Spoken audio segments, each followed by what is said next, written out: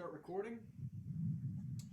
Start streaming at 5, 4, 3, 2, 1. And welcome, everybody. Another episode of Rocks Fall, Everyone Dies. I am here with the crew of the Enterprise. We are on episode 42. We're almost halfway to the end of our lives. We've understood the meaning of life. And the universe and everything. That's right. Too old to do anything. Anyway, speaking of what we did, Johnny, what did we do last time?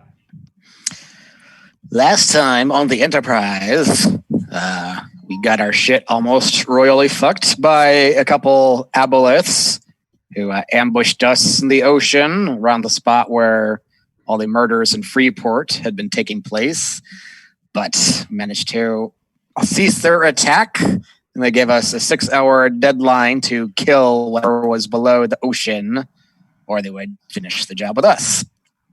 So, took a brief rest, did a little prep, and started the long dive down into the deep, briny deeps of the ocean, past a school of jellyfish, if I recall correctly, before reaching the bottom and finding both the giant drill that we had found those schematics for, and also the big old hole that it had drilled in the ocean floor, leading down to an area with all sorts of glyphs, runes all over the ground, which could absorb magic and such.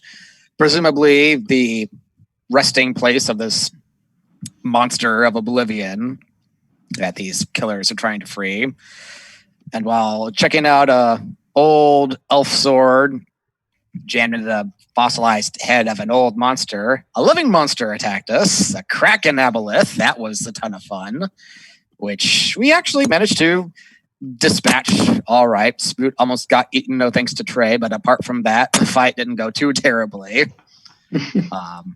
And yeah, we managed to kill it and called it a night there. And Tony, gave us some of the loot posted on the Facebook page, and that's where we left off. Corey, who's our sponsor tonight? Our sponsor for this week is the tablecloth. You want something that'll cover your dining room or kitchen table? Try a tablecloth. Often these are decorative, but sometimes they're actually useful for covering anything so that you don't get scratches or stains on it. Some are even coordinated with napkins and other placemat accessories. That's the Noble Tablecloth, the sponsor for this week. Over to you, Tony. Nice. Okay, so preemptively, I did let you guys know what items basically were just kind of laying around. Just trying to shortcut that. Again, for reference, that is a potion of demutation. Right? You drink it, makes you smaller. A potion of aqueous form. A potion of possibility. A ring of swimming. A staff of swarming insects. And a dagger of blind sight.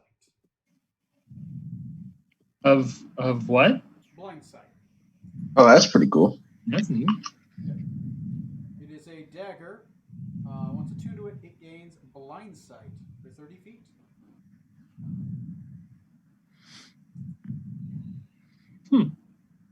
If no one objects, I'd like the ring to swimming, since I'm the one person here, I think, who doesn't have a swim speed. Yeah, since you don't have mariners, definitely. Yeah. I was going to say, it's you or Trey. You guys, now make sure that you're going to have to divvy this out later. It's 22,346 copper pieces. This is just the initial, let's say this is just initial stuff you find without doing more investigation, right? Yeah. There is more stuff here. There are 5 glowing stones, right? You guys haven't picked these up yet, but they are 5 glowing stones. They appear to be around the head of that dragon that's got the sword buried into it. right? They're just laying on the ground. But they do appear to be glowing. You do see a box, which seems to glow slightly. It has the symbol of Thera's Dune. It's inside the dragon's mouth, and it's wrapped in these onyx black chains. Just tons of chains just wrapped around it. It's almost it's difficult to tell where the chains start and where there's actually physical box. The box appears to possibly be made out of wood, maybe stone. It's very difficult to tell under the water. Okay. Okay. I would like the box. At least I'm interested in it. We should all look at it. Someone should, probably Decadic should look at it, but he might be able to tell. Unless there's any special anything to read on it, maybe. Maybe. So let's set the scene. I've kind of described where the treasure is. We'll say the treasure is near the dragon, right? There's just a giant pile of treasure. It's near the dragon head. The items are in that treasure pile near the dragon head, as well as the stones, and then the boxes inside the dragon skull's mouth. And then the sword is in its head. So we'll set the scene. You guys are 3 miles below the ocean. It is dark, as dark can possibly be. Yes. Since the source of the light that Tom had summoned is gone, the entire chamber is not illuminated anymore. So it is again dark, and you can see the glowing runes that appear to be magically a part of the floor, the dirt floor you guys are walking in. There are skulls everywhere. Most of the skulls are of weird creatures. Some very similar to the one you just fought, some very different. Most of them are fairly large. Some are about the size of a normal human, right? But most are bigger, if not maybe maybe half the size of your body. Some are the size of your body.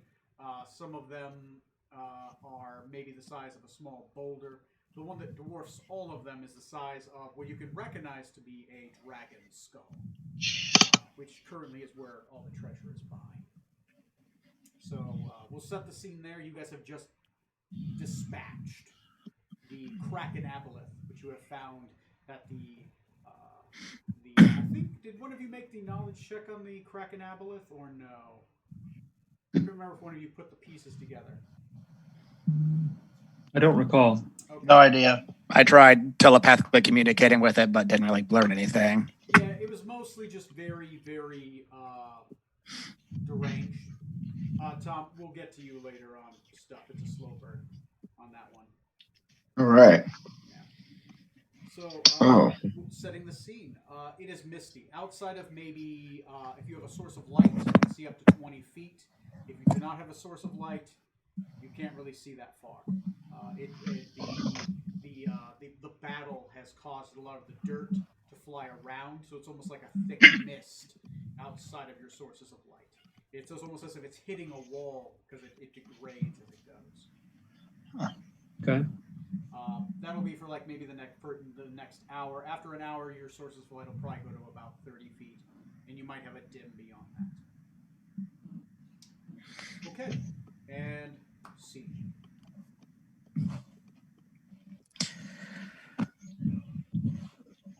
Well, that was fun. That came out of nowhere. Scarlet, Doctor, are you good? You nearly got digested there for a hot minute. I definitely won't forget my experience.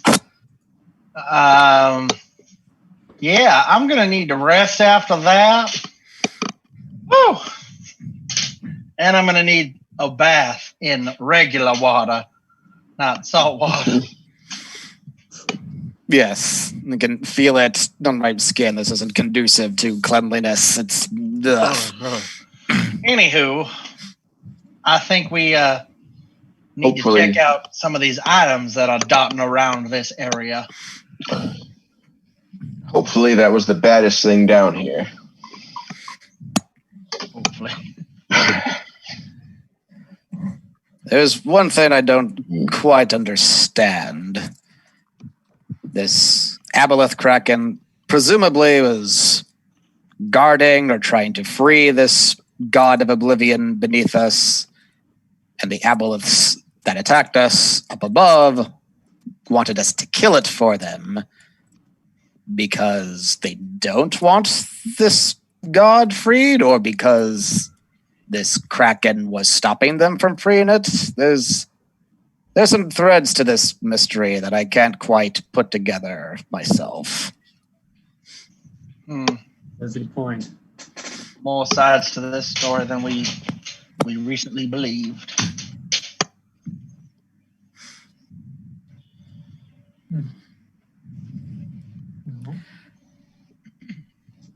Swim over to the dragon head there. He said the sword stuck in its head, Tony, had like elvish runes inscribed on it. Yes. It does have elvish runes. All right. Runes that I could read, or is it like a ancient variant? It's ancient elvish. Which tells you a few things. That means that this is an ancient weapon, right? They're magically, not many of them made it out of the cataclysm. You're not sure what the cataclysm was, but basically, elvish history goes back about 10,000 years, and it stops at the Golden Age. It just stops. Like, there's obviously more. It just stops.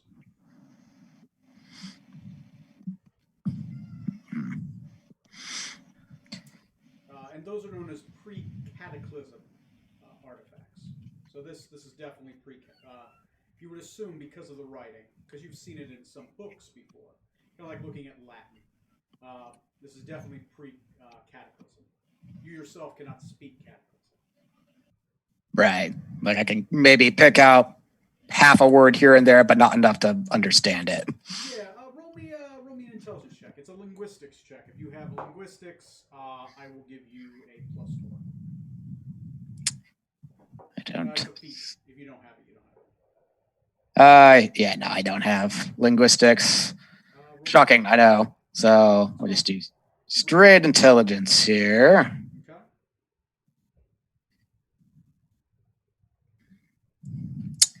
That's 21.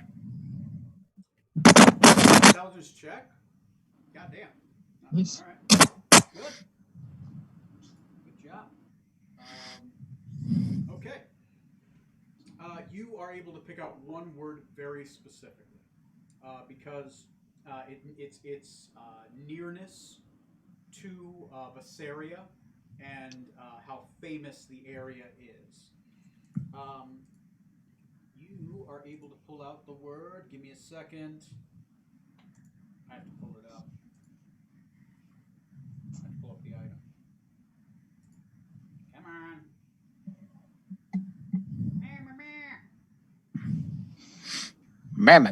I'm not familiar with that word. I'm looking. It's an ancient elven word that means mamma. I do know the second word though. Do do do do do. The ancient song of the elves. Legend says that if you sing it, a muppet will appear. Oh God, not a muppet. A long time ago, the crystal cracked. I'm going to say I love the guy who does the narration for the Dark Crystal. I love his voice. The way he says the way, like the crystal cracked just gets, I'm like, oh, it's fantastic. What the hell? Where is this item? Up your Give butt. me a second. I'm just looking for the item. I think I might have passed by it. Oh, come on, Tony. That's it. Get a new DM. New DM. This one's broken. There we go. This is why we fill out the warranty, people. Samadhi. Ooh. The word is Samadhi. You recognize the word so much because there is an area south of Vassaria near Brill. It's a great desert, and it's called the Desolation of Samadhi. Samadhi was at one time, you believed, a great elven civilization that disappeared before the cataclysm, and it's only real known because of the ruins of Samadhi and that is written about by other elven societies before the cataclysm.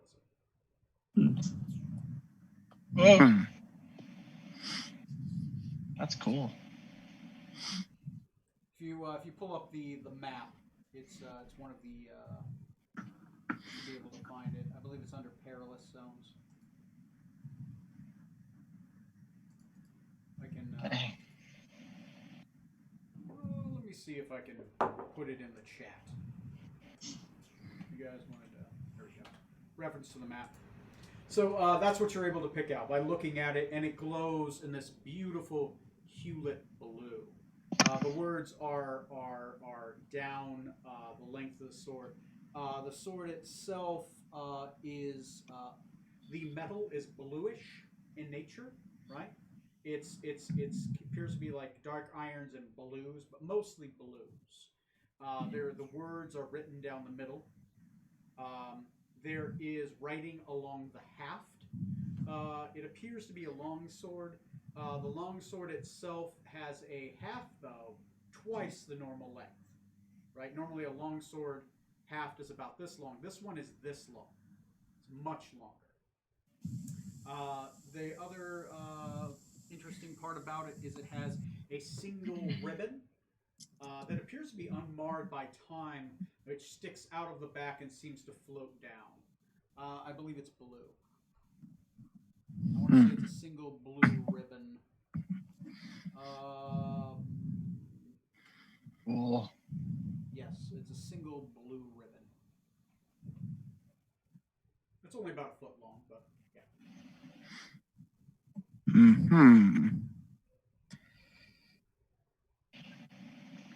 I'd like to ritual cast detect magic. So I'm pretty sure last time I cast it, I was pretty far away from this dragon skull. Right, and you had cast other concentration spells.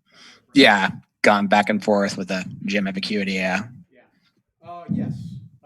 So you cast detect magic, and you do detect magic, as well as you detect magic towards the pile of treasure, which is near the dragon skull. So you're able to point out a few items that are magical there. The sword itself is magical. It does feel more. It feels like a more strength-wise. It feels more of an intense magic.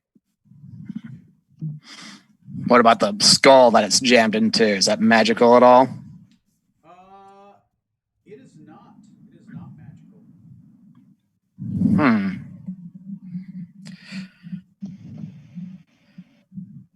I'll motion to the crew. I sense some treasure around that area there. Be some good spoils maybe mixed in there. The treasure is on top of the pile, if that helps. It's more apparent. Okay. Don't know if I was like under the sand or something. Nope, it's not under the sand. It's literally a pile of treasure. The treasure itself is not magical, but the items sitting on top of the treasure appear to be magical. The glowing stones around the dragon skull do not appear to be magical. They are glowing, but they do not sense magic from them. Well, I'm going to swim Captain, over you're towards well him and versed check it out. The box. Yeah. The box is also not magical. Like you look at the box. No. You don't feel magic from the box. While the captain does the box, I'd like to check out the stones. Okay. So you ritual cast the detect magic. Okay.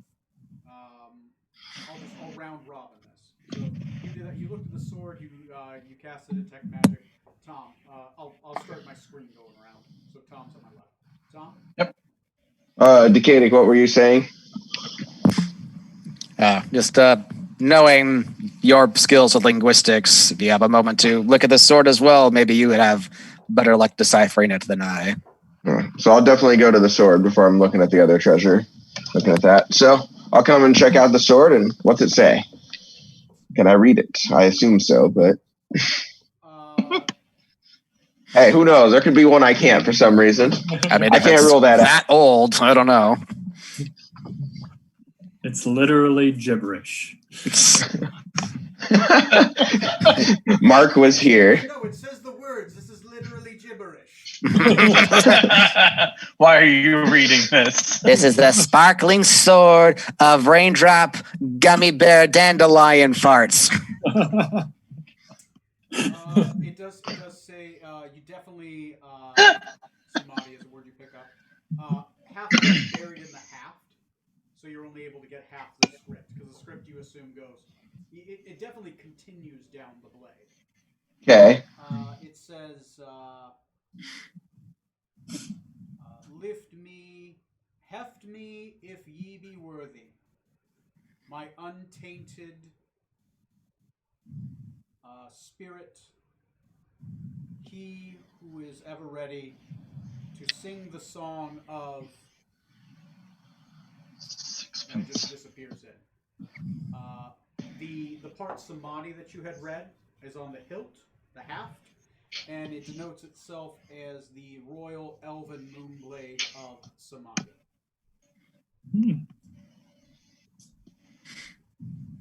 Interesting. So I'm going to relay that exact message there. What it does say.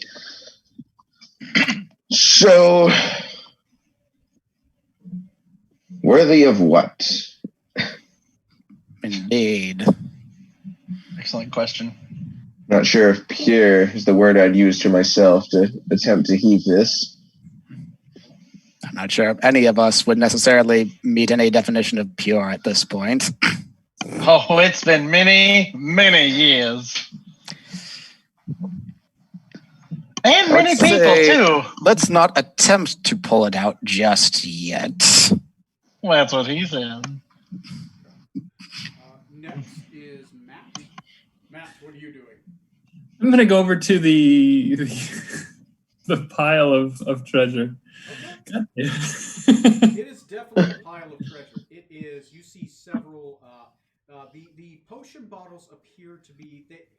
You ever seen like a Coca-Cola bottle that's been left in the ocean? Like the Coke's still in it. It's fine, but like definitely it's got this thick algae muck on it. Like you take your finger and you rub it across this bottle surface, and literally a light shines through. And there's definitely a glowing liquid inside. The first one you pick up, look at the treasure. It has a bluish color to it, and it appears to no, this one isn't blue. It's a reddish color to it. A dark amber tint. It does appear to pulsate slightly every once in a while. You've seen potions do that every once in a while, but definitely every kind of potion has its own signature. This one, as you're kind of jingling around, appears to have the fingertip of maybe a small child or some kind of like halfling in it. Okay. Interesting. You and fingers, man. What the fuck? I swear I'm not a serial killer. That's what a serial killer would say. That's gonna stay away from you for a while. Stand in. It's copper, silver, gold. I give treasure out in copper, but it's definitely different dominations of it. But in general, it's a healthy amount of money. You haven't seen piles like this before. Okay. You have briefly, like you've seen chests before, but you haven't seen like a pile that you can like step and walk on. Like this pile, as you're stepping on it, definitely a couple feet. It's definitely raised above. Like there's the floor, and the area that it's on appears to be more solid, more rock-like. And as you have to step, and as you step on the treasure, you definitely take a couple steps. Like it's definitely at least a foot. Jeez. Maybe two. Yeah, it's about a foot and a half of treasure. You're just stepping on this pile, which is maybe about like I would say about a 4 foot radius, right? Okay. But it does stick out. That's why it's so easy to see. Is this treasure different than the stuff that you rolled last week? No, this is the same. This is the same one. Okay. Yeah, Just want to make. It's out of character, like 22,000. You put 22,000 circular discs on the floor, it's a bit. Okay. Can I'd like to examine what it's sitting on. Oh. Because I think it's a little weird that down here at the bottom of the ocean, there's this platform. Right. I want to look and see if there may be a trap associated with the platform. So you start digging and pulling the coins aside. That's going to take a little while. While you're doing that, I will move to Corey. Corey, what are you doing? I am going to go ahead and swim over and start. Well, I want to do two things if I can. Like, I want to pick up if I can find a skull that just looks unusual, not huge, but small enough for me to carry, just to collect. You call me the serial killer. I'm a doctor. It's different. And then the other thing would be, I want to look at those glowing stones.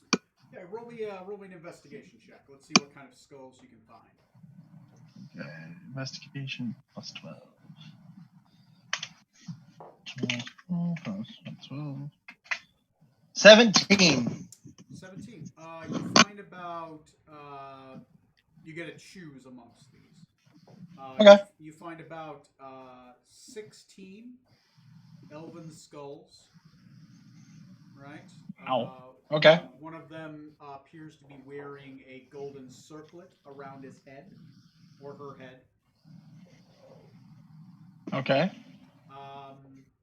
It's just rotted. Well, obviously there's no flesh, but it's there. Yeah. So that's a piece of treasure, if you want. Okay. You find definitely more skulls very similar to the thing you just fought. Very similar looking, just definitely rows of eyes, like its size. Some of them bigger than it. Okay. You find a couple more dragon skulls, right? They appear to be not quite as large as the one you're in front of, but they appear to be about adult size, maybe the size of Jazia. Right? Okay. Some of them a little bit smaller when Jazia's in her form. You know, none of them tiny. No worm-like skulls. There's about 7 of those. And you find, what else would you find here? You find a single giant humanoid skull, right? Just a single giant humanoid skull. You think you see a couple body pieces here. You've heard of giants before, right? Yeah. This is definitely a giant. The skull is bigger than you.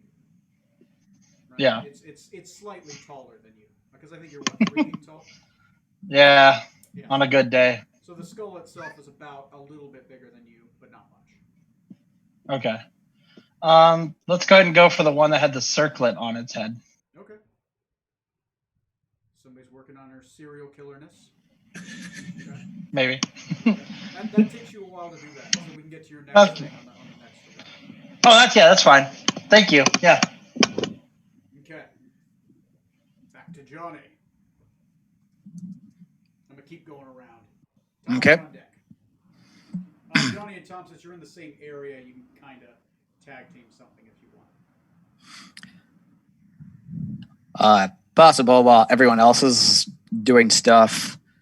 Are the runes on the ground, are those bright enough that if I were to swim a little distance above them, I could be able to see them still, or is it like a real dim light? They'll disappear. They'll disappear once they're out of sight. It's especially, you think maybe in about an hour you'd be able to see them because you saw them on the way down. But now that all this dust and debris has been kicked up, it's basically a fog. So you think maybe in about an hour you'd be able to swim up and look back down once everything's kind of settled. All right, I might wait to do this then. But one thing I did want to do was, now that there's no beasties to fight anymore, just like swim and just observe like the whole area of the runes to see if there's like any kind of pattern or design to the way they're written, and if there's any like variation in like the brightness of the lights. Like if it looks like it's like a power reader that's starting to like charge up, see if it's like any indication of how far along this thing is to being unlocked. Okay. If you want, it's going to take a while, but you can go ahead and do that because you're basically trying to do what you do from above, but you're trying to swim through the muck and see it. DC will be a little bit higher, but you can definitely check. It's going to be 2 checks. First one is going to be an investigation check to see if you get the Arcana check. So do the investigation check first. Okay. Actually, no, insight, but not insight. Oh, Jesus, God, perception, because it's visual sight, right? So give me the perception first. Gotcha. That's to see through the muck, stay at the right height, that kind of thing. Perception is 25. 25. You're definitely able to do it. You're able to do it. It only takes you about, I would say about, to swim around and check it out. It's a large cavern, but you can do it in about 15, 20 minutes. Yeah. All right, say to Strom, hey, is that arena swimming? Let me have that real quick. Okay. But you guys don't know it's there yet, but, you know. So you're able to do that. Roll me an Arcana check. All right.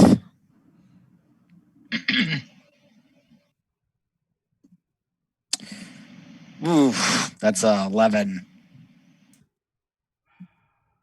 You're able to see the symbols, but because of the muck, it's difficult. Like you're able to. There's definitely a pattern.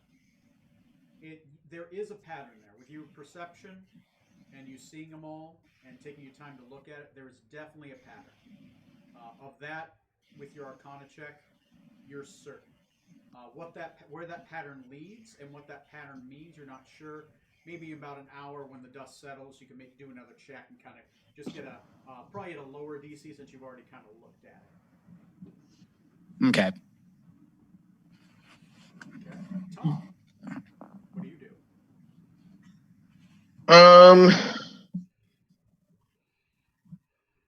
Well, I guess I'm gonna go also join in on the treasure inspection party. At this point, gonna leave the sword for now. Okay, you leave the sword. Tom, you get to meet up with Matt. Matt at this point is digging up kind of like piles of treasure. He's pushing some to the side. You two can interact now. Anything interesting so far? Nothing yet, Captain. We've got a other sword. than this giant pile of gold or copper. Yeah, the giant pile, of course, is worth the trip. We found a sword up there for one who is pure of some sort to withdraw it from the skull. I'm not sure if that'll be worthwhile to try yet, but for now we've left it. You didn't try to move it? Yeah, not yet. Can't imagine there's many pure people of any sort in our ship.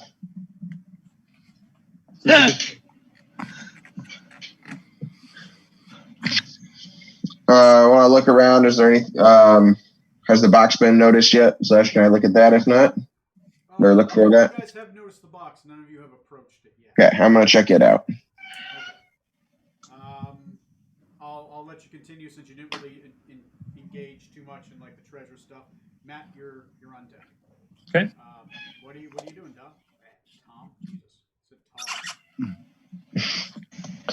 Yeah, I want to look at this box here with these chains. Look for the box with the chains that are shifting and moving randomly.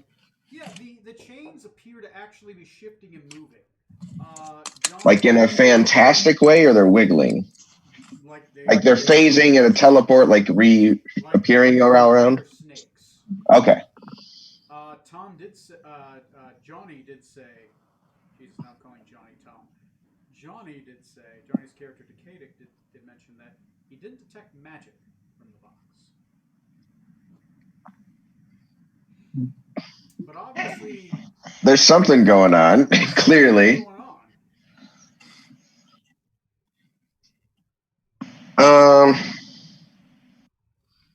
Well, I don't have... said that. There's not magic. I'm going to take it over to Decadic anyway to get it cast as identified. Or Scarlet. get that taken care of. Because even if it's not magical, there's something going on. So maybe that will reveal something about it. Okay, so you touch the box. Yes. Famous last Great. words. You reach over, you touch the box. Obviously, once you touch it, the chains kind of move out of the way. They're still on it, but they move out of your way. You do notice now the chains are slightly barred. You go to pick up the box, and as you try to heft it up, like you pull it up, you get it about a foot or two off the ground, and all of a sudden, it's like you can't, like something's physically holding it. To get it too far, it won't go more than a couple feet up. It's like straining your muscles. Like it's like okay.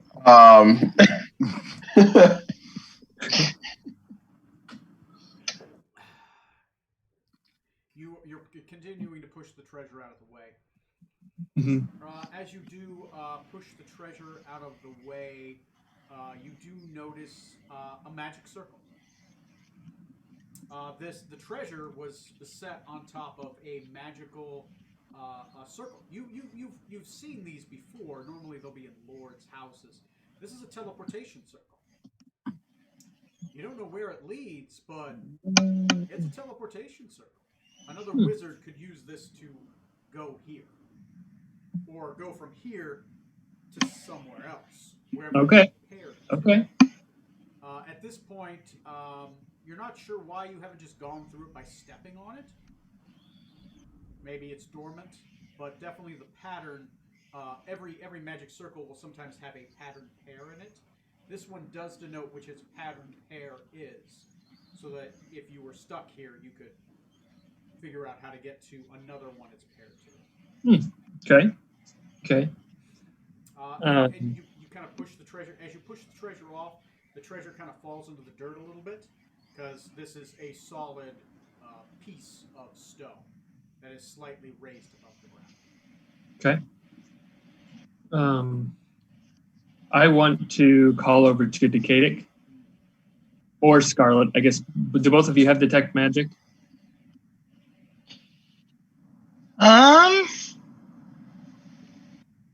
One second. Or identify, I guess, probably is what Yeah. I could identify a little faster as part of my rank as Arcanist. Yeah, I don't have it at all. I'm going to go ahead and call over to. Okay. I'm going to call over to Decadic and say, Mr. Decadic, I have found something that I think you should take a look at. Okay. I call from the other end and start slowly swimming back over to the skull. You're like dog paddling. If only I had a ring to swim in, this would make this a whole lot easier. Oh, God. No such thing. As you get over here, your detect magic is already worn off at this point. Okay, so you called Decadic, right? Yep. Okay. Let's go to Corey first, and then we'll get to Decadic. Is Decadic swimming back, right? Yep. Corey, what's Dr. Scarlet Maladendo doing now? She's going to go after those glowing rocks, collect them, and then look at them. Okay, they're pretty big. Like one of them is like this. Oh, then let's just do one. Yeah. Let's do one right now. I should say orb instead of rock.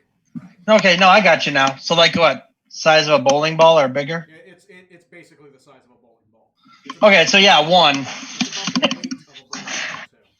Oh God, so yeah, definitely one. Yeah. As you grab it, like you kind of like holding a bowling ball underwater, you got to swim a little bit harder. Yeah.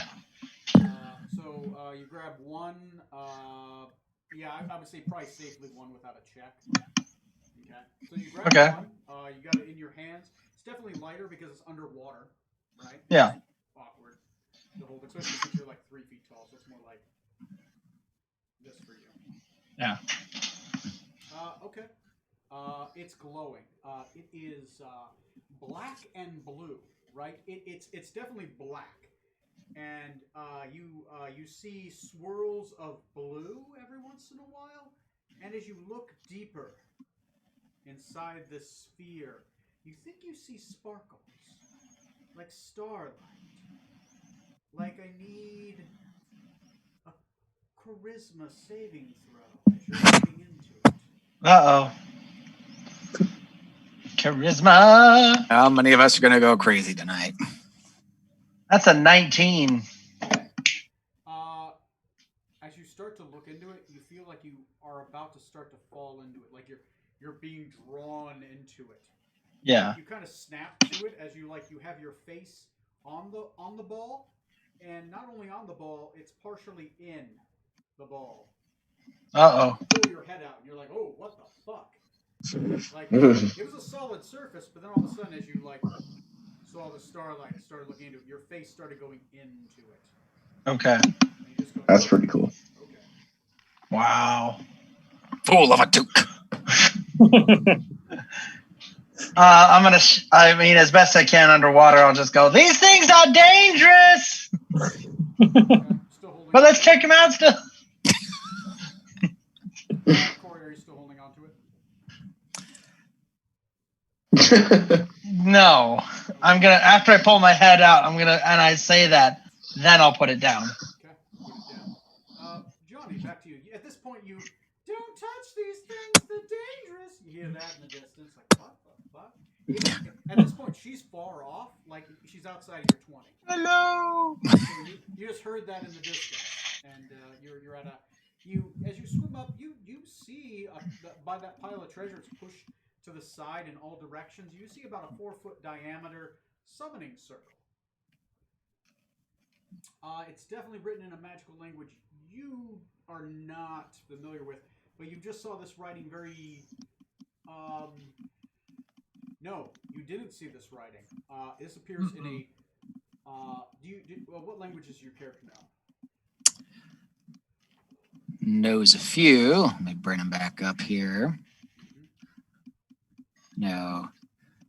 Common, Dwarvish, Eldritch, Elvish, Luxodon, Sylvan, Terran, Thayan, Viserion, Khazad-dûm, and Enadorian. Do you say Draconic? I can. No, I don't know Draconic. Yeah, this language is unfamiliar to you. Matt, I forgot, you know Draconic, don't you? I know Rokuganian, but not. Oh, Rokuganian, that's a dialect of Draconic. Go ahead and make me an intelligence check, Matt. Okay.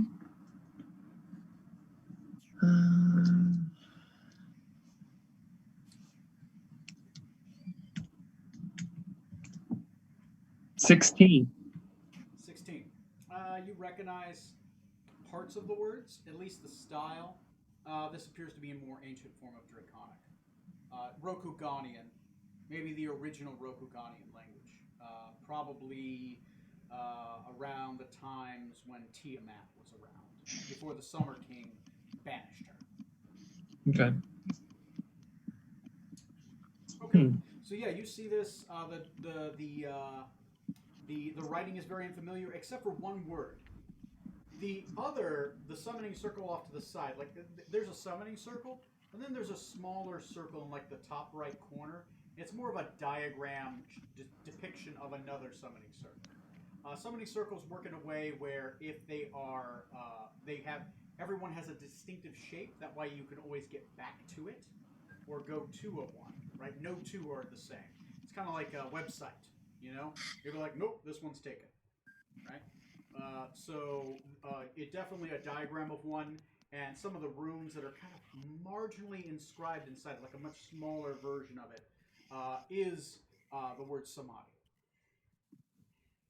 So you're thinking that if you had teleportation circle using that symbol design, you could duplicate it and create a circle to Samadhi.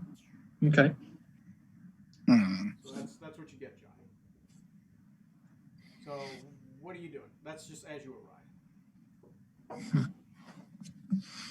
And moving the treasure off the circle didn't seem to trigger it at all. Didn't trigger at all. Your detect magic obviously isn't on right now, but normally a summoning circle, if you step on it, If it is an active one, right, and not requiring you to cast the spell from anywhere in the world to go to it, yeah, you just step on it, and poof, you're in the next place. See, if I were to cast Detect Magic again, would that let me know, like, figure out what it is that needs to, like, trigger, if there was something that would trigger it to activate, or if it needs a spell specifically? Yeah, you can try that. All right. Where are you when you cast Detect Magic? That'll be next to Straw, presumably like floating above the circle, not directly above it, but like, looking down at it So to the side, kind a of. couple feet above the ground. Okay. Yeah. Okay. Yeah, sure. You ritual or are you just casting that one? Ritual. I'm getting low on slots. Okay, so you ritual cast that. That'll be 10 minutes. Tom, back to you. Well, let's see. Nothing magical else has gone off, and the box is still very stuck. If I try to specifically touch the chains, do they just always run away from you? No, you can grab onto the chains and they kind of wiggle in your touch. They're definitely made of steel, some kind of very strong metal. They are barbed, so if you're not careful as they wiggle, they might cut your hands. Okay. But yeah, no matter how you move it at this point, you've been trying for a while. You can't seem to move it more than 2 feet off the ground, like literally in any direction from its original point. And if you let go of it, zoop, back down to the ground, and it's back in its exact spot. Okay. Yeah. Okay. I'm not sure what else to do with the box for now, so I'm going to set it down. And at this point, Decadic should be right next to me then too, right? Decadic's on the other side of the circle. You could probably see him through one of the through like the teeth, right? You see him like ways off. He's just at the edge though. The pile of treasure was just at the edge of his reach. So I'd say it's about 10 feet outside of the maw, and the maw's about 5 feet in for you, right? Because the maw's about a 10-foot cube. Okay. Yeah. Entry part you're in. I'm going to swim over to Decadic. Okay. And when you're done looking at this, I need you to look at this box. It's not movable, and yet it lifts. Afraid I don't understand it. Take a number. I'll get to it when I can. And I'll ferry you over there so I don't have to watch your attempts at swimming. Thank you, Captain. It was quite amusing watching you trying to grab that and yank it out of the ground. Okay. All right, Matt.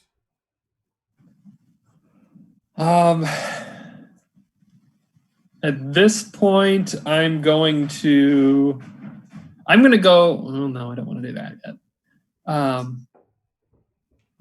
I want to look in the immediate area and see if there's anything else, any other interesting things on the floor of the water, or floor of the sea, I suppose, the sea floor. Okay. Roll me a investigation check. Okay.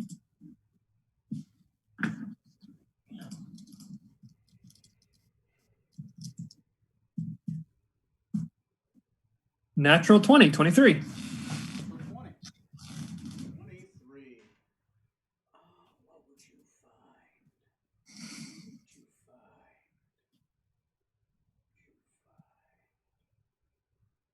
What would you find? Give me a moment. Let me look at my list. You know what? I like random. Let's do random. Just really quick, Tony. Polymorph.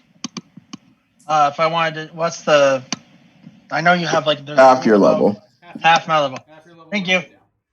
Has to be a beast. But Gotcha. That's part of the spell. So. Gotcha. Okay. Just wanted to double check.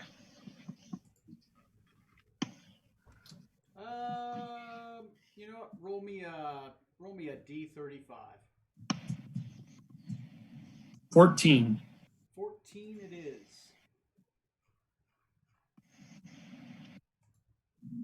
Give me a moment. Do the mash. Do the monster mash. Do the mash. Here's some Marty McSmash. It was a graveyard smash. It caught on in a flash. You know, actual Cannibal Shia LaBeouf is a character stat in, or is a character in this? Like, Really? he's showing up in my extras here. If you search Beast Awesome. Companions, he's in there. I found that as a custom the other day. I fucking love Shia LaBeouf. it. Actual Cannibal Shia LaBeouf. Have you seen the video that's referencing? Yes, it's so good. No, Yes. I have not. Shia LaBeouf, Rob Cantor.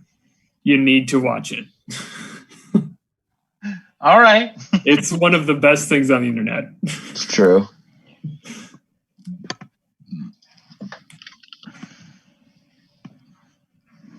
Okay, roll me a D100. Okay. 4. Out of a D100? Yep. Okay. You find a silver horn. Appears to be a beautiful silver horn on the ground. It's written. Does your character speak any of the Elven languages, like Astarian or Bessarian? No. Okay. You don't recognize the script. It appears beautiful. It's well made. There are beautiful leaves all over it, and it's made of silver. Okay. Go ahead and just make a note of that on your character sheet. Okay. You find it, and as you pick it up, there is a hand attached to it. Right, just a hand and an arm, but then nothing else. It's obviously rotten away. There's nothing but bone. You're able to easily grab it and just kind of drop it. But it kind of shone out to you because it was silver, and it's unmarred by the seafloor. Normally, silver would tarnish green. This is untarnished. Okay. Okay. Corey. Okay, so I was going to cast Polymorph on myself into a water creature that could pick up all these stones and carry them. Okay. But okay. Make me an intelligence check real quick. no worries. Before the polymorph or after? That's fine. See if he turns into a goldfish. 10. I'll give it to you because you've already been made aware of this. Any magic that gets within a couple feet of the floor is instantly dispelled and sucked up. So if you swoop down in your form, the spell's going to go. Oh, I see. So I'm just letting you know. I don't want you to. No, that's fine.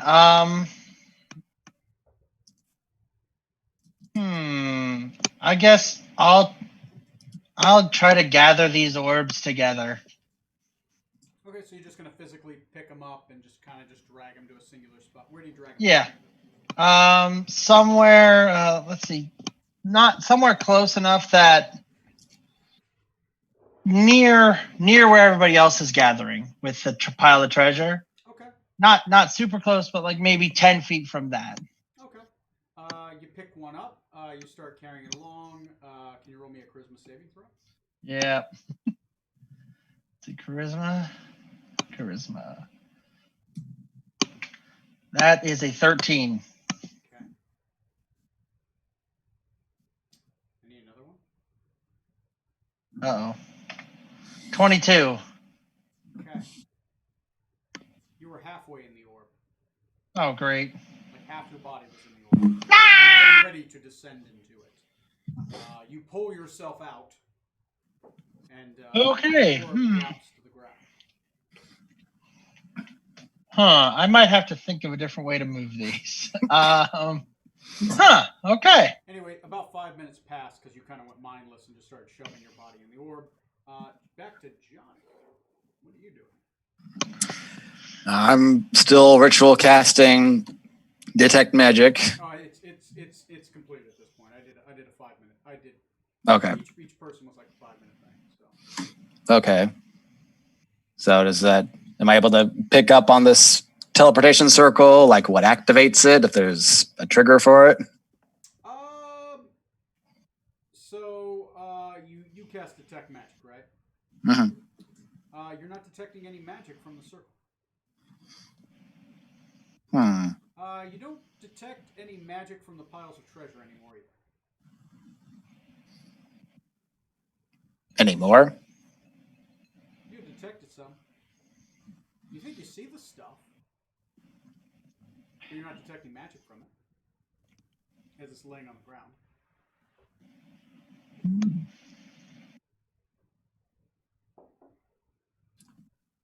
I don't think we're in danger of this accidentally teleporting any one of us.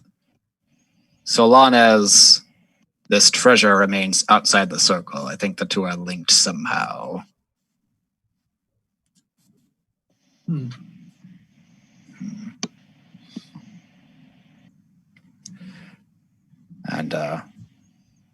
with that, I don't know if I can this turn, but I'll start making my way over to the captain where the box is to try looking that over too. You can. That was just your initial finding. Okay. You swim over to the dragon's maw. How far are you staying above the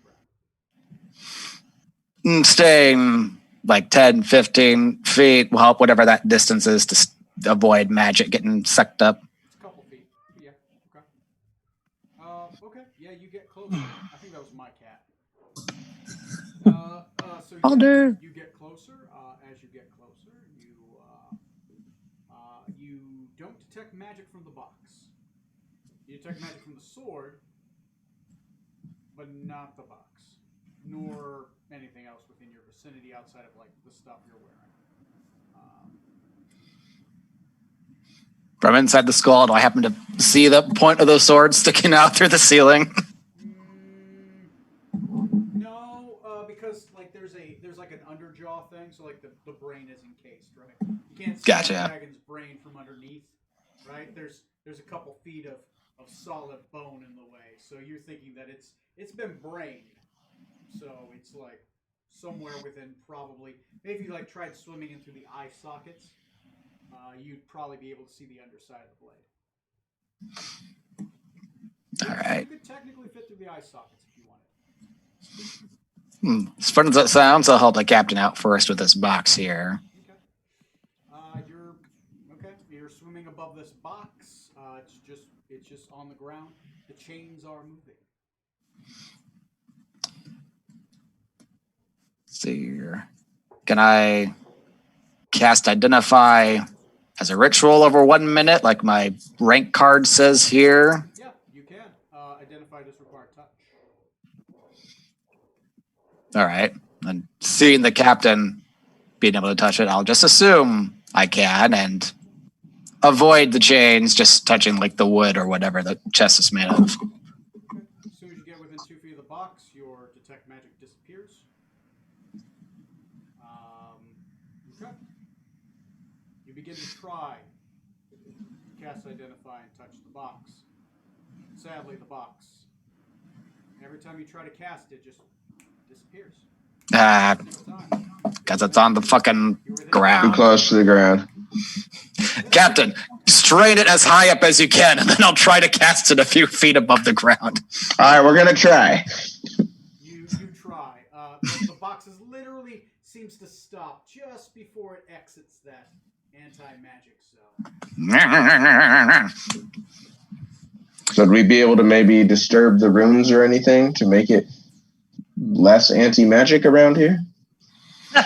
You know the runes are illusionary, so like you can put your hand through them. Okay. Ooh. So Johnny, that's I'll give you like a little bit more, but that's almost about a couple minutes. What else you got? Let's see. Was there a lock on the box, did you say? Or was there just the tentacles wrapped around it or whatever? Just the chains. Just the chains seem to be wrapped around it, preventing it from being able to be opened.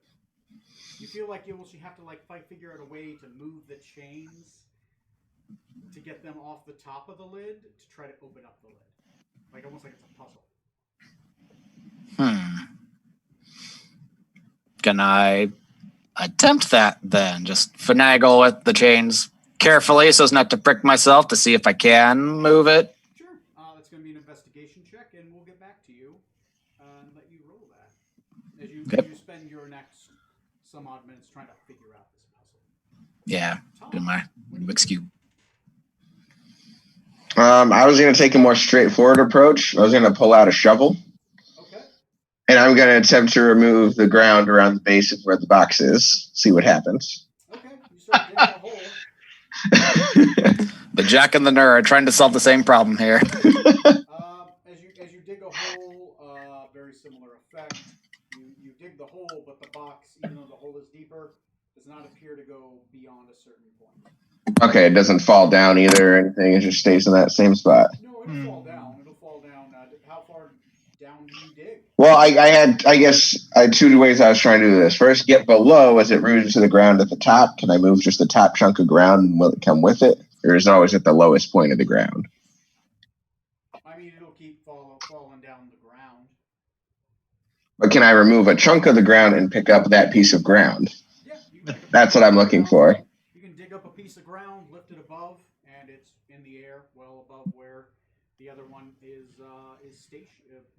above where you were able to lift the box. Outside of the known zone area. Okay, so try lifting it up further and see. Because if that case, we can get out of range for the anti-magic for him, potentially, right? Unless the box itself is eating it. So are you trying to move the box again? I was trying to move the ground with the box. Is it fitted to it? That's what I'm saying. Is it? No, it's not fitted. Okay. The box. It'll always go to the lowest point, basically. Plus, okay. I'll say you dig pretty far, right? Attempting something, and eventually it stops hanging at a point, almost as if it's fixed to a place. Okay. Should have suspected that'd be too easy. You can't even pull it more than 2 feet away. It won't even get outside the mall. It stops around the edges. Okay. It's like the opening Young Frankenstein trying to grab that book from him and he's just...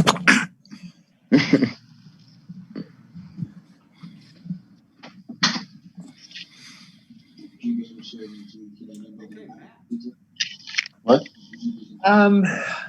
I would like to before I do this, the orbs seem to be kind of in a circular pattern, specifically placed there, or are they just kind of strewn in what seems to be some kind of a circle? Strewn about, but within a circular pattern around it. Okay. But definitely, Corey's character, Dr. Scarlet, has moved one. And moved it about 10 feet. And then she dropped it again. Okay. Are they all... When as you're kind of looking at her, she's grabbing a stick, like this. She's trying to figure something out. Okay.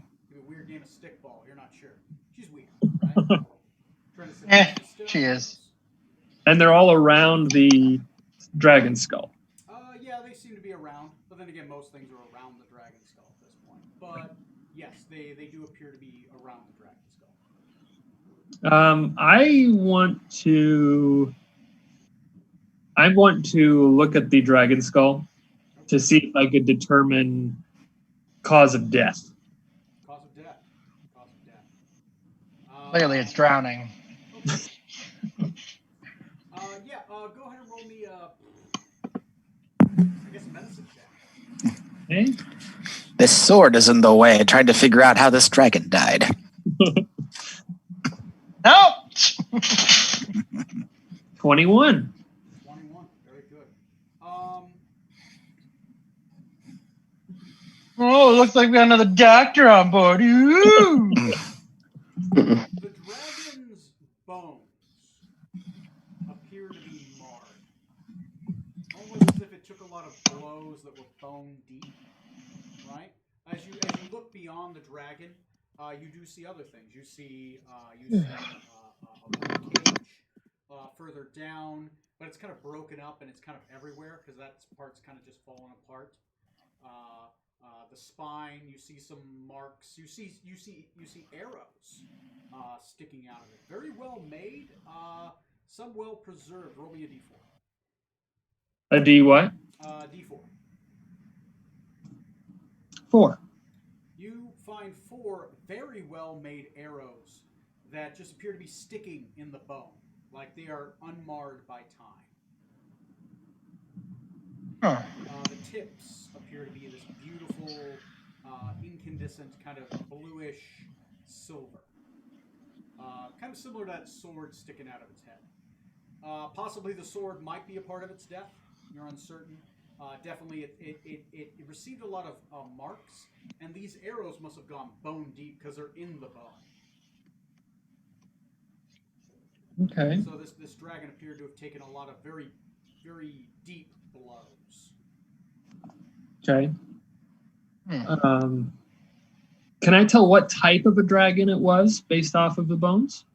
I'll give you with a 21. I'll give it to you. Definitely, this is a black dragon. Okay. This is probably the biggest black dragon you've ever seen. Like you've seen the lady of the Scorpion clan, who is an elder black one. Like this one's bigger than that. Wow. How about age? Can I tell how old it might be? It's difficult because it's bone, but because of the size, you would guess it is ancient. Okay.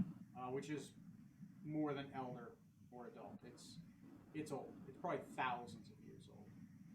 Or 50. The dragon elders generally, several of them live 5,000-6,000 years, right?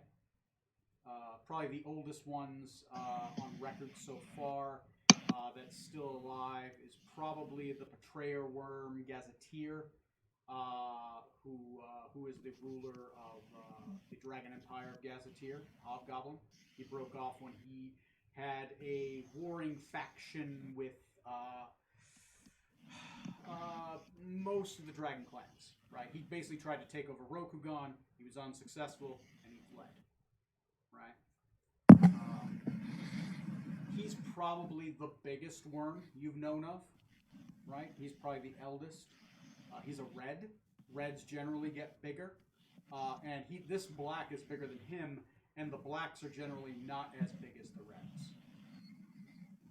So this one would be easily near end of life, which they're the strongest at the end of their life. Right? It's kind of weird that they get stronger as they get older. Okay. And just suddenly they die. Okay.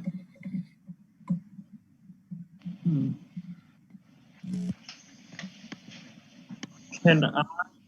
Give you one more thing. What? Oh, go ahead. You get one more thing. Okay. That's not a ton of time, but there's still some. Sure. Sure. Can I take some of the bone? Roll me. You could definitely take it, but you're trying to find a piece that you could actually physically take, right? One that's not like an elephant bone. You're like, right. Roll me investigation, see if you find like a toe or like a piece of the spine, something like that.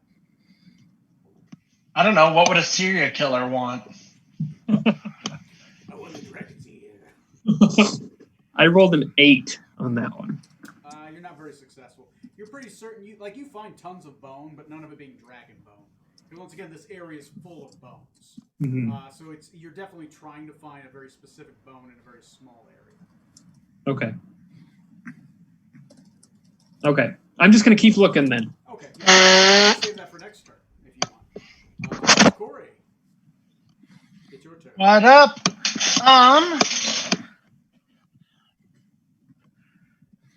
I think I'm going to go ahead and give up on trying to move these for now. You sure?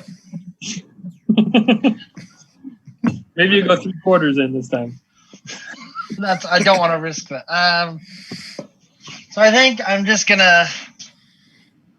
Oh damn! I wish I could, but yeah, I think I'll just swim back and join everybody else and see what's going on. Okay. Matt's character is currently searching through the piles of bones, and then you see Johnny and Johnny's character Decadic and the Captain Zorks and Venom Tongue inside the maw. This whole time, Trey's character and the first mate had been arguing about something. I don't know. Tips. Who shot who? Who shot who? Who got the killing blow? There you go. Look, and they're looking. Maybe this whole time they're investigating the dead carcass of the Kraken aboleth, right? That's like the body, inspecting it, looking for clues. At this point, they're able to say, they're like, we're not sure. We think it definitely has been eating the dead bodies, stuff like that. I'll go ahead and swim over to Matt's character. Okay, Matt, you can interact with Matt as he's looking for bones. Oh my.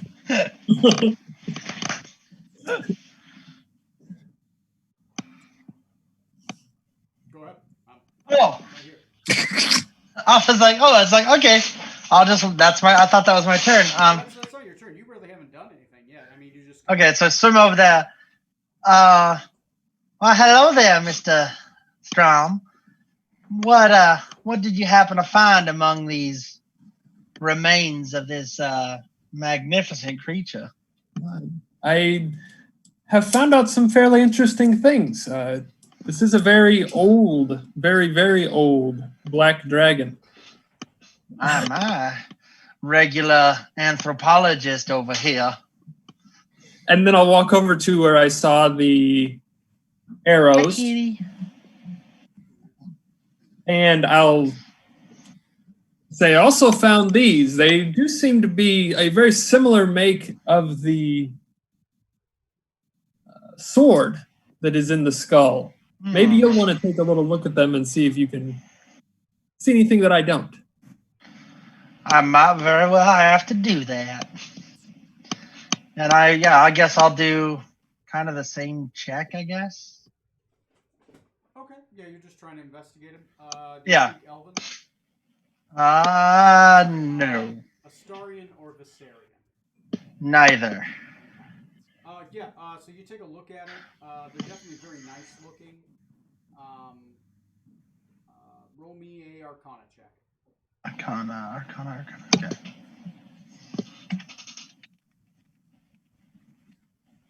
16. Definitely magical arrows.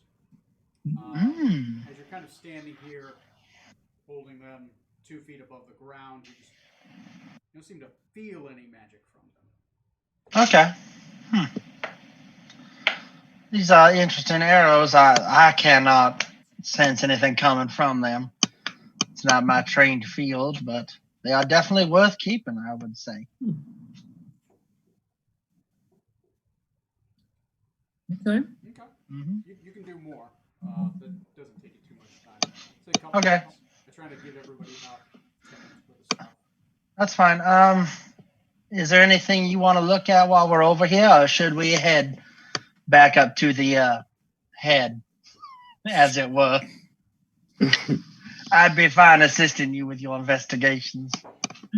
I'm currently trying to find a piece of bone that I could potentially use later on. Oh, for your serial killer trophies. Wink, wink. I myself would not mind an extra fragment of a dragon's bone for my scrimshaw. Go ahead and roll me a investigation check. Oh boy. I will lower the DC since Matt's already searched certain areas. That's a 21. 21. You are able to find 2 small fragments of bone. Rip. They are you would say kind of pieces of a knuckle bone, right? But they're about fist size. So okay. Of the knuckle bone. Like a dragon claw itself would be actually you find one dragon claw and you find pieces of a knuckle bone and a foot. The dragon claw itself is about it's got to be for a great worm. I would say it's easily arm across both ways. It's about a good 6 feet. Yeah, so 2 of me. Yeah, it's like 2 of you long, right? And that's probably like the small claw. It's a big one. It's a big one. I found these 2 things, or this large claw. And I point to this huge ass claw that's now the me. the knuckle bones, the rest of the skull, the rest of the body of it is white. It's been bleached by water. Damn. But the claw itself is black as midnight, black as onyx, which is a good indicator of a black dragon. You can tell by the claws. Okay. So I'm gonna move over back to Johnny. Johnny, what are you doing? Look at my bones! You said it was investigation to try to undo the chains on the chest, right? Roll me an investigation check, sir. 15. 15.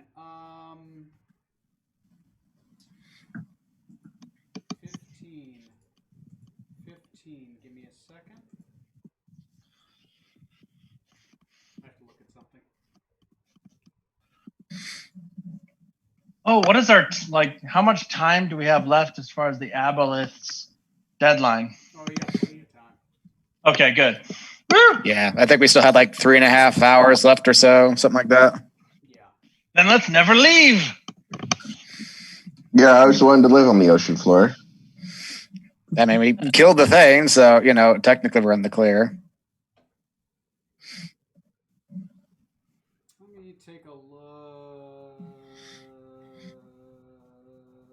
I just added this thing the other day. Thing to my custom collections the other day. Give me a second.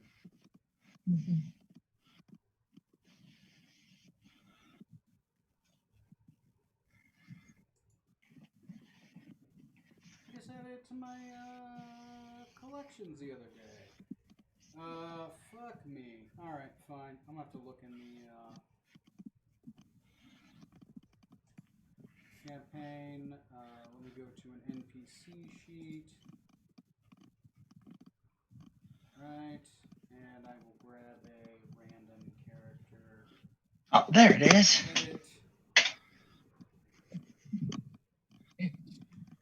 Sometimes if it doesn't show it to me, if I look for let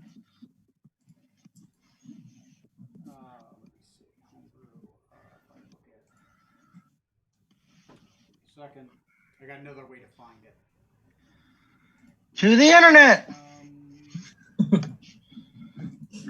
Equipment, manage equipment, and add item.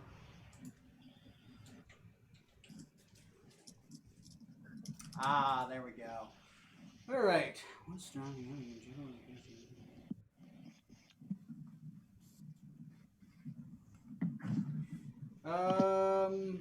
Not yet. What'd you get? You said 15? Johnny? Oh, sorry. Yeah, 15. You get close, but nothing yet. You feel like you're making headway, but definitely it's going to take a lot more time to try to figure this box out, to try to open it. Do you want to try again, or do you want to do something else? Yeah, I'll keep at it now that I'm getting there. It's like one of those internet puzzle boxes, like, sorry, almost got it. Okay. Somebody hear a child screaming? That's my neighbors across the hall. They're noisy. Wow. Tom, Wow. what Well, I'm out of options, I think, at this moment anyway, for this box. So I'm going to leave it. And I'm going to go investigate the skull further. / the sword. You sort of mentioned I like the idea. I want to go see if I can squeeze through an eye socket and see what's in there. See if anything's in there. Okay, you want to go through an eye socket. Well, I'm going to look in first, but yeah. Okay. You look into the eye socket. You have perfect vision in the dark, so you can see. You see two gigantic. I want to say emeralds. Give me a second.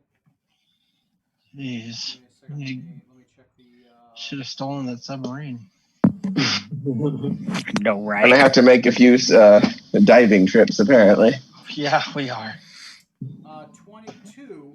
20-inch diameter rubies. Jeez. So I'm going to get those if I can.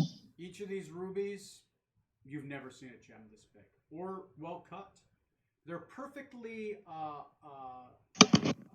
octangular. Oh my god, what's it like, an octagon? They're octagon. Rectangular. All the way around. They're orb shaped. Rectangular. So they're perfect. Octagonal. Hexagon. Hexagonal. They're a hexagonal cut. They're big. They're small in the eye hole, so you can definitely fit them through if you needed to. Okay. Normally you see the blade piercing out of the skull. It goes a couple more feet down, like not a foot. I would say about maybe 7 inches into the skull. Okay. So can I see a little bit more of the writing on pure of what? A little bit of it is obviously taken by the skull itself. Yeah, it's going to have a thick skull, so yeah. But it does have more. You're able to get the last word. A beacon to all elven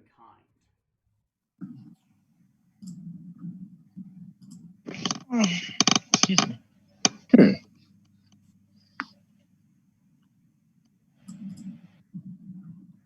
Okay.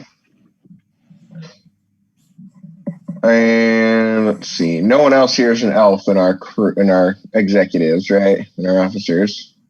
Just Decadic. Decadic.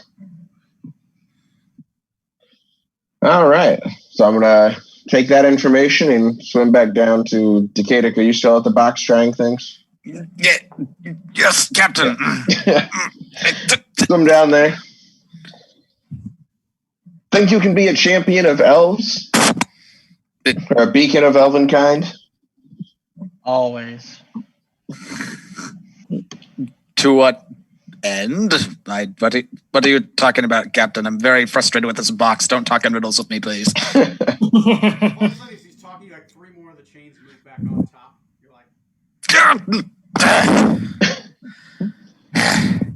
Fine. Yes. What, Captain? A beacon for elves? What? Why? The bottom of the sword and the skull. Talked about needing to be a pure something, and I got to see the bottom. Speaking of a beacon of elven kind, something like that. And well, seeing as you're the only elf down here, I think, well, that's just merely convenience, and also you seem to be a fantastic elf. So surely you should be able to remove this sword, right? Well, there's no harm in trying, I suppose. Unless you have some further ideas on this box. It's no way to dispel this. I feel one could potentially move these chains in such a way to free the box, but it is a difficult task. It's beyond me anyways. Yeah. I'll try one more thing here, if I still have time. I'll see you have a little bit more time, depending on what. Okay. Last thing, since I haven't tried it yet, I'm going to take out my scimitar and see if it can affect the box, like either try to cut a chain or maybe poke it. Not like, I'm not trying to drive straight through it or anything super destructive, but... So you're just going to try to swing at it with your sword, see if you can mar it? Well, first either see if I can like slide it under to get to the chain specifically, see if it'll... Well, I guess it's... The chains are on top. Like, okay. They're on top and they move along the box. Yeah, okay. So yeah, see basically if I can affect the chains with the sword, see if that does anything. I mean, you swing at the chains, but you don't even dent them. Okay. You hit them, it's like hitting another magical sword, right? kind of bounce off each other. There are some swords that are meant for sundering magical items. You just don't. I don't think anyone here has a shatter spike. Okay. Creative thinking, Captain, but no, this puzzle I think has to be solved the way it was intended to be. Probably, but it'd be foolish to ignore a possible easy route. That's a very Gordian solution. Too bad it didn't work. Nice, Johnny. Excellent. Love that term. Gordian? It's like the Gordian knot. Alexander solved it. You just Is this a Greece thing? I'm not familiar with that. I was like, oh, this knot, no one can untie it. And he was like, screw that. And chunk. I win. Okay. All right. So that's basically your time. Back to Matt, Corey, and then Johnny. I want to continue looking for a piece of bone. Had to. Be right back. Yeah, you can keep looking if you want to find another piece. I just want to. I want to find one that might be maybe 3 foot long. Yeah, that's easily doable. Go ahead and roll me another investigation check. 3 feet long. It's a little bit small. He's making the bone to kill the people with when he becomes a serial killer. I figured it out. I mean, you would. Detective Scarlet. Signature. Hello, branding. There's so many of them out there. Do you That's want true. to be a copycat killer or a serial killer? Yep. Come on. Anyway. You have to. You either follow or you lead. This is why we can't have real sponsors yet. Oh, wait, we got one from a Mr. Cannibal who's interested in okay. Cannonball? Cannonball. Cannonball. Go ahead and make a roll, Matt. I got a natural 23. Yeah, you find a 3-foot piece. It's a piece of you think probably it's a broken piece. It was probably a piece of probably like maybe one of the fine bits in the hand, right? And it just broken. You see like 3 or 4 pieces. Obviously, some of the pieces are much bigger, but you find one that's about 3 feet. Okay. It's a solid piece too. Okay. It's a bone spur. Kept him from enlisting in the army, I swear. You also find with a natural 20, you find a beautiful fist-sized gem. It was just right by the broken piece, just a fist-sized gem. You believe it's probably sapphire. Like the piece itself is probably worth, God, you'd probably guess 3,000 copper. Okay.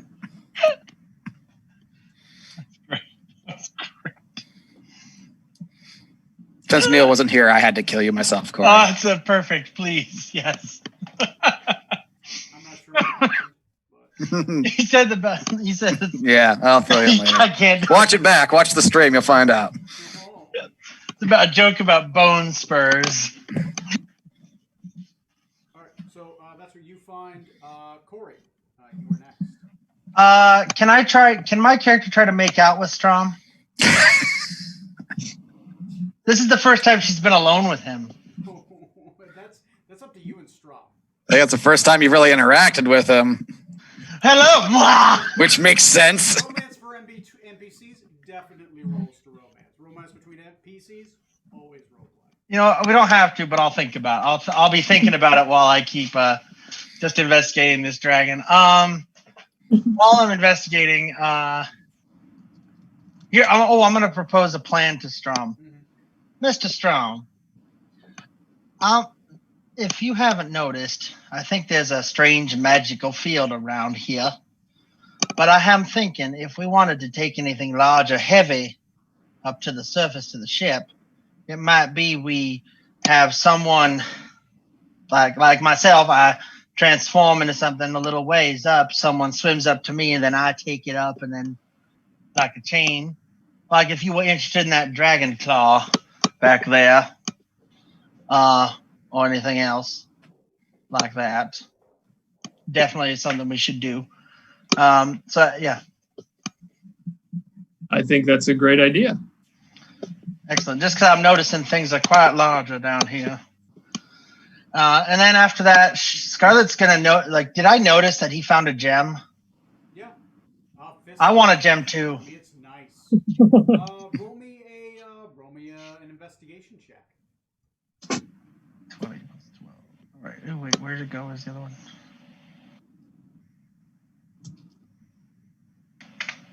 17. Are you proficient? Oh, with investigation? Yeah, I'm uber proficient. Okay. Yes, you find a emerald. Yes. It's about fist size as well. So 3,000 copper is what it'll be worth. About 3,000 copper. Excellent. You think you might see a couple more in the distance too. Okay, so after maybe when it comes back to me, I'll head in that direction. Okay.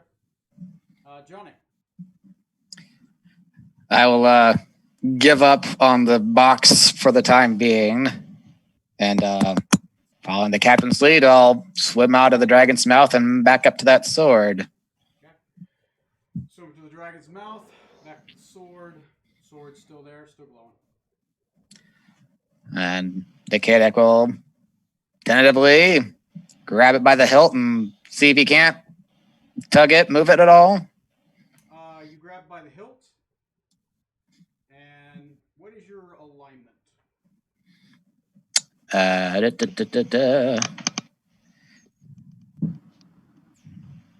Good question. Let me get into, what's that mine? Under description. Features and traits, I think. Features and traits. Oh, I'm sorry. No, you're right. It's description. It is. Put down as lawful neutral. Ooh. Okay. You grab the sword, and you kind of wiggle it a little bit. Wiggle. It's in there, but you can move it. Okay, I'll try and pull it out all the way if I can. Okay. You give it a little bit of a tug. Roll me a strength check. It isn't a roll to fail, but roll to see. All right. I suppose if you roll really low, we might just pull a muscle. But... I mean, my strength sucks, but as we've seen before, I'm a beefy wizard. That's a 13. 13. Punch. Pretty good. No issue. You pull it out. The initial tug, it lets go a little bit, but only a couple inches, right? And then you kind of pull a little bit more. As you do, you feel it start to slide out of the skull, and eventually, chink, it frees itself from the skull. As it frees itself from the skull, again, the light is coming off of it. As you pull it from the skull, roll me a intelligence saving throw. I think you're good at these. Oh, saving throw. Mm-hmm. Okay. You should be.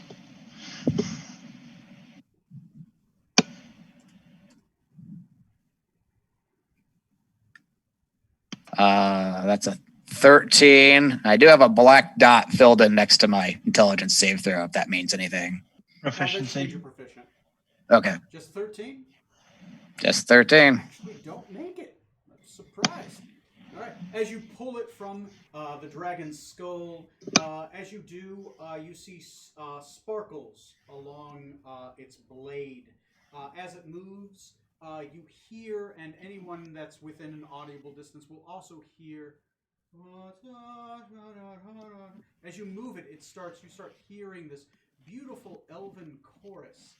It's like a light hymn, but as you quickly move it, as you pull, like at first it's like la la la, and it kind of like shocks you a little bit, and then you quickly move it, and then it starts to get a little bit louder as you start moving it more quickly. It's not a language you're familiar with. It's definitely Elven, but as you move it, it begins to sing to you a little bit. A singing serial killer. As it moves and the sword begins to sing a little bit, you do hear a voice in your head. A very familiar knock knock and then push. As you might have tried to force it, but it just goes through. a second.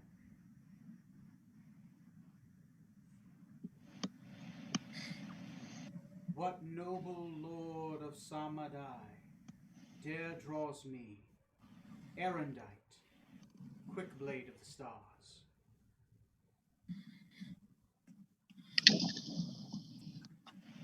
I am Decadic Thornbrook, son of Rentisius. It has been long before that I have been held by another. Yes. It is good that you have come. Wait. I'm out of the skull. You fool! No! He awakens! I didn't do it. I need a dexterity saving throw. Mother, No! Tom told me to do it. Oh God. Uh-huh. All part of the plan. Dex save, Tony. Dex save. Tom's plan. Put it back, Decadic. Put it back. 18. 18. You get flung violently, but you don't take any damage. It doesn't throw you to the ground. You're able to kind of get yourself. You're not spinning out of control in the water. Eventually, you're kind of able to right yourself. As you get thrown maybe 20, 30 feet through the water, literally get jettisoned away. You kind of turn around. As you do, what jettisoned you away was that the skull shifted and moved suddenly. Everyone else. Not my fault. As you're Oh, no. the skull, Oh, no. it shifts and moves violently. The bone, the 3-foot piece of bone that's in your hand, flies out of your hand towards the body. All of a sudden, the pieces start putting themselves together. The gems that you guys had got also fly from your hands, and they fall into the joints. All of a sudden, you see the body of the dragon starts shifting and moving. The skeletal figure, one arm, all of a sudden, it assembles itself as it begins to fall together, and then by the time it reaches the ground, it is whole, and it pushes the right half, incomplete, pushes itself up. The head starts snapping back together as you see jewels and bones flying from all over this place, starting to assemble along the spine. All of a sudden, wings start growing out of it, skeletal, large wings of impossible size, at least 120 feet across. Those 2 jewels that I mentioned inside the head all of a sudden pop into the eye sockets and begin to glow. Those black orbs with blue and shining silver starlight inside it start coming together, floating in the air, and they begin to encircle themselves in a perfect circle around the head of this dragon, within a beautiful circle. Suddenly, a black mist begins to fill the inside of the body. All this happens within 10, 15 seconds. It's fast. Just bones and jewels flying everywhere, and just a body just starting to violently kind of put itself back together, and until suddenly, standing before you, hefting itself out of the water, you hear the words, 10,000 years, and I have awoken. Zardos, Herald of Oblivion. He shakes his shoulders. As it does, you guys see spectral chains that at one point, unless you guys had seen visible up, were invisible, break from its body. That design along the floor begins to slowly wink out. As you notice now as you're floating in the air, it was a chain-like design that met at the head and the body of the figure. What about those orbs that I was messing around with? What happens? Oh. They are at this point, you're able to put together, those are gigantic ion stones. A magical stone that floats around, preferably a caster's forehead. Jeez. There are 5 of them. That box falls into the body, into the black mist. So it's got skin now too. No, It's a it's a large skeletal, completely skeletal form, which seems to be filled in by a black mist. Oh, okay. This is a. You guys have probably never seen one, but this is a Draco Lich. Not to be It's confused with the Dragon Lich. Dragon Lich is arcane.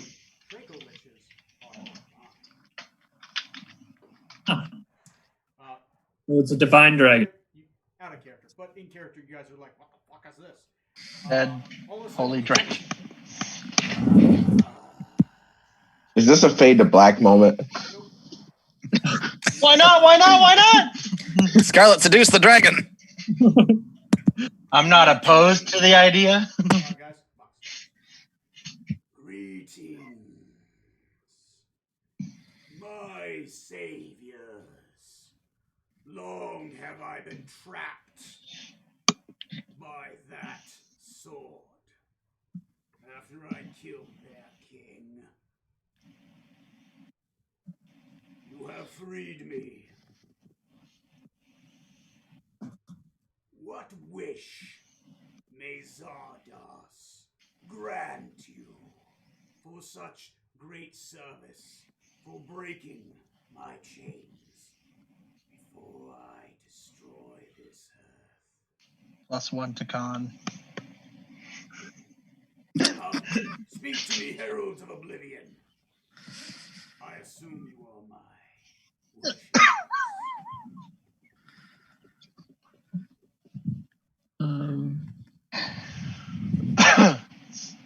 Wait, did he say that he was going to destroy something? Yeah. The What was- world. Do we know what he was going? Did he say what he was going to destroy? Yeah, he said go to see. The world, basically. Oh. Yeah. Yeah. That's the thing we're in. That's weird. It's an obscure roll. Go ahead and make me, if you are proficient in history, make me a roll. You got a chance to have heard of Zardos, Herald of Oblivion. I've got the bardic Zardos' proficiency. heyday, I- so, you know. I'm proficient in it. Same. DC is 25. Okay. Oh, damn. Not. Oh wait. Yeah, I Oh found. no, that was terrible. Yikes. Not even close. Nope. Nope. Okay. Guys, I never heard of this guy before. Never heard of you. He did say as a Herald of Oblivion, make me, if you are, you can make me an intelligence check. If you have religion, I will allow you to roll a religion check. Only bardically. I have religion. Oh, I'm not going to bother. Come on, D20, don't fail me now. 18. 18. Okay. Thera's Dune is the mad god of Oblivion. I had 21 on intelligence. Intelligence? Thera's Dune is the mad god of Oblivion.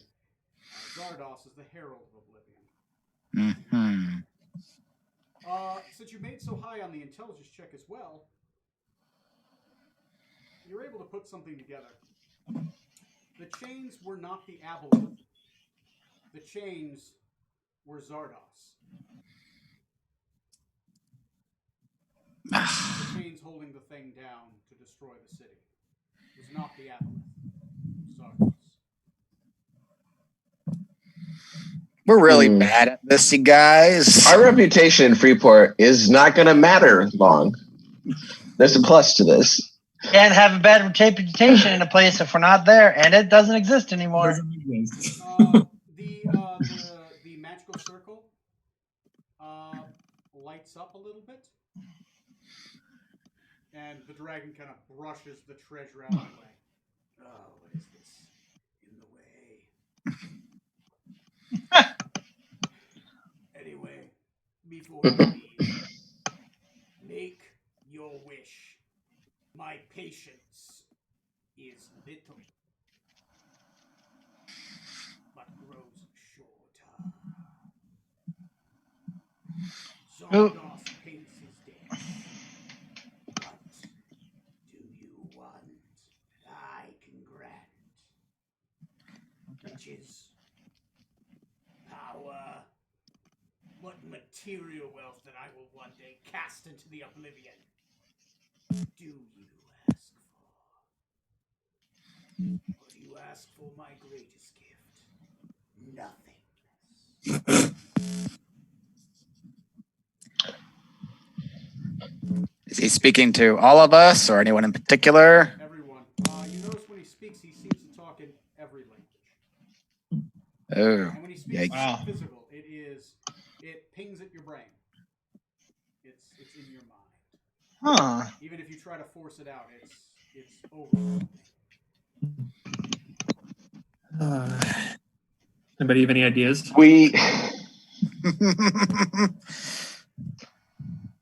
oh man. Is it now? Hold on. Is this one wish for the whole group or one wish per person? I said one wish. Yeah. Okay, so it's for the whole group. Mhm. Okay. Buckets of money. Scarlet, this isn't the time for money. Buckets of power. In the distance, you hear Rutherford True. scream, "Sweet pan-fried catfish! What the fuck is that?" Oh goddamn! Smoot had detect evil up. He's dying at the moment. Detect good and evil. His face is just twitching uncontrollably. He smells toast underwater. Oh Really man. bad toast. Tony, quick question. What would I know about other worlds or planes at all? Is there something, any bit of that I would have knowledge of? I mean, you know other planes exist. They're just outside of here. Mostly when people talk of other planes, they kind of point at stars. It's basically something so far away. It's like another star, right? It's like it's an unfathomable distance away. You know that there are creatures that can planar shift. The spirit naga are from another plane, right? They come from another plane to the Yanti to bestow their dark gifts of sin. But outside of the other, you probably heard of the Hells before, right? The Abyss, that's classic. Definitely since you are from Eggplant. Koksava. Quicksava, you've definitely heard of Pandemonium, right? Which is a realm where Set resides.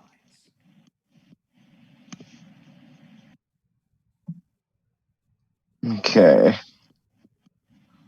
We are all spread out right now, aren't we? Like Yeah, it's most of you, if you were near it, are cast away, right? This thing is massive. Yes. Like if this is your fig, its fig is Yeah. much bigger. Yeah. You and Strom are probably closest together, and the rest of us are, just spread out. Yeah, because you guys were near the back. Most of the violent push was towards the front because that's where all the pieces were kind of flying towards. Yeah. You maybe had to dodge a couple as they were kind of just flying past you. The stuff in your bag just tugging you. It's like a lich. Shit, because I'm thinking I'd like us to get to, talking range so that we don't, make a wish when we would regret. Minutes to reactivate this portal. You have till then. And if you have no answer, I pick your gift. I think I know what that gift's going to be. Tony's going to grab some coffee. You guys discuss. I want to swim. As a slightly out of character idea, attempt to use the wish to get him to hopefully go cause oblivion somewhere else first. Right. We summon you not here for oblivion on this place, but upon insert other place here. See, along that note, I was thinking, could we the wish be that he is banished to another plane of existence that would harm him, I don't know, a plane of positive energy. Something that we wish you were here instead, and then he turns up there and dies. Yeah. Or something cleverly worded that. Yeah. Yeah. Or someone could wish for +1 to their con. I'm not Neither lame like that. I'm concern. going big. +2, baby.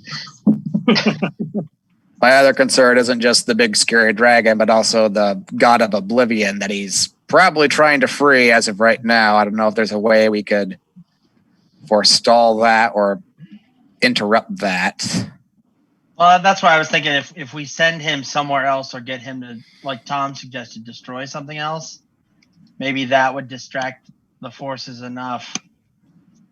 Yeah, that's more of a dumping it on somebody else kind of thing. Yeah. Yeah. Like, hey, look, you don't Which, have I to mean- destroy this because you got this. Yeah. I don't know if there's any way to do this, but is there a way that we could put the sword back in? I wish to give you a little scratch on your nose, if you don't mind, with the sword. There we go. I wish to put the sword back. Or we could wish for Would you please lay down, sir? I will give you this as an automatic. He's not like a genie. He's not going to just grant any wish, you think? You think he's going to be more like a benefactor of like, and this is definitely, he doesn't seem dumb. I was going to say, as far as places to send him on this plane of existence, there is the country of Thay, which is where all the like demonic invaders have landed, which we were to like ask him to like wipe them out. Whether or not he succeeded, they would probably have the means to kill him or injure him or something. I can't hear you. I was- Tony. Can you hear me okay now? Yeah, there was something going on with your mic there for a second. It keeps occasionally cutting out and turns into hard static for like half a moment. Not even a second. Okay. Yeah. It just, I just think of rubbing. yeah. It's weird. Okay. Yeah, Okay. every so often. And I was thinking something similar. Yeah, maybe something like the Summer King. Just send him, see if we can send him right to that guy. seeing as though we're supposed to talk to him, let's maybe not make our first impression sending a fucking abomination at his doorstep. He won't. Whether or mind. not he can nuke him. Some way down the line, you guys sent me who now? Oh yes, you left that flaming bag of poop on my doorstep. But yeah, the Thayans, if we asked him to like fight them, he could either wipe them out, which would be a good thing, or they might kill him instead, which also be a good thing. Or he might be like, well, I'm going to plunge the whole world into oblivion anyway. So he's going to like be like, well, I'm going to do that, but I'm going to kill everybody else at the same time. Yeah, I'll just do it right now. Let's see here. Well, I don't know. I'm not getting the sense that this is like Thanos like snapped the world's dead. I think he's just a powerful entity who will like try to raise the earth for Okay. his Yeah. god. That's He'll the prep impression I'm getting anyway. I mean, you could be right too, maybe. He's the Silver Surfer waiting for Galactus to get there. Yeah. So I mean, we could still like wish for him to be like, hey, kill these fuckers first because we don't like them. And then maybe he doesn't. Maybe he fails. Or maybe he'll succeed, and then he'll proceed to destroy the rest of the world, which gives us time to at least find a nice hole to hide in. Or you wish for one more con. I mean, that's a thing.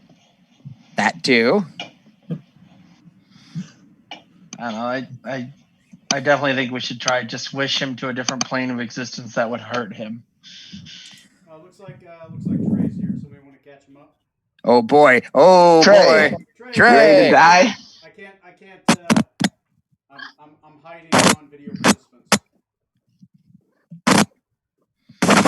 Talk to us, Trey. We need you. Can't hear you. Hold up, man. Everything's kind of real laggy here. Yeah. Yeah. I blame the Obama. Yep. Hey, why are all of our viewers disappearing? It's Obama's fault. That's right. It has to be. He's the one that caused this epidemic. Oh wait, we're getting more viewers. Wait, all their avatars are Confederate flags. Oh God, Oh, no! Stop the God. stream! Stop the stream! Make them stop. What do we? The Brilliants, all of them. So Trey, Uh-huh. here's where we're at. We've been exploring the boss arena for a little bit, finding some, treasure and stuff. The important thing is that big giant dragon skeleton that sword was sticking in. Uh-huh. I pulled it out. Uh-huh. The sword talked to me. And then the dragon skeleton came to life. It is a Draco Lich. It is a guardian of the god of oblivion sleeping below us. But the dragon is offering to grant us one wish before it presumably tries to destroy the world. And that's what we're trying to figure out what to do.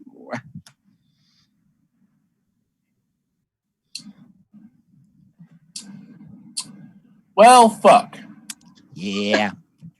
We're discussing maybe sending it to another plane of existence that would be harmful to it, or sending it to try to fight another enemy of ours or country to distract it, or maybe destroy it or something. We're all kind of just strapped for cash here. If you anything you want to throw out there.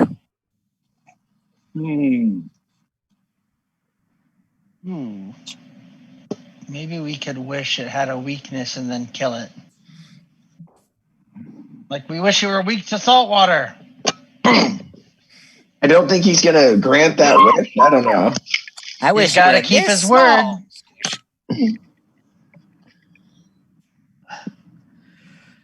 I'm just throwing ideas out there, guys. Okay, so we know for a fact he's going to destroy the world. Well, he's the herald of Oblivion. Yeah, the Silver Surfer to a Galactus. He says his goal. He said that he wants to destroy the world. So yeah, I don't think it's snaps his fingers and boom, the world's over. I think he'll just rampage against the world. I'll give you this, Tom. Hmm? You felt a near demigod level power before, right? Mm-hmm. This feels maybe a little bit weaker than that, but definitely strong, right? Definitely he could rock you all without question. But could he rock the Summer King? Maybe not. Send him to the Moon King. Why would I send him to my own king? That's a terrible choice. What if it goes poorly? I'm just naming kings. Boss, I found this pet. Can I keep him? Wait, let's send him to the Spring Court. Fuck Joy. I'm tired of that guy. There's this asshole named Joy. So you're saying that I should have gone through with killing Decadic because he's allowed this horrible monster. Yes, it was definitely all Decadic's doing. I said we should pull the sword out, and then Tom said I should. I was following my captain's orders. Yeah, to be fair, the sword said something about being a beacon of elven kind. And so Decadic's an elf. So it's here, take the sword. It's clearly you should take this. And send the dragon to the elf people since he's got a connection to them. Right. Yeah, I'm still hearing a lot of I should have killed Decadic. We should have let his trial go to execution phase. I mean, come on. I've been on watch and lost 2 crew members. He does one thing and the world is at stake. Uh-oh. We need to make a wish. Okay. oh God. So, yeah. I think pretty much there's no way we can stop him from doing what he's going to do, because even if we do wish for something that may be detrimental to him, he might be too smart for it. It's kind of yeah. We can hope that maybe we can find or get some allies that might be able to help us kill it later on. It'll just be not our problem later. That sounds like something for heroes. Yeah, I mean, that's a good point. We're pirates. Yeah. We're pirates. It's a good point. This is above our pay grade. Well, We have a pay grade. They're well, we fucked that up. Someone else's problem. Let's profit what we can and get out of here. Come on. Yeah. So this brings us back to riches. Is that what we're leaning towards? Oh, can we send him to the moon? Yeah, Trey, what do you say? we are leveling up, right? Or Yeah. do you want us to wait till we take a long rest? You can level up, but you don't gain the level until after a long rest. Are we gonna go into combat before we get We are sleep? Not against this thing, at least. no. We are avoiding combat at all costs with this motherfucker. I'm pretty sure his breath weapon alone will wipe the party. I believe. Oh, Not yeah. if we spread out. Now, what I was saying is, It'll take him 2 breath weapons to kill him.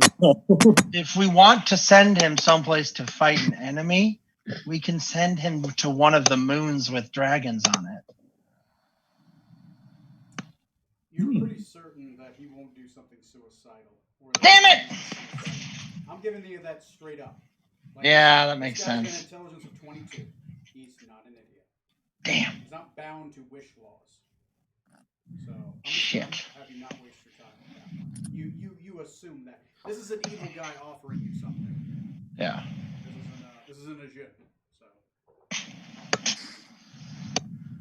So Boy. we could either wish for power, money. Could we wish for something as simple as a level, another level for each one of us? Could ask. Why not? Why one? Let's say 3 or 4. Level 20 instant. Kind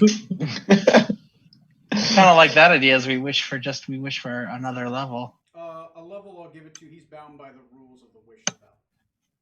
So I'm bound by those rules. Do I look like an 18th level wizard to you, sir? Out of character, I'm giving it to you. Like, you can ask for more power, and he'll give you more power, but it's for him to determine. Wish for the flying ship we want.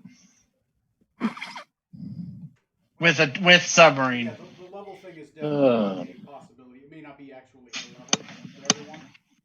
Definitely probably a level for one person if they wanted it, but it could be it might go in the way of like attribute bonuses, something like that.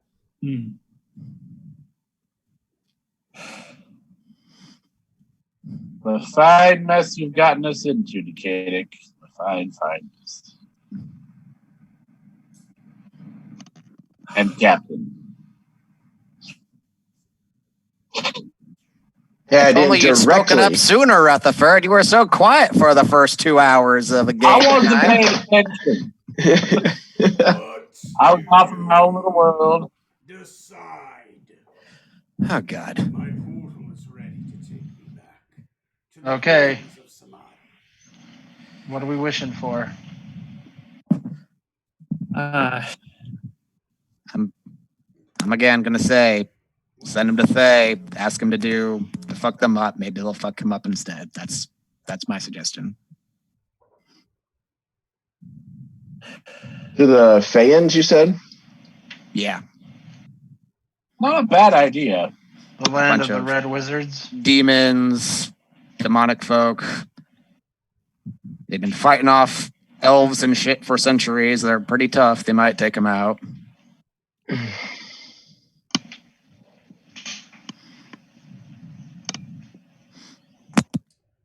Your decision. That sounds fine to me. If you guys want to go with that. Question.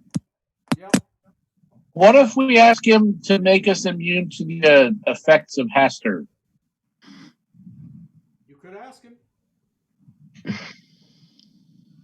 The what? Troy? Because my idea is the Oblivion is Haster, we think, right? No, No, this is different. entity. He is the herald of Tharizdun. Tharizdun is the god of oblivion and madness. Sorry, you weren't here for that part. But this is and you said this is a Draco Lich. It's the divine version of a Lich, right? So instead of like the arcane, this is a god makes like somebody Lich, right? It bestows Lichdom. instead of doing the alchemy. Maybe we could wish he was a herald of a different god. Or maybe he can remove the mark of Haster from all of us. That was done with a greater magical power than anyone that we would know would be able to do it. I feel like it was almost of a god level power. Like, he's almost a demigod level in strength. Yeah, and even if he could, he'd probably put his own mark on us instead in exchange. So we're supposed to be saving Freeport here, right? So why not just have him wish him to attack Freeport last? So if he never finishes, we've saved Freeport. I mean, from a quest perspective, that was partially why we went down here, right? But I don't think the Aboleth was going to break the Freeport. Sure. It kind of makes you think, like, why was there a why was the thing making a Kraken Aboleth? What was the modus operandi there? If this was the thing it wanted to free. Anyway, throwing that one out there. So. For that one, I'd say it's supposed to be raised strong enough to eventually fight the Draco Lich for something. But views, probably. All right, guys. Any strong thoughts in one direction? We send him after an enemy, wish for benefits to ourselves. I'm going to say enemy if we're going to put it up to a vote.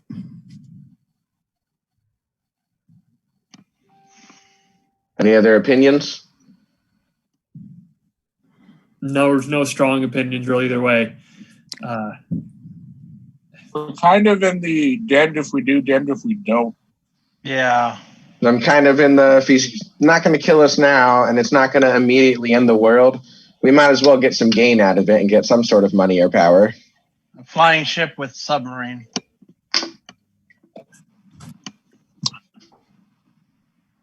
But Matt, no, don't go away now, Matt. Sorry, my cat was getting into something she shouldn't have been. Trey, any thoughts one way or another? We should have a starship and get the fuck off this planet. Yeah, before you go, can you just let us go somewhere else of our own means, like a ship? Starship Enterprise. The planet. Can we leave it? You can have this planet. We just want to be on a different one. What do you do? One with blackjack and hookers. Zach, forget the planet. It's just a massive blackjack and hookers. Anyway, he's gonna say again. What is it that you wish? Do not test my patience.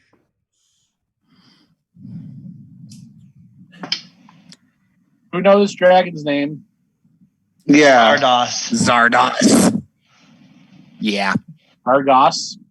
Zardos. Z-A-R-D-O-Z. Like the fucking movie.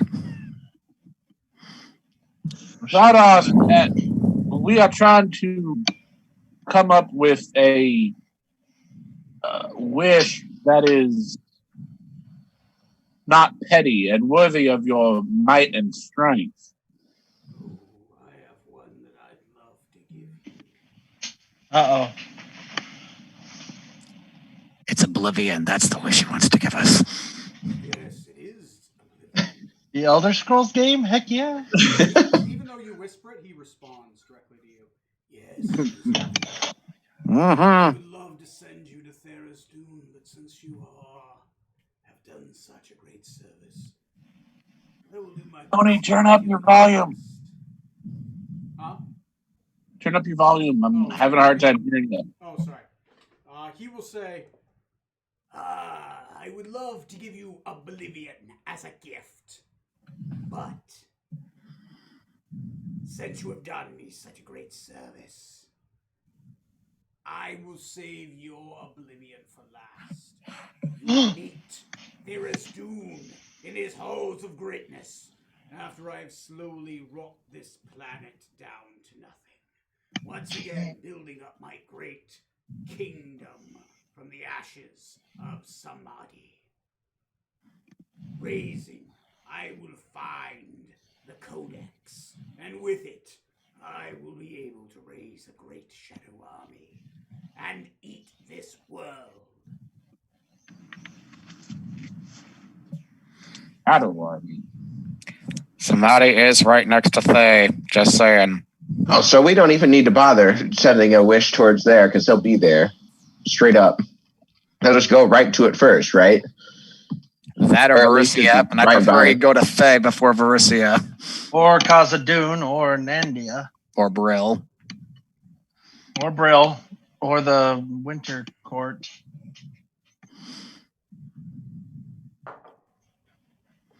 Your choice. Ah. I can grant you more power. I can grant you money. I can grant you items. I can warp the souls of others and bid them to your service. I can find obscure items of power that only I know exist, for I was here before the Great Fall, before the coming of those goddamned things. No, sorry. Goddamned Fae. Okay, we need a decision. Sounds like leaning group wise. We would like a better ship. One that can fly, perhaps. Well, one that Better can armed. fly. Better armed and that can fly and has a submarine. We can raise them over with it. Blackjack, hookers. Wish for one of the great old naval vessels. Well, new in my day, old in yours.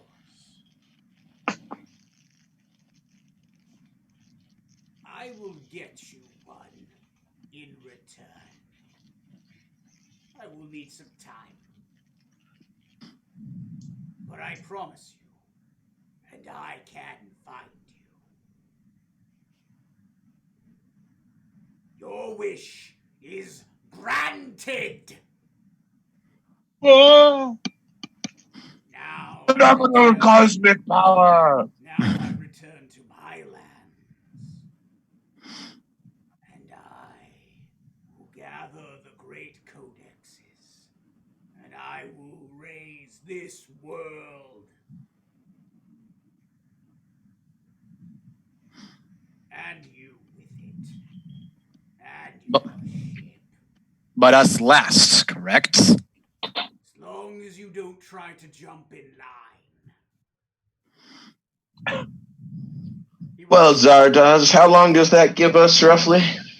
To enjoy the rest of our meager existence? What is time? I will erase that from this world as well. To only Thazadun sits upon the throne beyond the heaven's gate. And he begins to shimmer. And he disappears into the summoning center. Did the water get a lot warmer around anyone else? Magic can now be cast from that 2-foot level. It's gone. There was Great. an audible break, and you saw for a moment spectral chains break when he had been moving around. The box is no longer there. The floating stones, obviously, no longer there. He took his ion stones. The box went back inside his body. God knows what that thing was. And his eyes were back there. There's no more extra jewels. You do still have your circlet, and you, sir, still have that silvery horn. Okay. I have posted the rest of the gold. The gold, silver, copper. It ends up being like 22,000 copper pieces. Still a pile of treasure that's still there, and the magic items obviously are detectable now and can be identified. So we ordered a new ship, and even though he's got phenomenal cosmic powers, he's like, it's going to take a minute.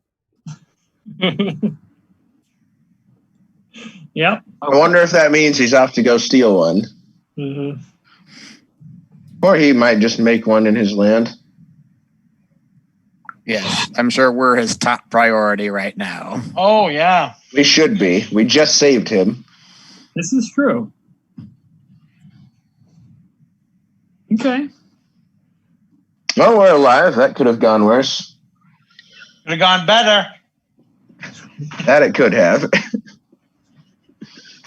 By the way, Johnny. Mo is just stunned. I'm going to name this add Apocalypse to your Decadic. character the Elven Moonblade of Samadhi. Cool. He Guess we'll just have to. Since you have picked it up, it instantly attunes to you. You're out of attunement slots. One of them's got to go.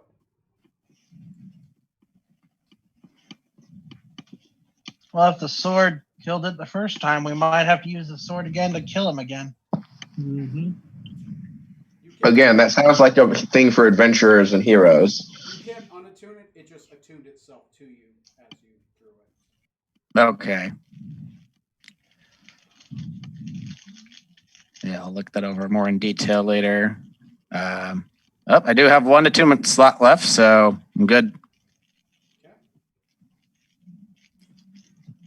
And we don't know how much time we have, do we? Because he said it doesn't matter. Well, look at it this way. We'll at least have to get a boat before he brings it. This is Yeah, 10 minutes before the end of the world. Here's your boat. Yeah, he does it the last thing. He said he'd kill us last, so he's going to kill the rest of the world, bring us a boat, and then kill us. Yep. Fucking asshole. It's very evil deity. Okay. Can I... Yeah, just looking at the sword now. Because it can talk to me, can I speak to...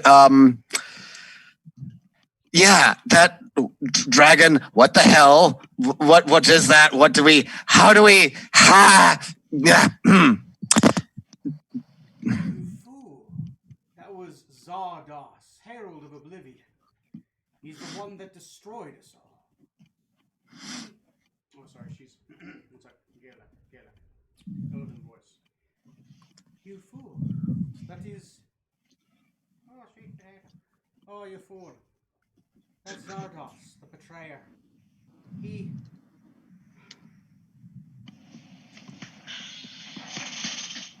unmade Samadhi.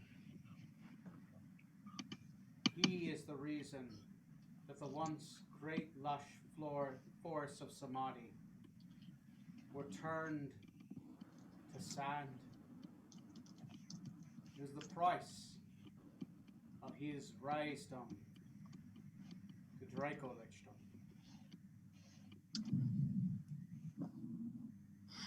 We sent the last of our armies, our flying ships, the last of our royal blood,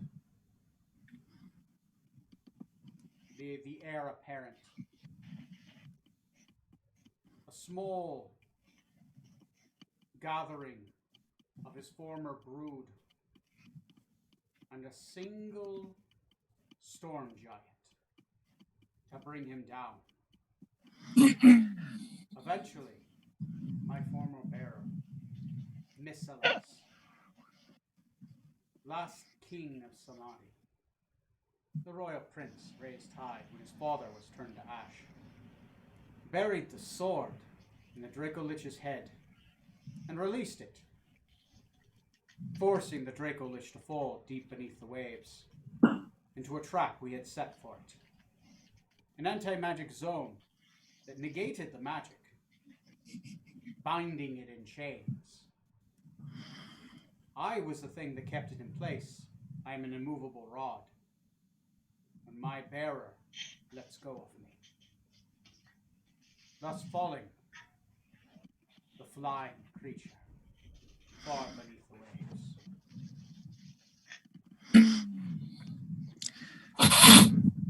That is ingenious. Freya wants to play. I'll turn to the others. So just to give you all an idea of how strong this thing is, all of these skulls and bodies, they all died bringing this thing down. Oh, really? Mm-hmm. Oh, really? Mm-hmm. And you let it out. How lovely. That's just going to be a peach in that pie. I do a level 1 mind spike on Scarlet. Counterspell. Nice. I love it. I love it. I love it. Counterspell, polymorph into the same thing and kill him. Mhm. Polymorph is a lot stronger than I thought. Apparently, Oh, it you is can turn now. into a Draco Lich. I'm level 10. It's got to pay off somehow. Keep going.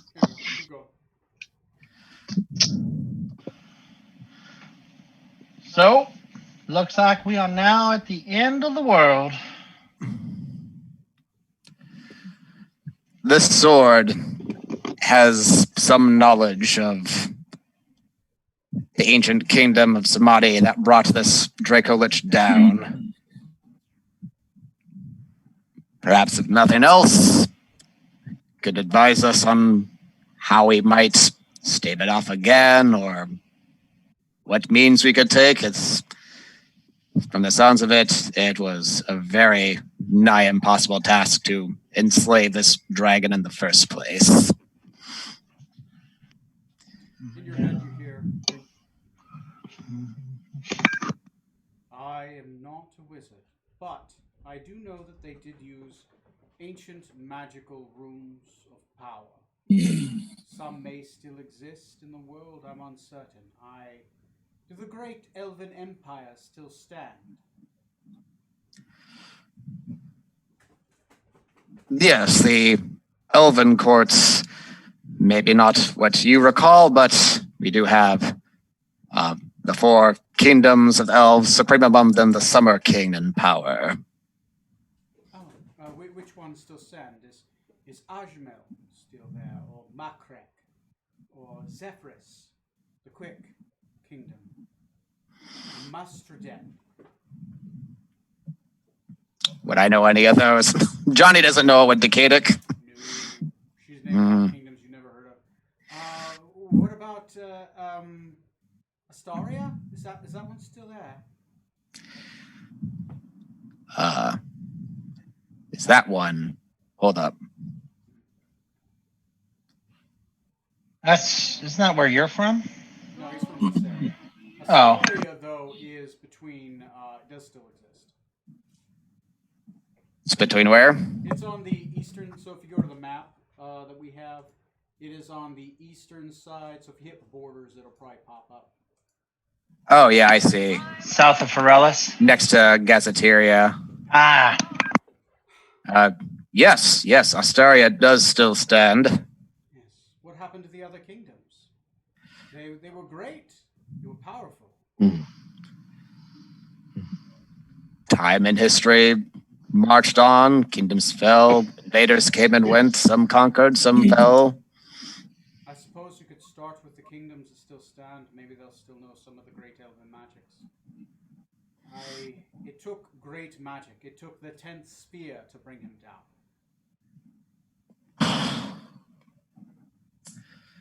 He was searching for the codexes, which the gods broke up the 10th spheres. And the remaining spells of the 10 spheres were put into codexes, books of power.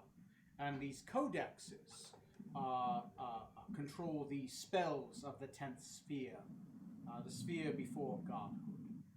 He was searching for a 10th sphere, the 10th sphere of oblivion, which was locked away. Luckily, we were able to hide it very well. It's hidden inside a box, bound in chains.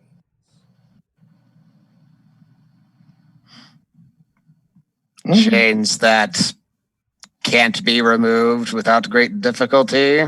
Yes. Barbed chains. Yes, exactly. Bob chains. Did you purposefully hide it within his gullet?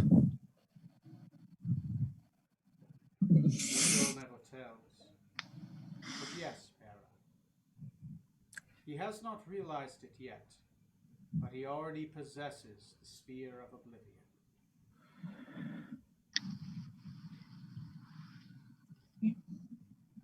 All right. That's kind of brilliant in its own way. Yes, we tricked him to eat one of our previous compatriots. Of course, anything swallowed by him is eventually destroyed, but the box is not. It was breaking, though, by the time the power of that mist inside of him, the mist of oblivion, was slowly breaking the spell. We think it had about a year, maybe a year and a half left before it broke. Now that the mist has been reactivated, at least the spell will hold for another year, perhaps a year and a half. At least what my master thought. He was a great blade singer. Very good. Captain, we have a timeline now. That box we are trying to open contains the orb of oblivion that he needs, but doesn't realize it is within him, but it will eventually break open within a year, maybe a year and a half's time. Doesn't seem like it was a... Wait, why does he have it, then? I thought he was looking for it.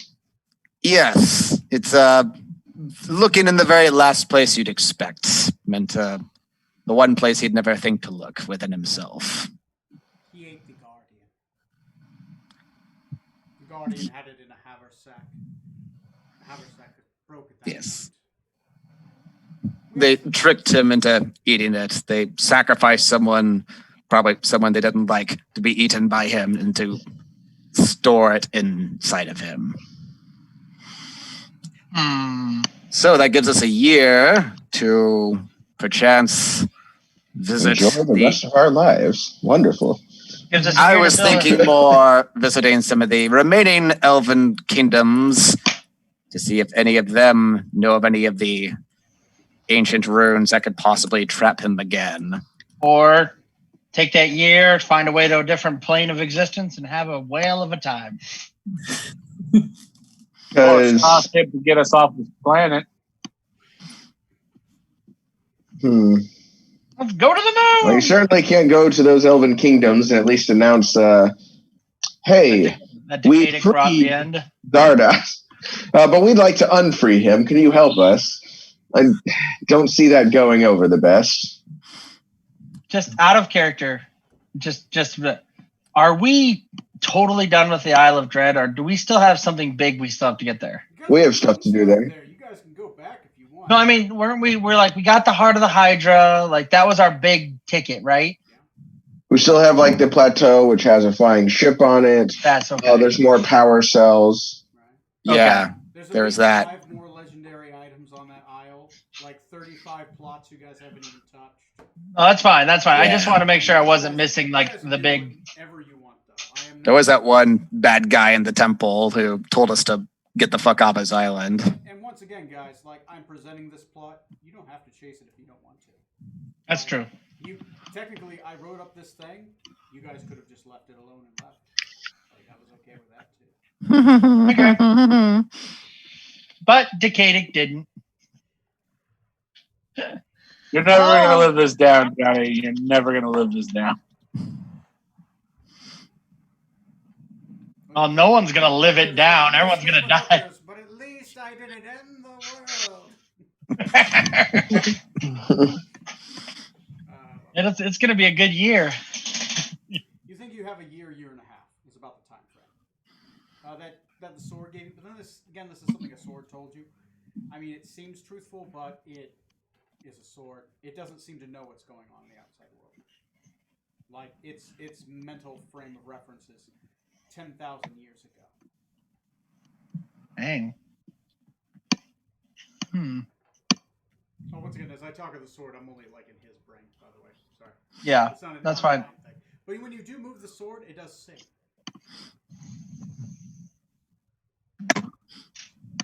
How about What in the does mean? it sing? It's a tongue you've never heard. It is beautiful, though, captivating, relaxing. Translated from ancient Elvish. It's orchestra, right? It's not actually. It's more of like a female sung voice. Let me pull it up. I was going to say, in the meantime, maybe we should head back upstairs where we can breathe. Gather all the loot and head up. Yeah, all that we can and get the cheese out of here. Okay, let me. Let's take all the loot that we can. Where is it?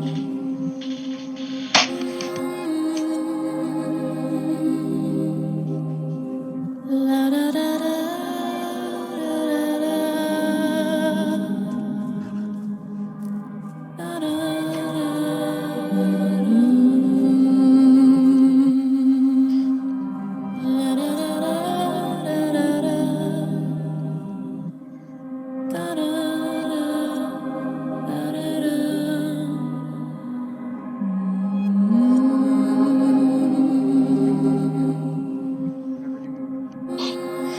Just whenever it hits something, whenever it moves more quickly, it just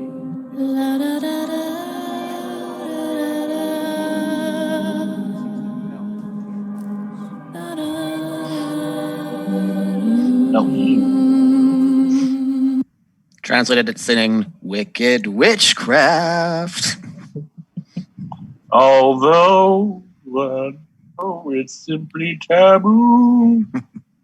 More like Decadic is ending the world. Boom, boom, boom. Decadic is ending the world. Oh my god. The Scarlet may not be so great, but Decadic is the one we hate because Decadic is ending the world. Boom, boom. I can see this is why you're a bard. If you guys do have a chance, once again, I put in the chat.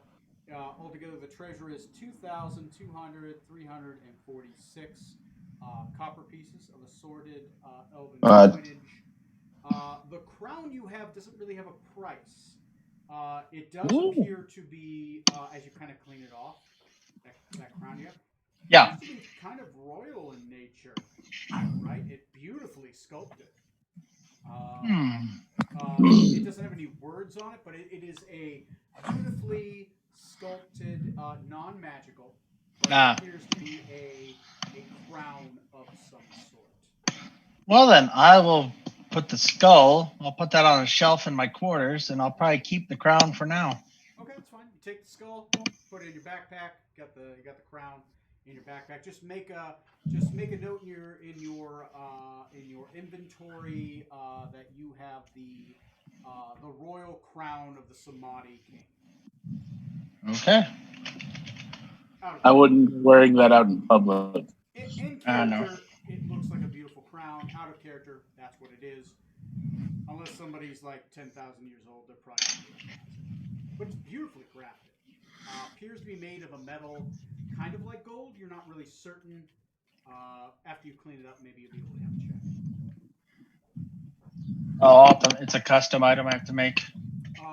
It's not magical, but it is mundane. But I can't find it when I search for it in the. That's why I said put it in your notes. Oh, okay. In like your notes section. Yeah. Okay. John, out of character, that horn you found is a horn of Valhalla. It is a silver horn of Valhalla. Me, Matt. Or Matt, Jesus Christ, what did I say? Me, John. Oh, I'm like 3 glasses into brandy. Matt, it's a silver horn of Valhalla is what you found. Okay. If you ever do blow it, it doesn't summon human. It summons elven berserkers. Okay. The other items you guys did find, to reiterate, you guys found 3 potion bottles that were unbroken. You found a potion of demutation. If you're not putting it in a character sheet, definitely should put it in your log, or it's, Yeah. whatever. A potion of aqueous form. A potion of possibility. A ring of swimming. A staff of swarming insects. And a dagger of blind sight. You guys can divvy those up as you choose. Is there anything else you guys wanted to do down here?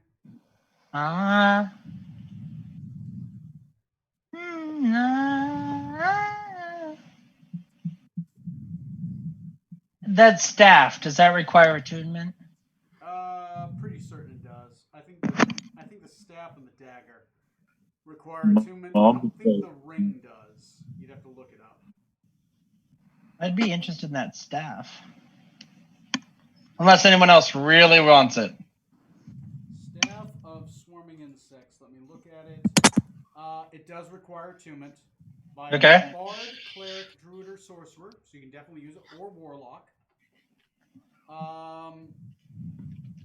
long as you don't expend the last charge, you don't have to worry about it getting destroyed. While holding a staff, you can use an action to cast one of the following spells. Giant Insects costs 4 charges, and Insect Plague costs 5 charges.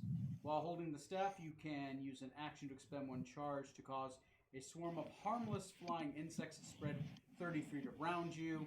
The insects remain for 10 minutes, making the area heavily obscured for creatures other than you. Which means they would have disadvantage to attack you, because you summon literally a swarm of locusts around you that you can see through, but others can't. Kind of similar to the darkness spell. Cool. So yeah, it's pretty much darkness, but with insects. Cool. Yeah, I'll go ahead and take it. That's up to you guys. I have no say in this. Okay. That sounds good to me. Go ahead. Anyone else? No, all ears. All right. Okay. Thank you. Oh, it looks cool. Okay. Anything else? Do you guys want to divvy out the rest of that, or any questions about any of the items? I'd like the ring to swimming.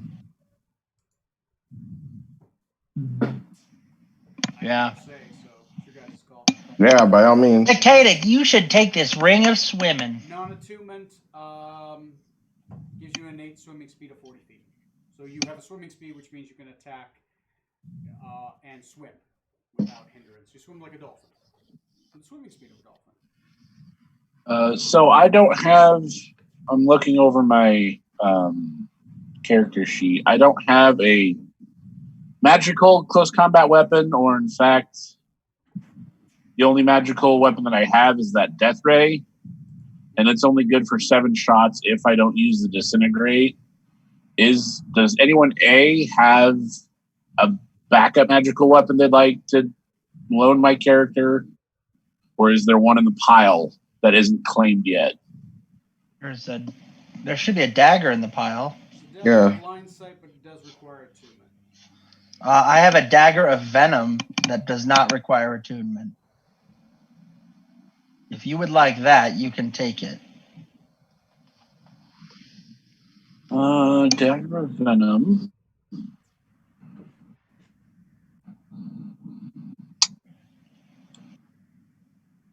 I leave treasure up entirely up to you guys. I'm impartial.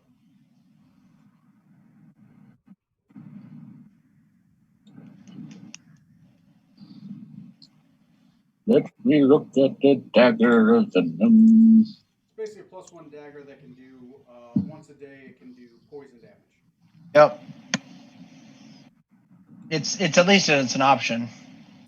Yeah, +1 dagger with an extra ability. I might have to just go with. You can also cast stab with it. Yeah. By the way, Matt and Tom.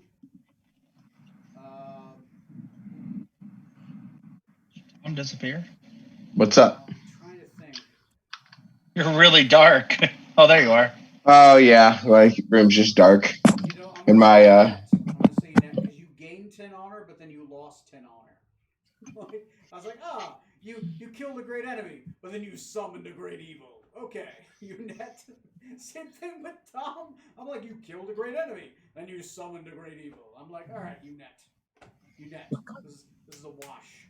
Oh, towards like concordance or something, or Yeah, I was like, concordance. I'm like, oh, never mind. Concordance and honor, never mind. Johnny, you know what? Technically, Johnny, you killed a great evil and you summoned a great evil. Gained 20 concordance. Oh, goody. Corey, I'll go ahead and take that dagger of venom off you. Yeah, I was gonna say it's something. Corey, go ahead and remove from your sheet.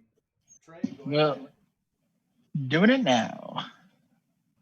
Done. There you go. And technically, just to let you know, a weapon that is a +1, +2, +3, and then has abilities, normally you can use it with its pluses, right?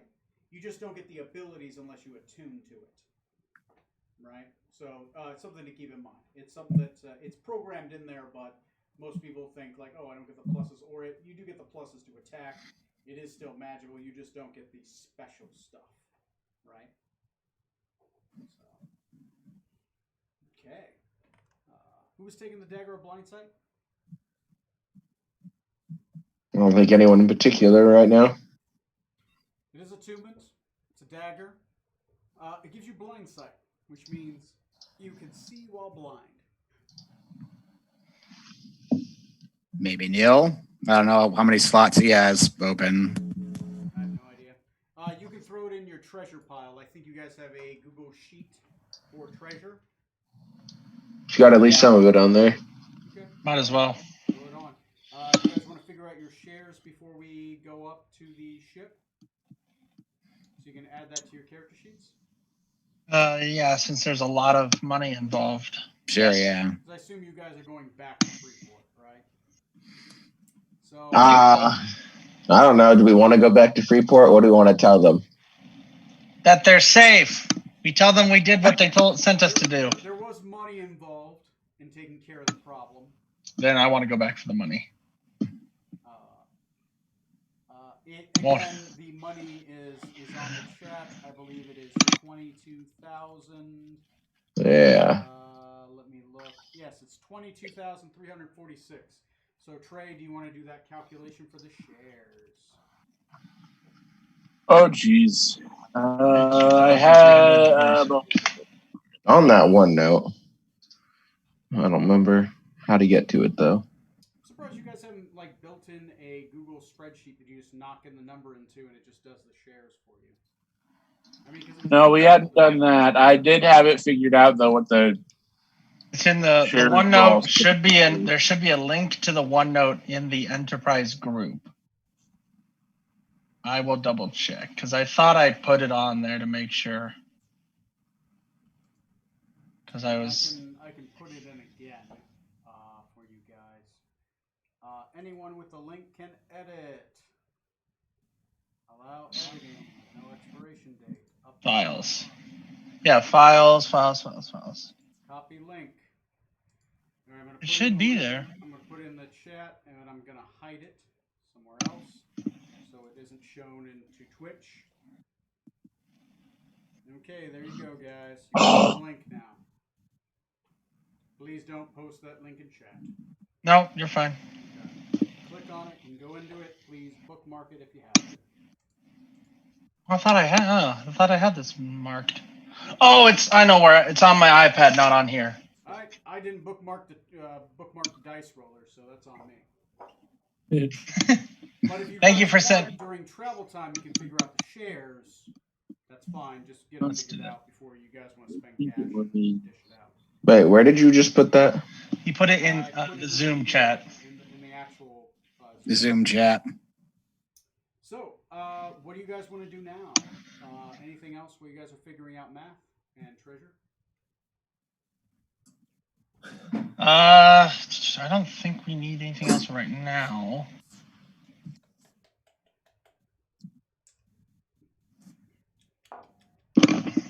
Yep. Okay. I think let's just head to the surface. Okay. It's a 3-mile swim. You guys Jeez. have a lot of Yeah. luckily, you guys have a haversack, so you're able to throw the treasure in. Not much of a problem. No. The haversack is getting fairly full, but definitely you're able to get it in there. 3-mile swim, like before. You ascend surrounded by ichor and blackness, right? It's still night. There's no light. You just keep swimming up, and you keep swimming up. Definitely swimming up, at first is more difficult, but it gets easier as the pressure begins to relieve itself. I will need 3 Constitution saving checks from each of you to fight off exhaustion. If you are already exhausted, keep that in mind. So go ahead and roll me 3 Constitution saving throws. DC 18, DC 15, then DC 13. Let me know if you succeed or fail. Count. So 13, 15, 18? Yeah, sorry. The first one's 18 because you're deep. Oh, 18, okay. 15, 13. So Gotcha. 18, 15, 13. Because on the way down, it was 13, 15, 18. I failed the 13. I failed the second one. First one I failed. Second one I failed, and the third one I failed. Okay. I failed the first one, made the second 2. Okay. Wow, my computer's slow. Who had failed it before? I think somebody had failed it before, right? I failed one before. Okay. I think I had one failure before. Okay. You gain extra levels of exhaustion. So Matt, I believe you failed one more, so you have 2 levels of exhaustion. Johnny, how many did you fail? Extra? I think there was one check that I failed previously. I don't know if I had gotten level of exhaustion though, but from before. We'll say 1. It's not a big deal. So you now have 2 levels of exhaustion, right? Okay. Corey, you now have 2 more levels of exhaustion, which pushes you at how many? That's 2. I didn't fail any on the way down. That's fine. You die at 6, so that's just why I asked. Yeah, 6 No big deal. You're just dead. Tom, do you have any? I'm pretty sure that was my first one. Okay, you have 1 level of exhaustion. 1 level of exhaustion means disadvantage on skill checks. Yeah. 2 levels of exhaustion means half movement. 3 levels of exhaustion means, I believe, disadvantage on saves. Right? Then there's 4 is I can't remember. I remember 5 you can't move. 4 I think you have disadvantage on fucking everything, and then 6 you're just dead. Let's see. 2. My speed is halved, Your speed is half, yeah. and I have 2. disadvantage. So, okay, Yes. There you go. You guys once again finally get to the level. At this point, it is dawn. The sun is beginning to rise in the sky. Slowly, after you get on, several of your crew members start ringing a bell. They descend a couple small rope ladders and ropes to you. Some of you, exhausted, take a while to climb up the rope ladders and the ropes. Yeah. Several of the crew worked to kind of pull you up and try to help getting you on board. You are covered in sludge, probably horrible smell because you're deep below the water trenches where the water is just stagnant, right? And you're tired, right? You are of course able to breathe water, but you're able to like spew out this water, getting it out of your lungs so that you're able to actually breathe air again.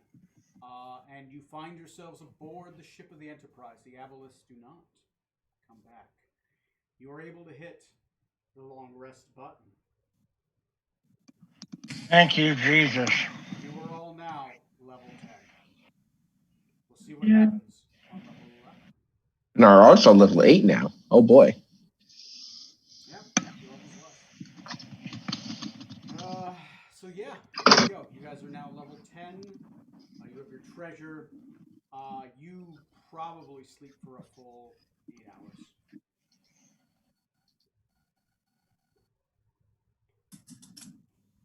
Ooh, look at the captain. How about this? Let's have a campfire story. You guys probably got to figure out what the fuck you're going to do. At this point, I'm not sure what you're going to do. So, there you go. You haven't told the crew yet. It's 8 hours later, so it's probably about it's probably mid-afternoon at this point. Because it was dawn starting off, which means it was 5 in the morning, because I believe it's still summer. So, it's probably like 2 in the afternoon by the time you guys wake up. You guys are more than likely, the cook has more than likely cooked a fine evening stew. Because since you guys have gone to Freeport, you have tons of provisions, right? You have meats, cheeses, everything. So it's a stew that actually has stuff outside of fish in it for once. So there we go. Begin your scene there. I'm going to grab some brandy. Brandies all around. Virtual brandies, not real brandies. And go ahead and decide what you guys are going to talk about. Let's call this a story time. Everyone gets to talk. Probably, I would assume the subject matter would be, what the fuck do we do now? I just broke my glass. Look at this. What? How did that happen? How'd you do that?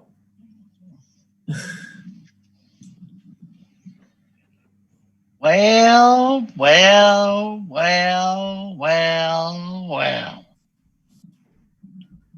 We are certainly in a pickle. Inside of another pickle. Inside of a slightly larger and even worse pickle.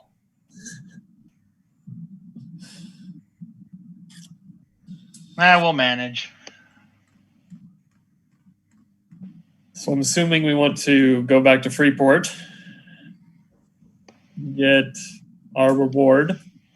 The sacrifices should stop, so that should be solved one way or another. We also have the issue of the Mega Hydra that's also plaguing Freeport.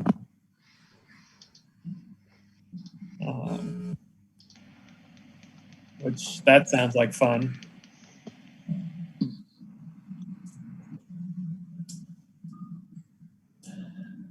Then we also have Jazia that we can drop off, and the Baroness, the child. Yeah.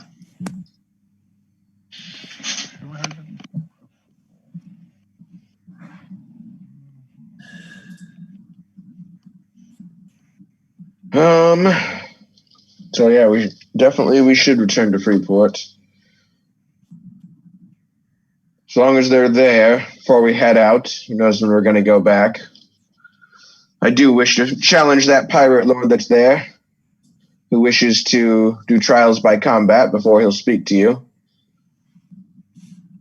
For a slightly less stressful test of my mettle. And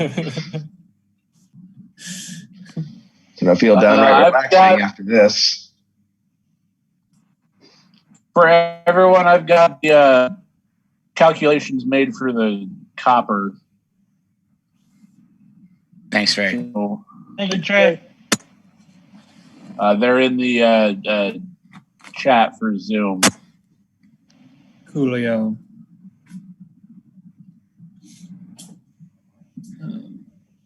We could also do one of the little bit easier quests that might be in the area. Well, easier than taking on a Mega Hydra? dragon or a Mega Hydra. We could go after Davy Jones. Ooh. Do you think that would be an easy one? I mean, easier than a Mega Hydra, maybe. Maybe. I That don't would be know. interesting. Though noted, the reward for Davy Jones was more and older than the Mega Hydra. Oh. Okay. You guys were also told earlier he is the last priest of the Red God, and he is a lich. Okay, so maybe not Davy Jones then. I'm gonna agree with that. He's a pirate lich. I'm leaning very heavily towards taking Jazza or the Baroness home, and/or just getting them off of our boat. I would concur with Preferably that. before the Baroness's country comes looking for her, or for us. Let's wrap up the loose ends that we have before we go picking up any more stragglers. Yeah. We'll do a little bit at Freeport, then go drop off some folks. Okay. All right. You guys still have half a day's worth of travel left in you. They haven't left yet. So, do you guys wish to travel? Not today. We're gonna sit on the boat, breathe, reflect, relax. Okay. You guys are going to reinforce your rest. Okay. Roll me everyone that has exhaustion. Roll me a Constitution saving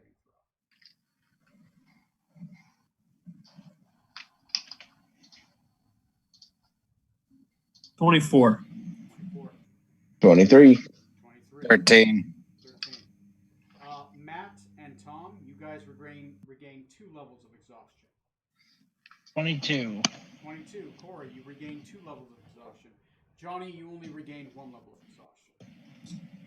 Trey, if you had 1, you regain 1 unless you roll above a 20. 21. You regain 2 levels of exhaustion. Neat. Okay. You guys reinforce for the night. Since it's you guys already killed the big thing out here. I guess everyone roll me a d12.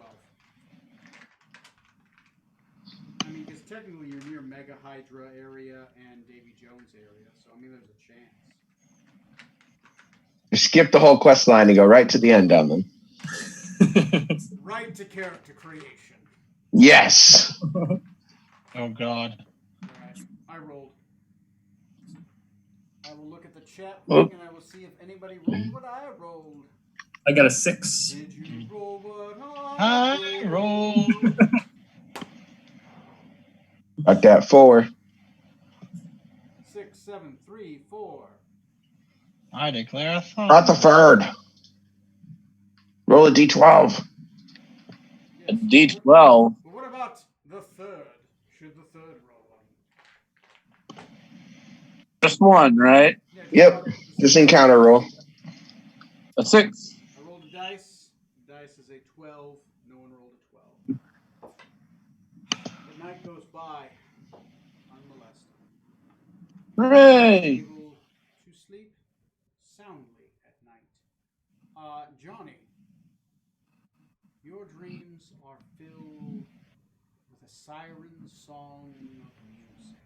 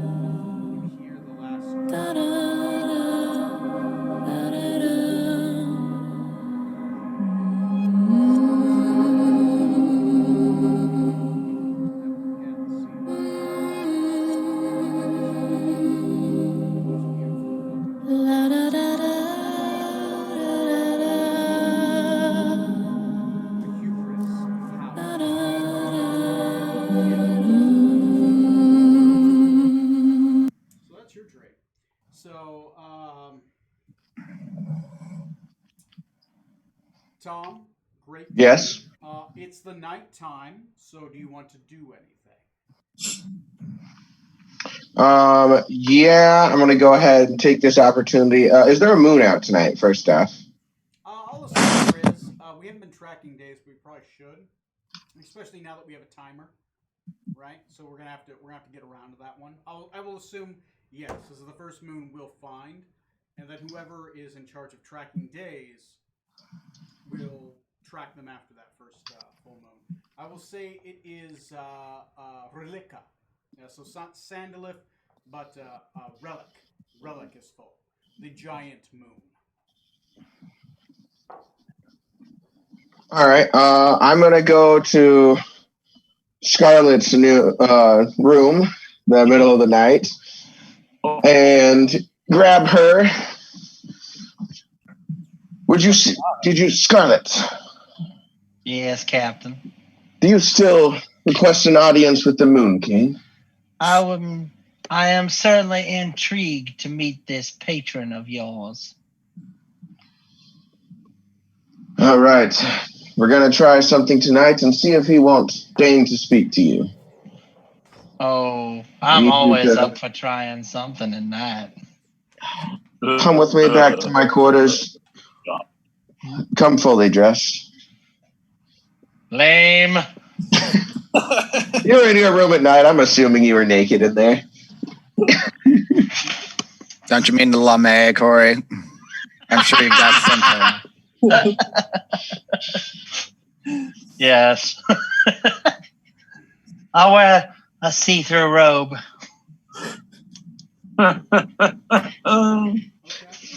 Don't you letter of the law bullshit me here? Yeah, I will go to the captain's cabin and go, I'll put my hand up and go, knock, knock.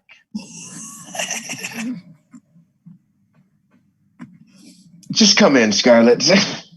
I hope you're prepared. Oh, I am. He will walk in seductively. Okay. You walk Oh. seductively. All right. In the room, in my quarters at this point. Just say in your office. Yeah, in my office. I have a second room. Okay. There's some magical circles drawn around. Ooh. How effective those magical circles are, that's a whole nother question in particular. But they look like good magic circle-ish. Part of the ritual, I assume. That's what I assume. So, just telling you what you're seeing there. Works. Okay. Never had to do it this way, Scarlett, but we're going to try. Oh, I like trying to do anything anyway. If the Moon King hasn't come to you on his own, you'll have to try to get his attention. Oh, so for the first step, on with these runes and circles that are around already, we're going to draw out the moon in its current phase on the floor. All right, then. I'll help you as best I can. Okay. So both of you independently roll me either Arcana or Performance check. Whichever one is higher, I assume. Because it's either drawing or trying to dictate the shapes. Religion is also, Tom, religion is also for you a valid check. I'm sorry. Yeah, religion's not good for me. You said performance or what? Arcana. Or Arcana. Okay. They're all the same for me. I will use performance. Just letting you know, for you, religion is the lower of the DCs. Maybe not the highest check, but maybe the lowest DC. Yeah. All right. Yeah, we'll do religion. Why not? Sounds fun. Okay. Corey, what are you doing? I'll go ahead and go with performance because I got an 8. Okay. You call that a moon? Is it proficient or bardically proficient? Bardically proficient. Okay, so just a normal +2, same DC now. Yeah, it's not great. Hey, you're only at a -1 of what a normal person would have had. So that's fine. Hey, that's fine. That's good. All right, go ahead and roll for both of you. Again? I got a 17 on mine on religion. Yeah, I got an 8 on performance. So you got an 8. Okay. Let me pull out a calculator. Uh-oh. What have I done? Okay. It's 25 altogether. Technically, since you use religion, you get the passive +5. It's a 30. So, okay, Tom, roll a concordance check with a +30 to the roll. Oh, okay. Boy, this ritual's working faster than I expected. So you get to roll your normal concordance. Haven't even gotten to the sacrifice yet. Plus your normal, all that jazz. You're going to add an additional plus 30 to the check. Sorry, it cut out real bad on that. You said the what again? Your normal concordance roll, but then you get to add a plus 30 to the end. So just D100 plus my concordance plus 30? Yeah. Okay. I believe concordance is your level, plus what concordance you've acquired.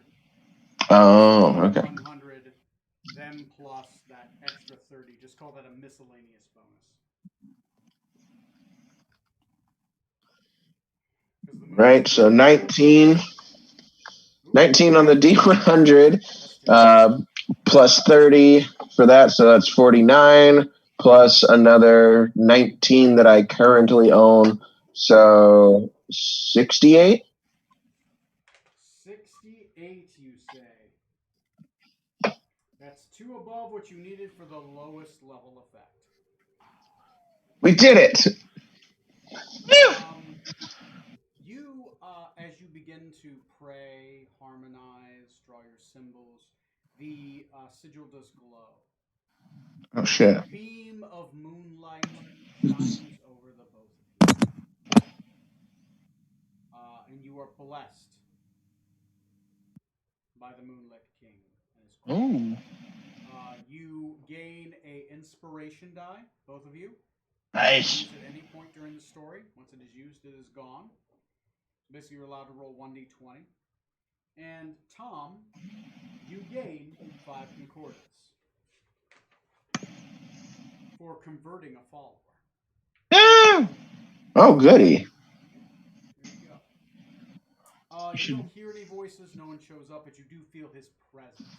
Corey, you feel the presence of the Moonlit Court. You feel the presence of its power. You feel the presence of the King of Sorrow and Winter. Wow. You feel a chill in your bones. It's almost a religious feeling. All right. Do you have any idea how grateful Quackers is looking in the corner there? Sacrifice was coming up next, Tony. God damn it, summon me a MECOM. I totally forgot about that, Quackers. Holy shit. God, me too. That duck or a goose? I forget. It's a duck. Oh, it is? Okay. I thought it was a goose. No, he is a duck. He's a duck. Yeah, if he was a goose, he'd be honkers. Exactly. That's just too inappropriate for our name or for our game. Wow, we have standards. Okay, that's basically what happens. You guys. Okay.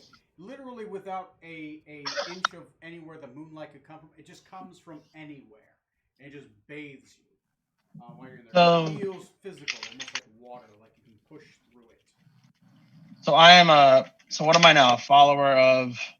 I mean, it's your choice. You feel the religious inspiration. Whether you choose to follow it or not is your choice. But, Okay. You felt it. You felt the Moonlit King's presence. He just gains the points. Oh, the seed has been planted.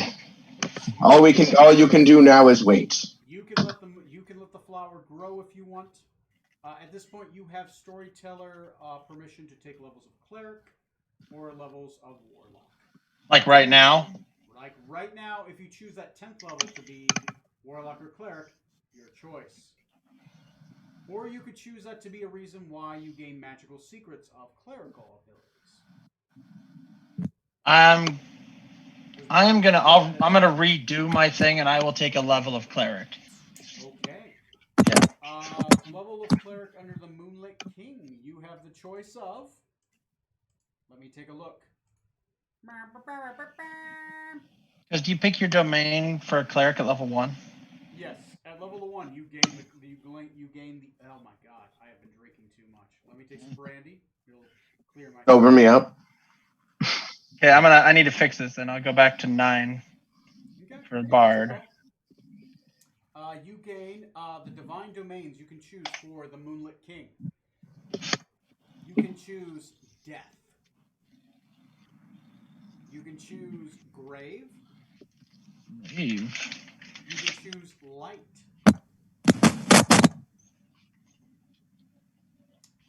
You can choose. I hate to say it. Then don't.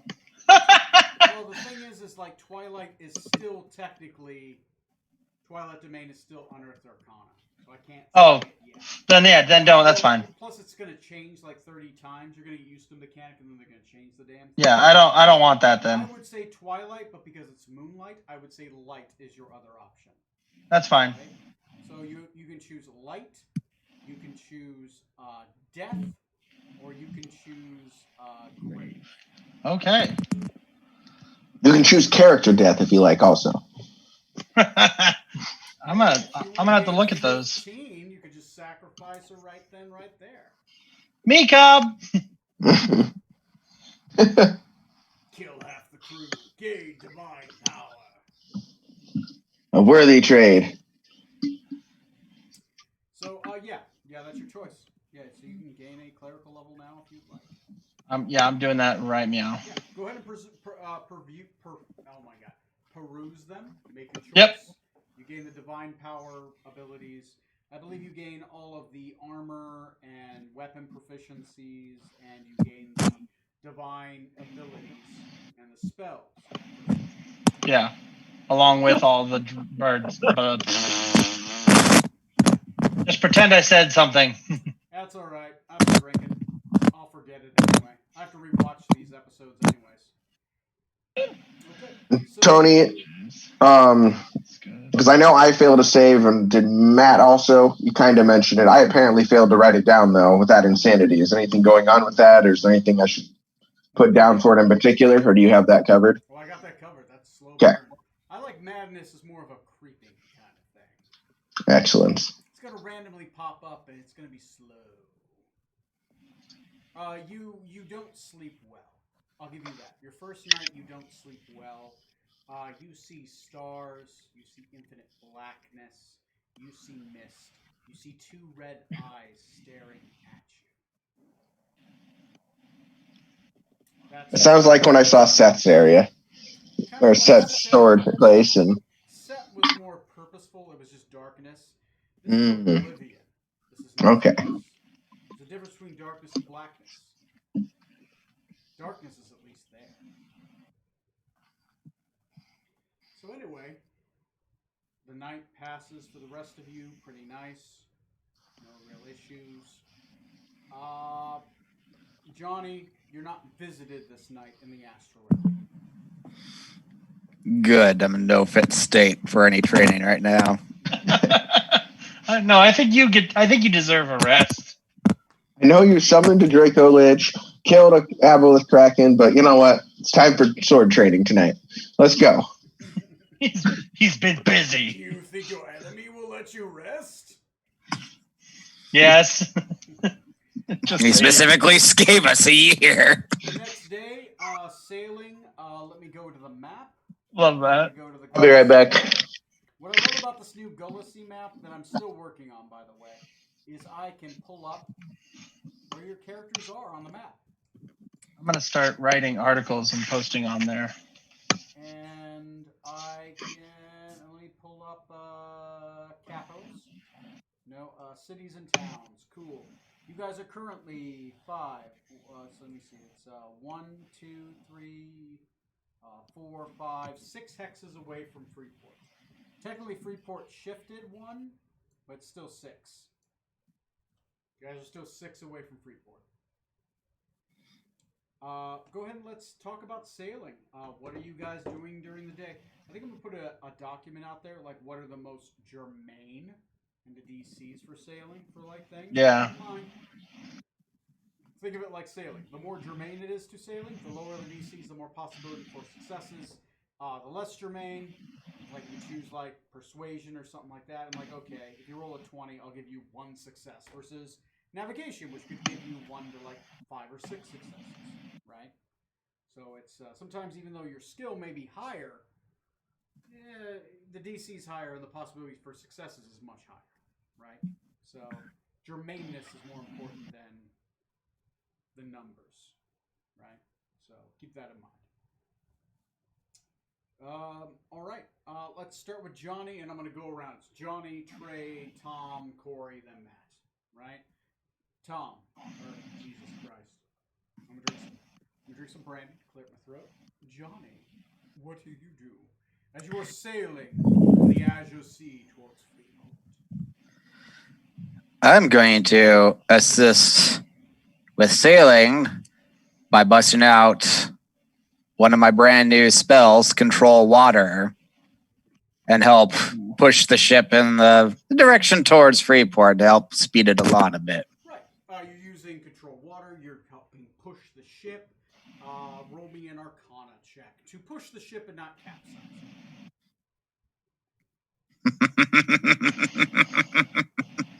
I mean, with the way this night's going, I might as well just fucking drown all of us right now.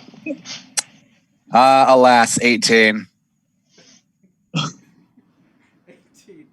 18's fine. That is fairly germane use of magic. I'm going to add some successes. Trey, what are you doing? Do I have to do something that helps with the ship? You don't have to. You can choose not to. I'm pretty sure the rest of the crew has it. Okay. I'm going to continue working on the scope I had created and maybe trying to figure out a way to increase the accuracy of, say, bad news. Okay. Go ahead and roll me a Tinkerer's Tools check. It would be intelligence plus proficiency. All right, that'll be D20 plus 6.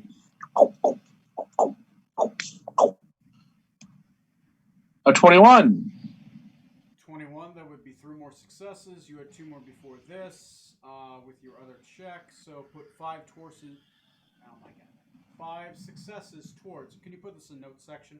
5 successes towards. Well, unless you've already put them in. I believe it's 5 so far. I think you're right. Yeah. I have written down another possessions scope. Right. So put 5 successes of 10 needed for scope. Okay. So you have a goal line in mind. You need 10 successes to make this scope function, right? Gotcha. Okay. 5 of 10. Tom is not there, or he's decided to join Zardos, God of Herald of Oblivion. I mean, either way, right? Herald of Oblivion. Can't beat him, join him. Corey, go ahead since Tom's not here.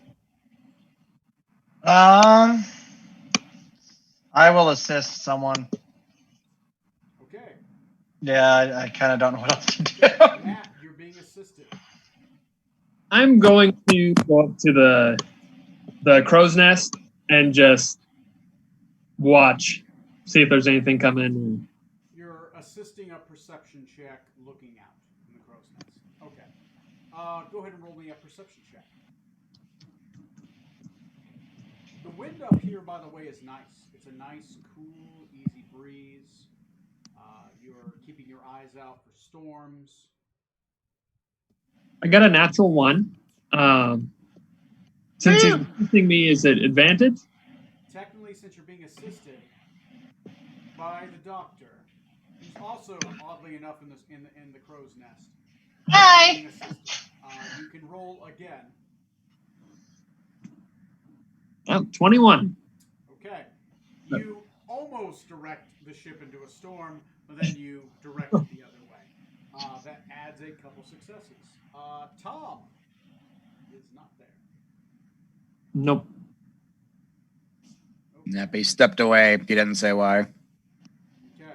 So, I'll roll for Tom. I'll assume he's doing a navigation check. He normally does one of those. Yeah, that's what he typically does. Roll one of these. Yeah. I think his intelligence is a +2. His proficiency is you guys are at a 3 at this point. You're getting close to a 4. I believe next level you guys are proficiency 4. What's your proficiency bonus right now? I'm 4 right now. It's a 4 right now? Okay. Yep. 4, 7, 8, 9, 10, 11, 12, 13. 13. It's Germaine. That's 2. That's 2. That's 2. That's 2. So that's 6. Okay. Are you guys eating rations or not? That's important. It's either no negative to movement or a negative to movement. We still have plenty of rations, and like we found out a couple times ago, they do have there's a expiration date on those. Okay. So you guys eat a ration. Go ahead and blow one of the crew rations in your. I believe you have an Excel sheet for the crew rations, so go ahead and burn one of those. And okay, go ahead and roll me a D4. You sound have a lot of spells.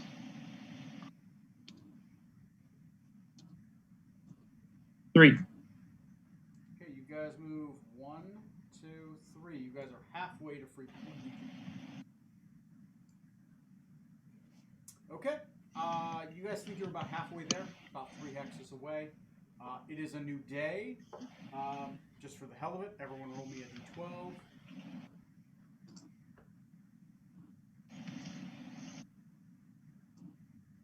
For the random encounter die to see if anything happens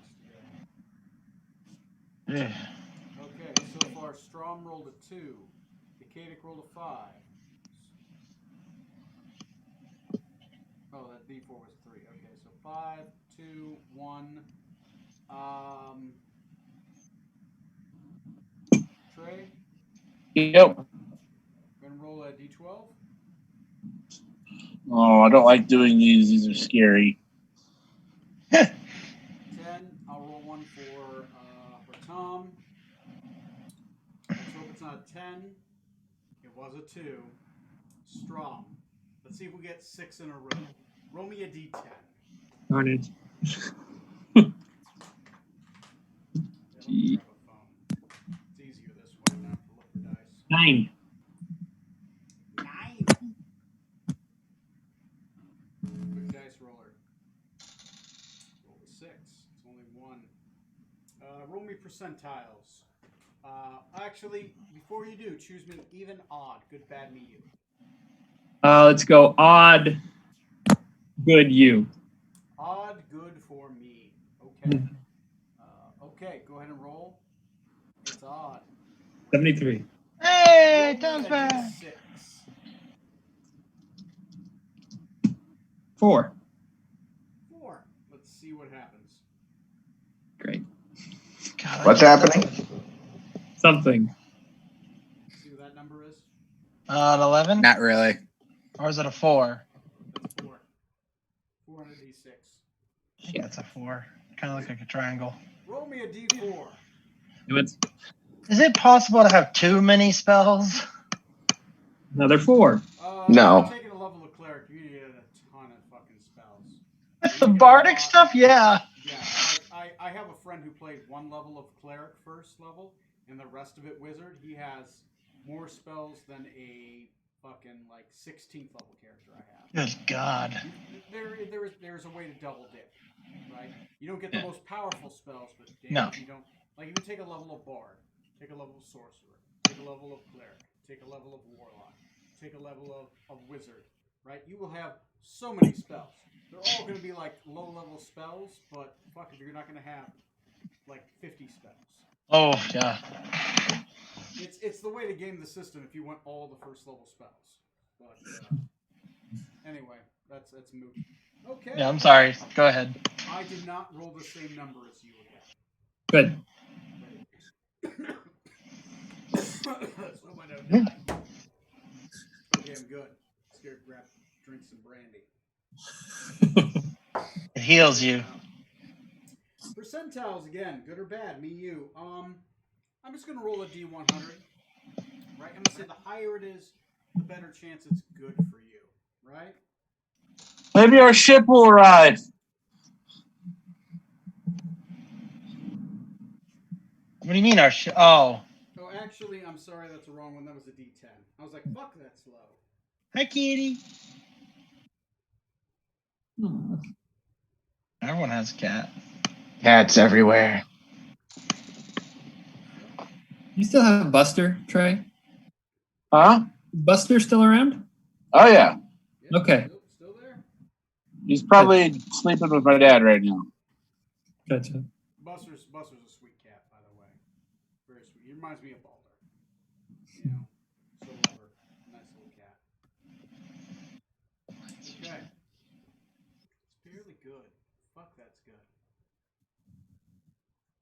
For you? Well, it depends on what side of good you're talking about. The outside. Okay, so you guys are traveling along. You guys don't get very far in the morning, and all of a sudden, a giant dragon made of bone, black smoke, and glowing jewels appears on the horizon. Oh no. That was quick. In his talons, he carries a giant ship. Woo! Large and beautiful. I have no regrets. Or just like bigger ship. It is covered in runes, very similar to that of the flying ships of Carthal. Oh, Oh, good. We're gonna need more crew, guys. He drops the ship and it stops 5 feet before it hits the ground and it begins to float. This is a ship very similar size to your own. It is a sailing ship. It has the flying capability. And he says, "Wish granted. Enjoy your material possessions before I destroy them." Okay. Rutherford can't help himself. He cheers. He goes, "Woohoo!" I apologize for the dead carcasses on board. Oh no. Awesome. And he flies off. You guys, everyone roll me a, fuck it, everyone roll me a D100. If you get an 80 or above, something's on the ship. 8. The D100, you say? 49. Looking for 80s and above. I got 80. 80, cool. Roll me a D4. Cannons. 2. 2. There are 2 things in the ship of worth. Go ahead and roll me, I will say 1 is treasure, 2 is supplies, 3 is magical items, and 4 is something cool. Go ahead and roll me a D4 twice. Or friendship. A 2 and a 3. 3. So, supplies and magical items. Yep. Okay, it has on it 50 days worth of crew supplies. 50 days of rations for a crew. It's fully decked out. By the way, dead skeletons everywhere. Just skeletons? Rotted from the bones. It is armed, right? With with 1 set of magical cannons. Looks like we'll be spending the day transferring stuff and, keeping everything ready. There is 1 magical item aboard. Roll me a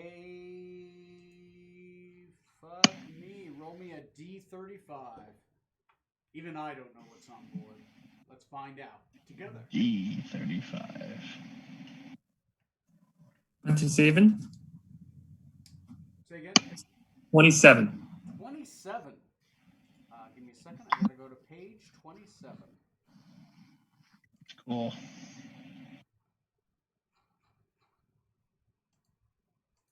Well, it lets me go like 2 pages at a time, so it's gonna take a minute.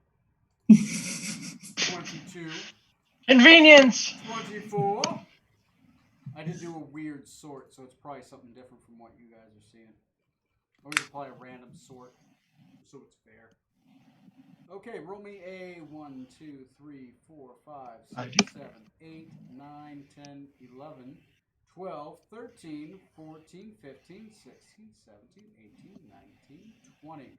Roll me a d20. 16. Beautiful. 16, you say. 1, 2, 3, 4, 5, 6, 7, 8, 9, 10, 11, 12, 13, 14, 15, 16. The fuck is this? Is it a Dracolich Slayer sword? Wait a second. Turns out, yes. The whole ship is a Dracolich, so that would be freaking sweet. Follow that dragon! Hey, dragon, come back really quick.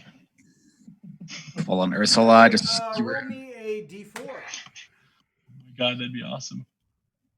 1. Okay. You find 5 sling bullets of Ather Morn. Wow. So somebody adds sling bullets of Atherborn to their character sheet. To the if you want the chat or the group treasure pile. They are +2 sling bullets that when you roll a d4, a random magical effect happens. It could cast banishment, fulgation, stunning, or tracking. Sling bullet has a random effect when it hits. It is an epic item. Dang. They are probably the most badass sling bullets you can get a hold of in the game. Smoot gives them to me, Cobb, probably. Oh, hell yeah. There are Oh, that's right. He has a sling. As soon as they're slung, they're used. So you get 5 uses and they're done. That's it. Yeah. So you have 5 sling bullets of Athermorn. That's ALTHEMONE.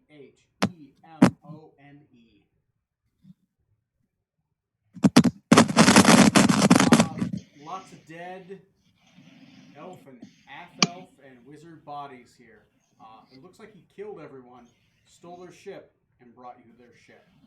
Yeah. Flies away. The ship does have the same. So let me go to vehicles. It has the same characteristics and mechanics as a sailing ship which you currently have, except it has a flying speed instead of a travel pace, right? So it can fly. Same armor class, same hit points. It does have, instead of a ballista, it has a magical magic missile gun, right? A magic missile cannon. So it does the same damage as the cannon, right? Except magical. So let me post that in the chat. So It doesn't need ammunition. It does not need ammunition. It can be fired 10 times a day. Same effect as a cannon, so I will have to create the ship and add it to your guys' character sheet. But pretty much it has the same effects as a cannon, except it doesn't need ammunition. It doesn't have the chance to misfire and explode, and it reloads naturally. You have 10 shots a day with this one magic cannon. Is that cannon on a fixed point, or is it like It is something that can spin? It is a floating cannon, so it can be moved anywhere on the deck. Okay. It almost looks like a giant wand, right? It does need a wizard to wield it, or somebody that has magic initiate wizard. Or somebody that possesses the ability to do an Arcana check to activate the wand. But it's basically a giant wand of magic missile, except it does D10s instead of D4s. That means that Rutherford can't shoot it, and that saddens him. It's a weird stick that floats. Outside that, the ship has a flying speed instead of a swimming speed, so it can go anywhere on the map. Downside is it appears to have been stolen from the Magocracy of Carthal. Along the side, you see the Tutor is the name of the ship, written in Mage script. Yes, we'll want to rechristen this ship as soon as possible. Magocracy does not like losing track. How about the Enterprise? So you guys currently have 2 ships. What do you guys want to do?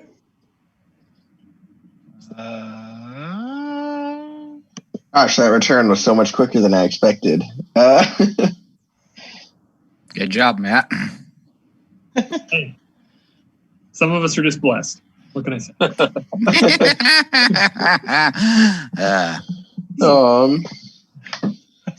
little mad. Gosh, we haven't had enough time to get a followers and some sort of stronghold set up yet to leave a boat. Maybe we can leave it moored at Freeport for the time being. Oh, someone would totally steal it. No. I have an idea. Uh-oh. Now just hear me out, guys. You fly this thing back to the Isle of Dread. You go to that plateau where the other ship is. And we set up our base of operations from there.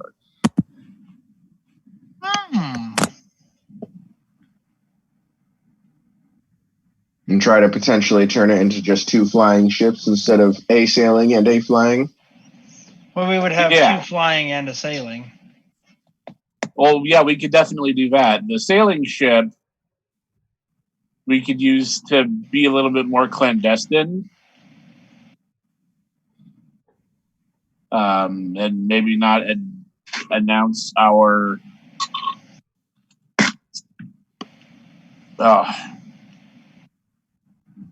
who we are and what we're doing.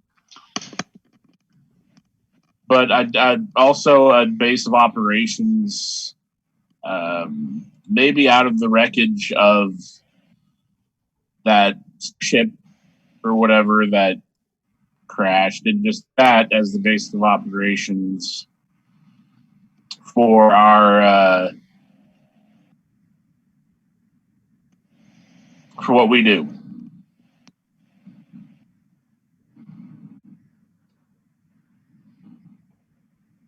That's my thought. So we fly the flying ship to the Isle of Dread. To where that plateau is. To where the plateau is. But then what do we do with the sailing ship in the meantime? The Enterprise, isn't there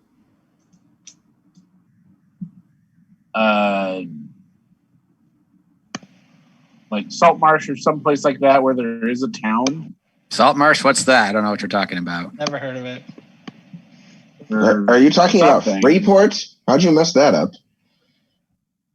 No, Freeport's the pirate place, isn't it? Well, yeah. Yeah, that's the only other place we've been to. Oh, are you thinking of Wood Accord? We were there before. That was more the place surrounded by trees everywhere, though. That's in the wrong direction. That's also in the Majocracy of Cathal, which the ship was stolen from. How about we do this? We take the flying ship, pull the regular Enterprise, we go to the Isle of Dread, we find a nice spot to drop off the first Enterprise, maybe with the skeleton crew on one of the islands where we found the guy whose sister we saved. Put it there. We fly the flying ship to the plateau, start setting up a base of operations if we want. And then in the meantime, we figure out what to do with the first Enterprise while we have it stay in that safe harbor. That's not a bad idea. I can get behind that. Because if we're going to be traveling, I'd rather not go somewhere, then come back, then go to the Isle of Dread. If we want to do that, or we take both ships to Freeport to take care of that other pirate business we were thinking of doing.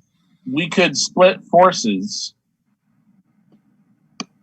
Our B team characters could sail the Enterprise to the Isle of Dread and find a good place to park it. Everyone else can get on the flying ship, drop off the Baroness and the Dragon Lady, and get all those extraneous missions taken care of. Yeah. And then go to the plateau and start setting up a base of operations. Tony, I'm sorry. I think I kind of zoned out a little bit during description there. The flying ship, is it very blatantly a flying ship, or does it look more like a ship that just can magically fly? Like, is there big wings on it, or like how's that work? Most the odd thing about the flying ships is they look like normal ships, right? They can float on the water, right? They just have the ability to fly. They There do we go. have balloons on them. They don't have anything else. They do look definitely. Cartholian ships are more decorative.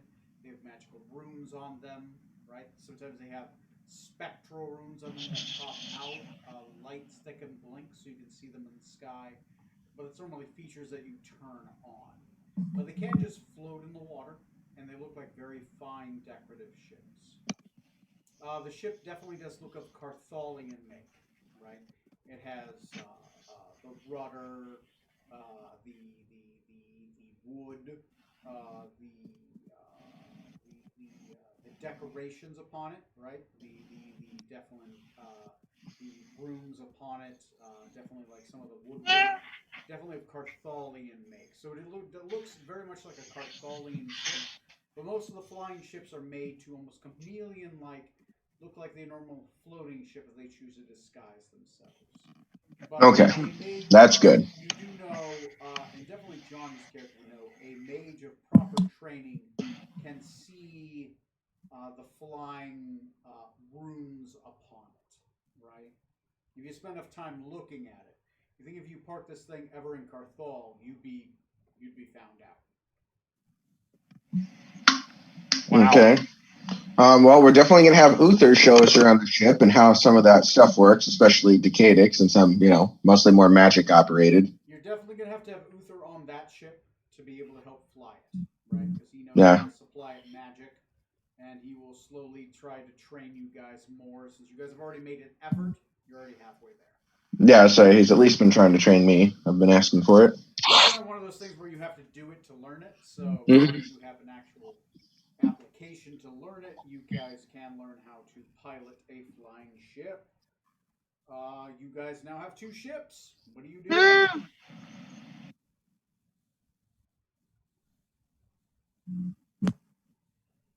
Oh, alternative option also was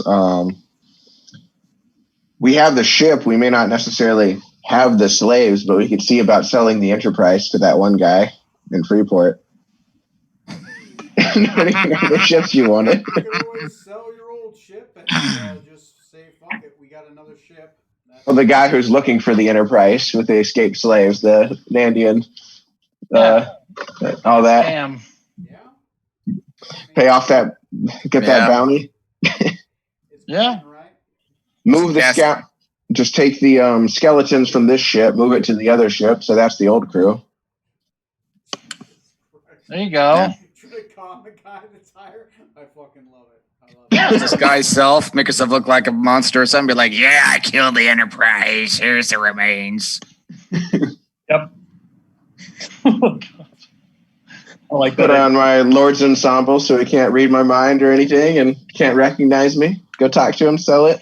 Sure. You technically, yeah, like whatever you want to do. I see no downside. Down for things, and we'll see what happens. It's also only like 40K. I don't know how much a ship costs. You can generally buy a ship for about 20 to 25K a sailing ship. About Oh. 25,000. Generally a well-made sailing ship, 45,000, right? You know the flying ships generally go for a Cartholian vessel that has the stamp of approval to be able to pilot one. Generally go for about 100,000. Damn. That's used. That's a used price right there. Used.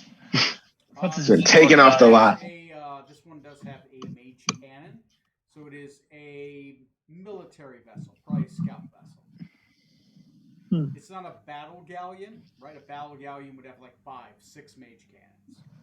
This one is just a scout vessel, so a general sailing ship.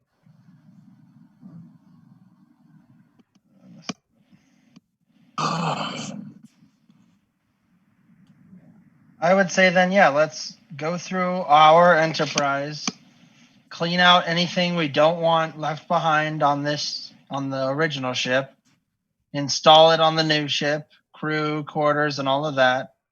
And then, yeah, prep the old ship to sell if that's what we want to do. And then If you think the guy looking for the bounty would buy it. Yeah, Or take both. everything of worth off our ship that we want for sure. Yeah. we would also need the Hearthstone. Yeah. Oh shit, that's right. When Jazz is here, she I can. would say by this point, Jazia has the Hearthstone ready. It just needs to be applied to a vessel now. Then we can apply it to the It's flying like one. an additional 15 days to attune it. Okay. Neat. So choose what vessel you want to attune it to, I guess. Because she has So- to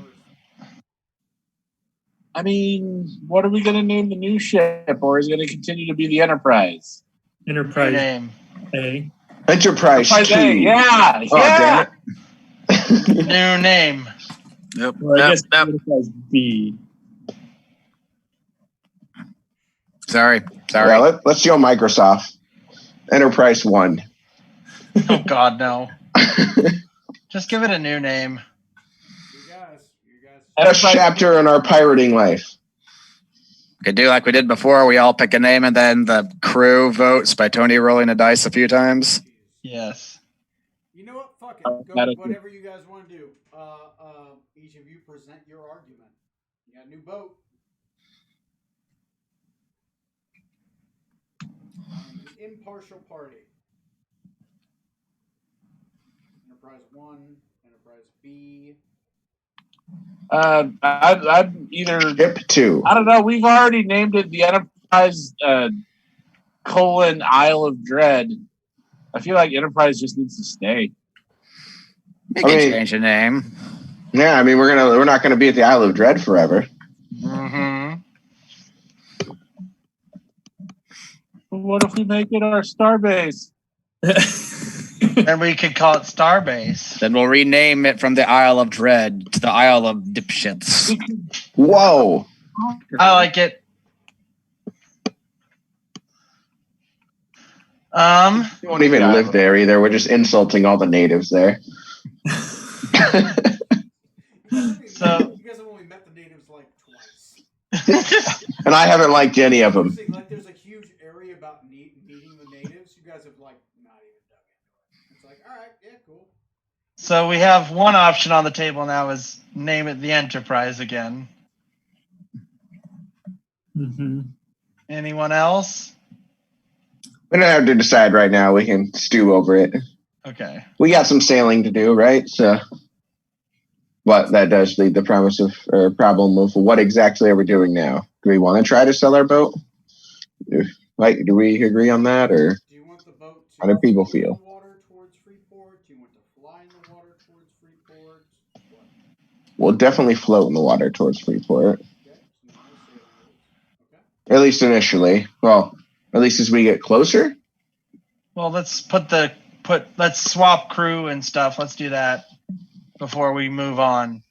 So we assume a skeleton crew on the normal floating Enterprise. We'll assume your B team characters. Yeah. For now, at least. We may change a bit when we sail into town the rest of the way, but Okay. Yeah, move the literal skeleton crew over. Paint over the magical runes. yeah, do things to try to hide them. You will have to use dispel magic to take care of the magical runes. Do you guys got that prepared? Believe I do. Let me check. We're destroying the rooms. No, we're just If you guys want to paint over them, you have to destroy them because they're magical. They're floating. so then will it not fly anymore? Oh, it'll still fly. Or these are like the decorative ones that flash. Mage script. It's a floating 3D kind of magical runes that float in front of. Gotcha. Right? It's magic. Yeah, I got it prepared. Okay, it's fine. If you got prepared, you can blow it twice and burn it on both sides. If you want. Yep. Boom, boom. Okay. You can repaint it. What are you gonna name the new ship? I assume 2BD, TBD, whatever. The USS TBD. USS TBD. TBD it is for now. Okay, we'll assume whatever name you guys decide. So, can I have a sailing check? So, Sure. okay. Still normal sailing stuff as long as we're using it like a sailboat, right? You're only using it like a sailboat, normal stuff. Technically, it's normal stuff anyways. It just gives you +1 movement and you can move over land. Ah. Or a sailing ship, +1 because you don't have to deal with tides, right? You can move at a consistent pace. Johnny, what are you doing? Are you helping this thing move? You can use now Arcana to try to help fuel the ship. You do have to use you do have to burn a 3rd level spell slot, but if you do that, you can roll an Arcana check at a low DC to help. Your call. All right, yeah, I'll do that. I'll burn a 3rd level slot to fuel the ship. Okay, roll an Arcana check. DC is very low. 15. Okay, that is 3 successes. All right. Trey, what are you doing?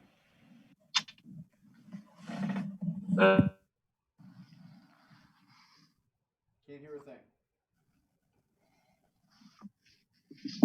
I think he froze for a second. There he is.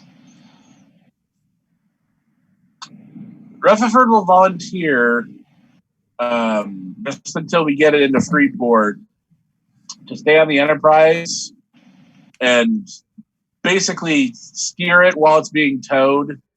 That way it doesn't, like, for some odd reason, go sideways and like capsize or something like that.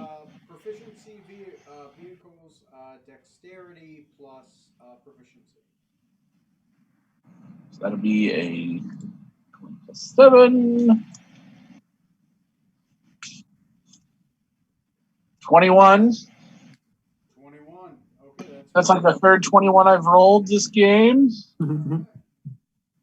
Tom, what are you doing? I just wanted to navigate the flying ship. Okay, intelligence plus Jesus Christ, plus proficiency. Too much brandy. Half the bottle is gone. It is. Ooh, I got a 7 with a nat 1. I'm real good at navigating today. Fine. Navigation rolls is very germane. That means it's a DC 5. It's at least a success. Take an 11. I got a portent you can use. Okay. 11 plus what? 6. So 17. 17. That's 3 successes. Okay. Corey, what are you doing? I'll assist someone. Okay, you're assisting Matt. Matt, what are you doing? I'm gonna go up into the crow's nest again. Crow's nesting it. You roll with advantage. Perception, by the way. Yep. Let me.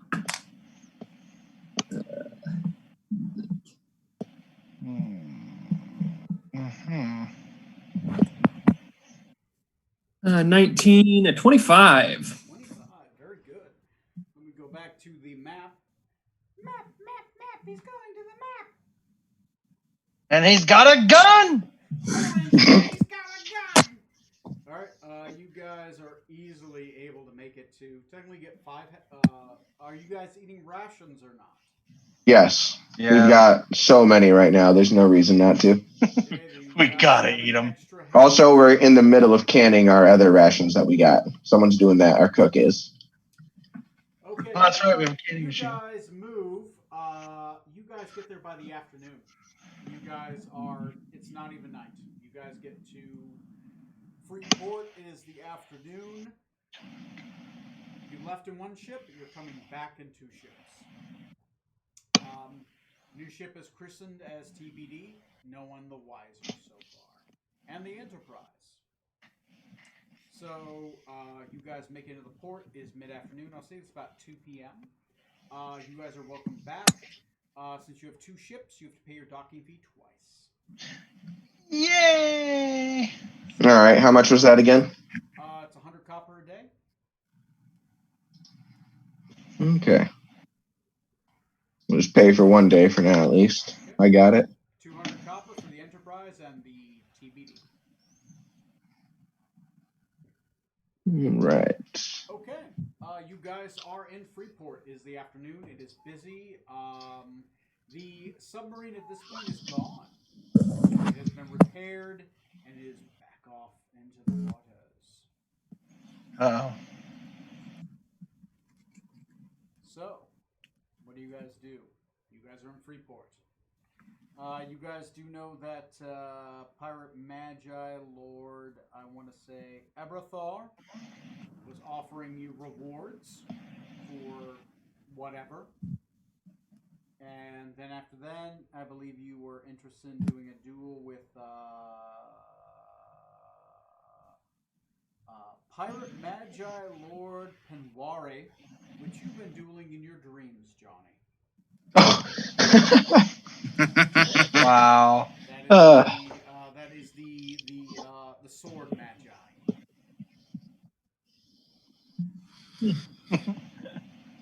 Oh, by the way, Tony, I did attune to my Lord's Ensemble equipment. Okay, Lord's Ensemble it is. What are you guys doing? You guys have decked. It's 2 p.m. You have a full day worth of stuff to do.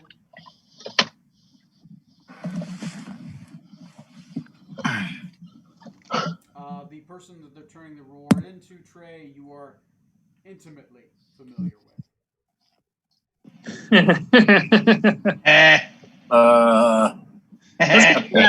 Plead the fifth. Let's go do that. Yeah, I gotta do that. Sounds At this good. point, the swelling has gone down. If that helps. Not by much. Depending on which swelling you're talking about, the Draco Lich probably helped.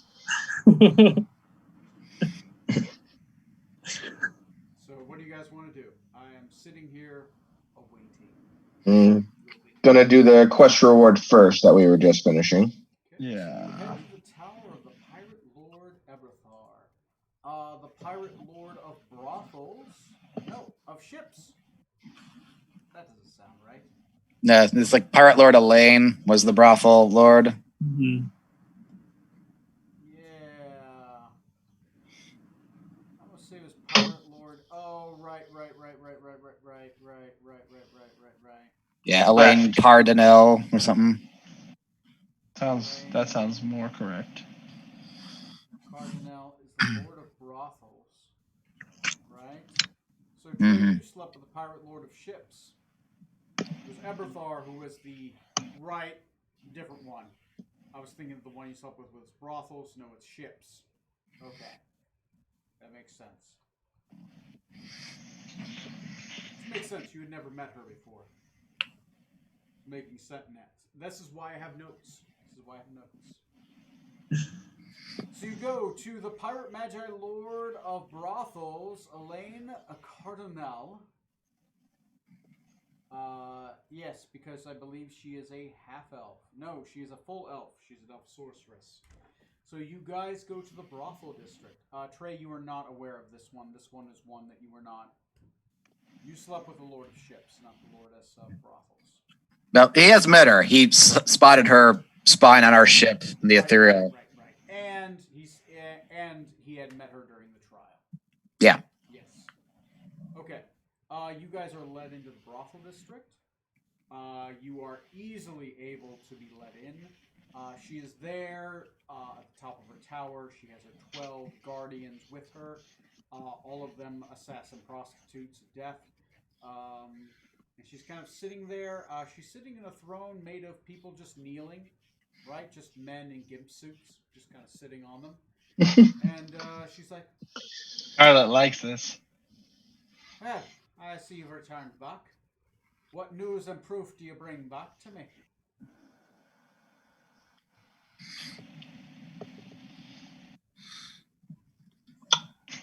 It's a good question on proof. We don't have proof.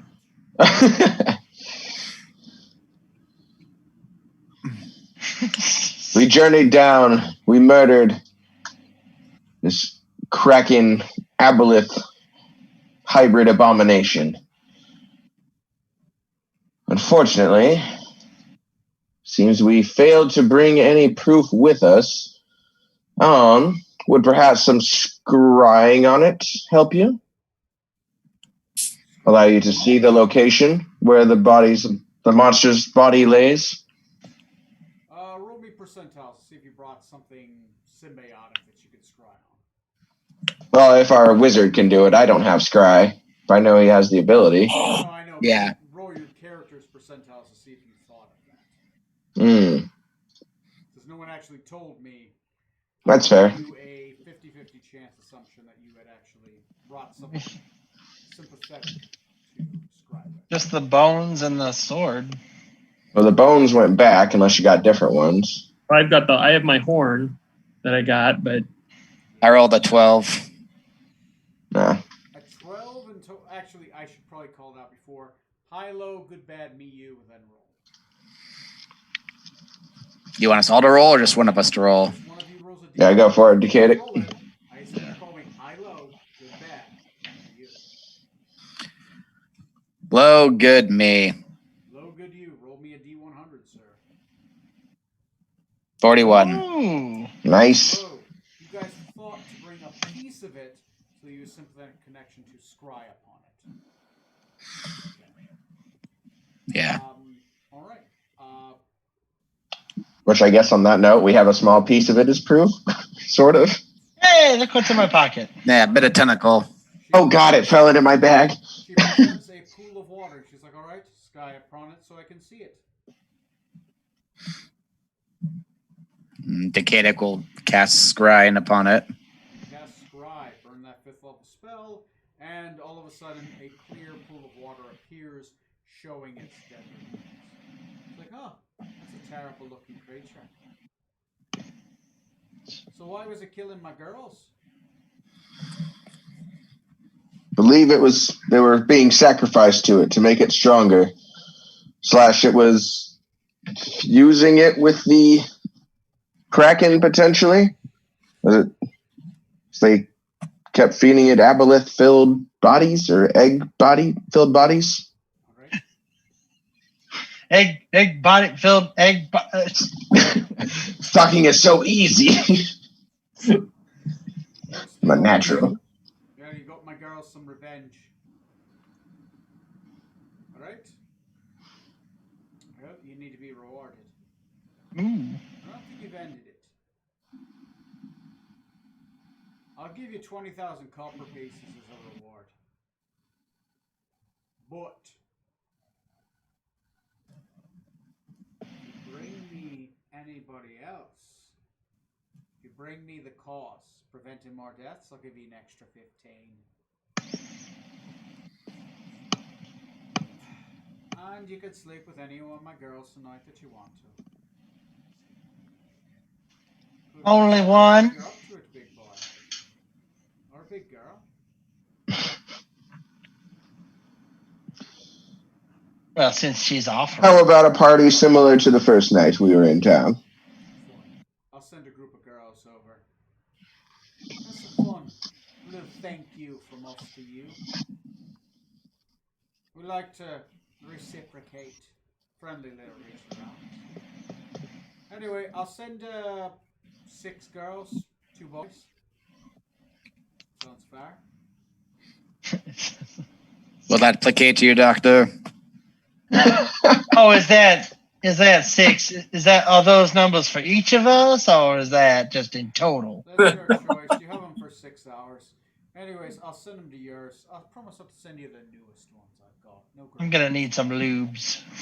Anyway, that's fine. I'll have them bring the copper as well, and 15,000 more copper on a promise futurely, if you are able to prevent any future killings. I don't think this monster was alone. I prefer to rip out all the cancer if I can, but that's your choice. Anyway, I'm tired. I have an appointment later with somebody who's a lot richer than all of y'all. Well. I'm asking you to Very well. We shall. Have a wonderful evening, Pirate Lord. All right, you get your copper So tonight. So who do we sell the old ship to? Well, I'm gonna go talk. We're gonna go talk to. I believe that was Brother Coombs. There's such his name. Yeah. As a note, make sure all tattoos are entirely hidden. And by tattoos, brands. When we go talk to him? Yes. Gotcha. So you guys / if you haven't been already. So are you saying you guys are going to try to find, give me second. Oh Jesus. Yes. Let me look at the.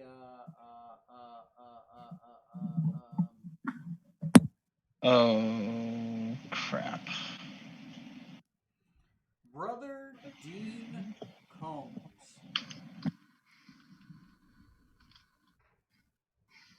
Is that who? Goes by the name he did. Yes. When I find him, I'm at least going to get into my Lord's Ensemble before we go visit him. Okay, attune to that, please. Yeah, so I tuned before. I just didn't bother to fully equip. What is the effects of Lord's Ensemble? Lord's Ensemble is. Let me get it pulled up here. Free drinks on Wednesdays. All right. So when I wear the entire set, the bucket helm covers your head and conceals your face. Screens over the eyes help you stride your identity without blinding you. While you wear the helm, your voice is magically altered to sound genderless, and you are immune to magic that allows other creatures to read your thoughts, to determine whether you are lying, to know your alignment, or to know your creature type. Creatures can communicate telepathically with you only if you allow it. Then an amulet that functions as... Wait, what? Yeah, I'm not sure. I thought it was like protection from being located or something, but it just says it functions as and location. I'm confused. Let me take a look. It looks like the description broke a little. Let me take a look at the item.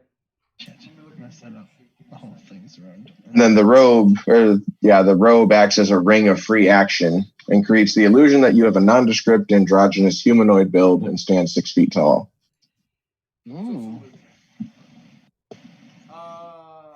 Almost there. Give me a second. Equipment. Gotta hit that. Lord's Ensemble. Clicking on it. Mass Lords of Waterdeep. Blah blah blah blah blah. Lord's Helm. Basically, your mind can't be read.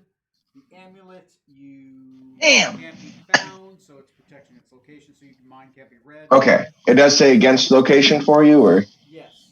Okay, because mine broke. It literally just says it functions as and location. Yes, detecting location. So it's an amulet of protection from they can't. Okay. You can't use divination magic against it. Makes you a shadow, basically. And basically, the clothes allow you to be able to look like any humanoid you want to look like. So your mind can't be read. You look like anybody, and you can't be found. So there you go. I want to go along with the captain. I am proficient in a disguise kit. Okay, so go ahead and roll me a proficiency check. You can do charisma or intelligence plus proficiency. Can I also go in a disguise kit? Do you have proficiency? In what? Disguise kit. Should be under 2 proficiencies. Oh, no, I misread that. I'm sorry. I got an 8. If you don't, you can roll it. It's just at a higher DC. 8 is the DC you need for proficiency. Oh, okay. I will do that. Super. What am I adding for my charisma? It would be just intelligence. Oh, just intelligence? Yeah. Okay. You have a kit full of random hats and costumes. 11. You have a decent one. Not quite as good as strong, but you do have a decent one. Oh, that's fine. You are a halfling with a decent hat. Yeah. Okay, Tom is fully concealed. Like, the most concealed you can be. He looks like a humanoid at this point. Whatever you want to look like. My tail is like curled up in the cloak. You know how hard it is to walk on just a little bit, imitate you guys? Do you want anything? No. Are you going with? I got my yellow robe. I'll throw that on and go with them. Oh, that's cool. Roll me a disguise check, intelligence, unless you're proficient with disguise kit. I'm not proficient, so maybe just intelligence. Yep. Just to figure out how to wear it. Put it on backwards like a snuggie. Oh, maybe. That's a 9. Okay. Decadic just invented the snuggie. That's something. Trey, you doing anything?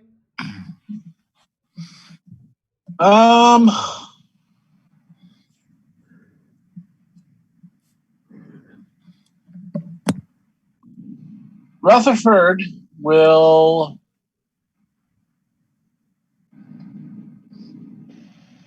They're going to see the big boss, right?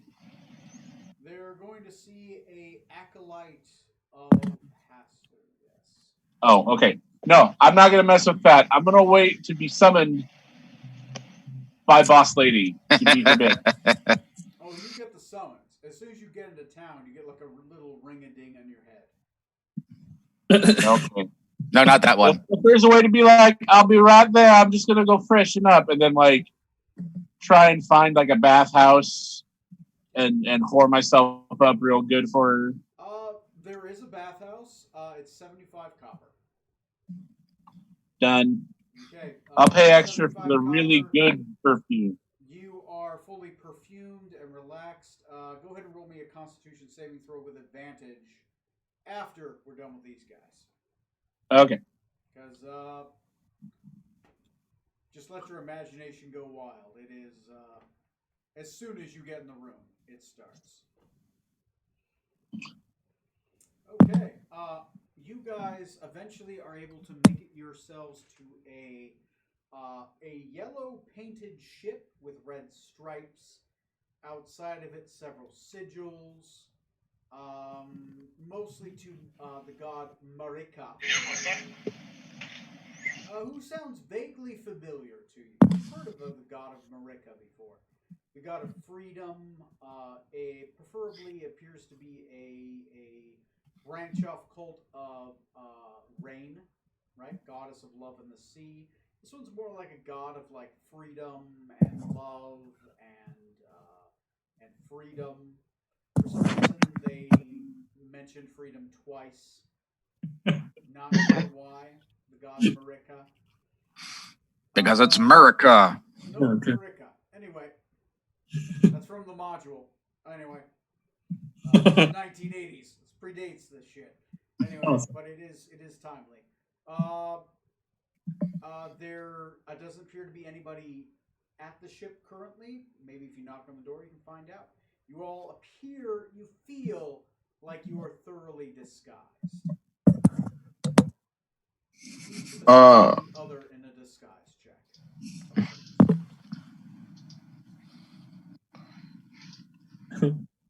Okay. Going to give 2 solid, sharp knocks on the door. Purpose on each one, just. After a few moments, the door opens. Yellow light appears to come from the inside. A overwhelming stench and a visible smoke of incense leaks out from the front door of this ship. The ship is maybe can hold about 15 people. You think it's a small ship, but is merged into the dock just like many of the others here. It says, and you hear a voice on the inside. It says, "Come in to my home." I'm going to proceed in. No hesitation. Yep. Same. For what it's worth, Tony, I'm not sure how much it lets me determine the look of it. You can look Okay. at anything. It's disguised. Okay. That being the case, I do want to look very necromancy oriented.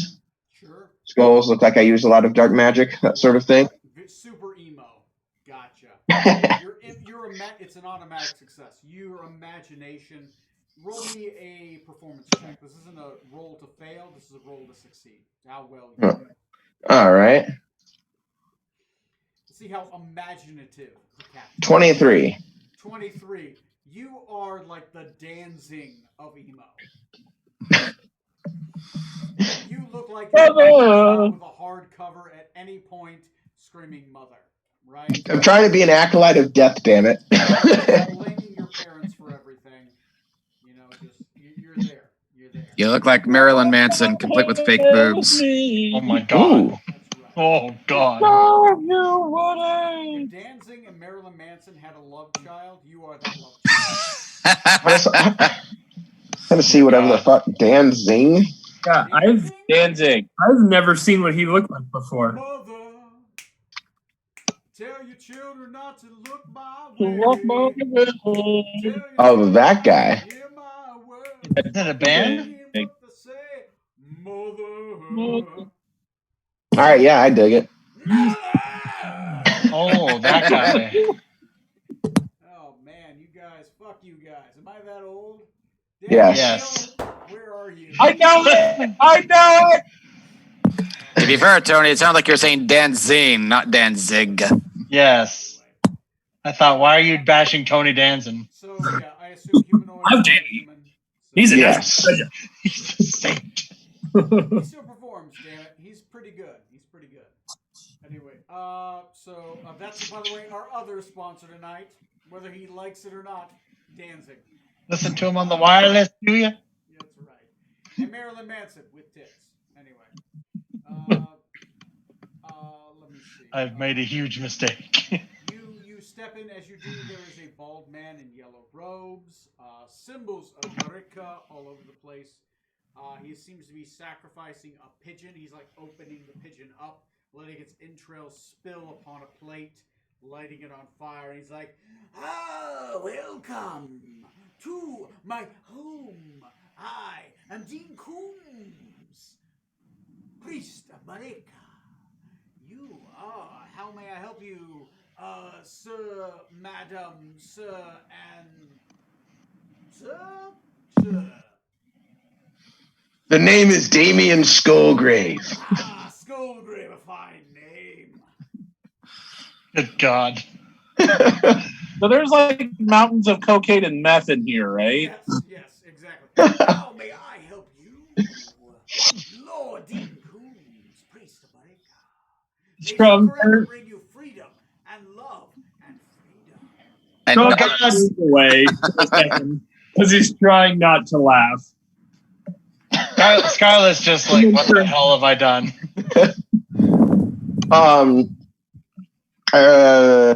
Let's see. Would there have been a bounty sheet? Or there should have been one, I guess. I would have grabbed it. Accurate response. Yeah, there was a bounty sheet. It was Okay. It was 40,000 gold for the crew and ship alive. Going to show him your bounty, or his bounty. You. Half of. So, go ahead. I see you're after the bounty. I don't have any leads into the ship. It was previously to the east, I think, near someplace. Can't quite remember the name. I believe it was called. Let me check my innards. A place previously called. What's the name of the module? Give Tony a minute. I seriously forgot the name. Too much brandy. Salt Marsh. I'm sure you've never heard of it. No, I haven't. Never heard of the Isle of Dread before? Yes, it's where we found them. I see if you go there. The ship is very distinctive. I'd know it if I saw it, my lord. You might want to look out in the harbor. We've brought it here. I brought the crew back as well. The downside is they're not very living any longer. The crew is worth more than the ship. The ship is worth quite a bit, but shoot. The crew is what we were more interested in. They had extrinsic value in their lives. Surely a talented priest such as yourself can get them in a working condition again. Yeah, it's very difficult to get them in a working condition. You can only work them once. After that, they've been broken in. They're not worth the work. Oh my. Well, what is what we have worth to you? The ship. Oh, you're buying the skeletons as well. The skeletons. The sacrifice crew. I would, of course, have to look at them, but please describe the condition of the ship and the crew to me with a persuasion check. Can I assist the captain? I'm gonna say this one's straight. This one he's only gonna listen to the one person, but this is more Okay. to succeed how well you do. Okay. The bones are picked clean, quite smooth, in fact. And the ship, well, let's see. Oh no, I'm not very persuasive today. You say that out loud. I only rolled a 7. No, I got a 2 on the roll. Take a 7. I know it doesn't help much, but maybe it'll be enough. It's a big buff for that. So if it's persuasion, we got a 12 then. Oh, roll me a d4 minus 1.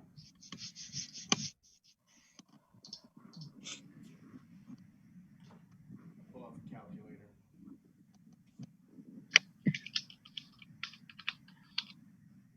Yep. Okay. 1. Minus 1 is 0, so that's No, 1 total. 1 counting the minus 1. Oh, okay. So that is okay.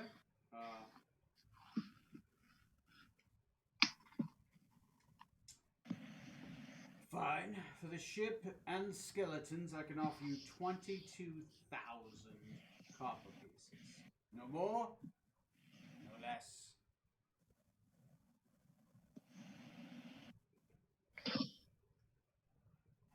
I'm going to turn around to, let's see, who else is here with me? I guess everyone is, really. Well, except for Trey. I'm going to turn to Decadic. What do you think? Was this worth the time, or should we just keep the spoils ourselves? I think it's well worth the reward. The trouble we went through. Very well. The ship is yours, Brother Doom. Ah, excellent. I welcome your ship and the bones of the sacrifice. And the next time you need a target hunted down, seek me out and I'll help you. I'm, what shall I call you? Famous captain of my captain. Damien Skullgrave, Damien acolyte of darkness. Skullgrave, yes, Prince of Darkness. Yes, I will beseech you in your mind. If ever I need something else hunted for a time. Tonight, I will come after your ship. I will bring my crew to grab it. And I will give you your monies. A fine price. Okay, so far you guys are going to receive a lot of copper pieces. Yes. This is done with. He is going to come after it. You guys can, at this time, take off that non-detection thing, and you can put it on your new ship if you would like to. Yes. I like that idea. And the dragon turtle skull. Yeah. Those were definitely part of our transfers there. Okay. yeah, the dragon turtle skull is. It was all part of the stuff to transfer before we did any trading. So while that's going on, Trey, roll me a Constitution saving throw. Uh-oh. Roll All right, it's gonna be pretty great, right? More than Right? one. Wait. First, I want a strength. Then I want a dex. Okay, so you want strength, dex, then con? Yeah. Okay, There's going to be some lifting involved, some deftness involved, and a little bit of endurance. and these are all saving throws. Every single one.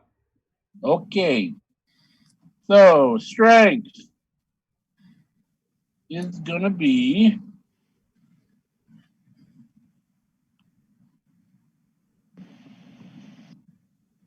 a 24.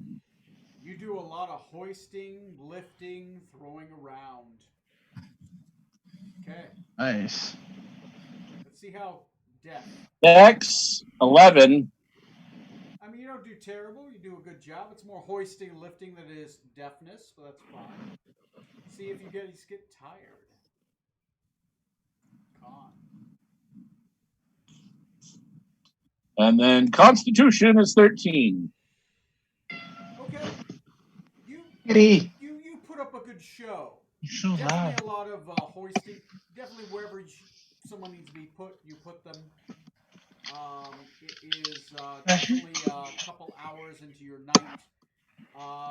You don't wake up until later in the night. It's maybe I by the would time hope you so. awaken from your extracurricular activities. Trey just helped her raise a barn. That's all. There you go. Your muscles are sore. You don't suffer exhaustion. It's definitely it's a good time. A good time is had by all. Some sex barn. Okay. Next on the initiative is back to you guys. Trey's character, Rutherford Benjamin Smooth is asleep at this point.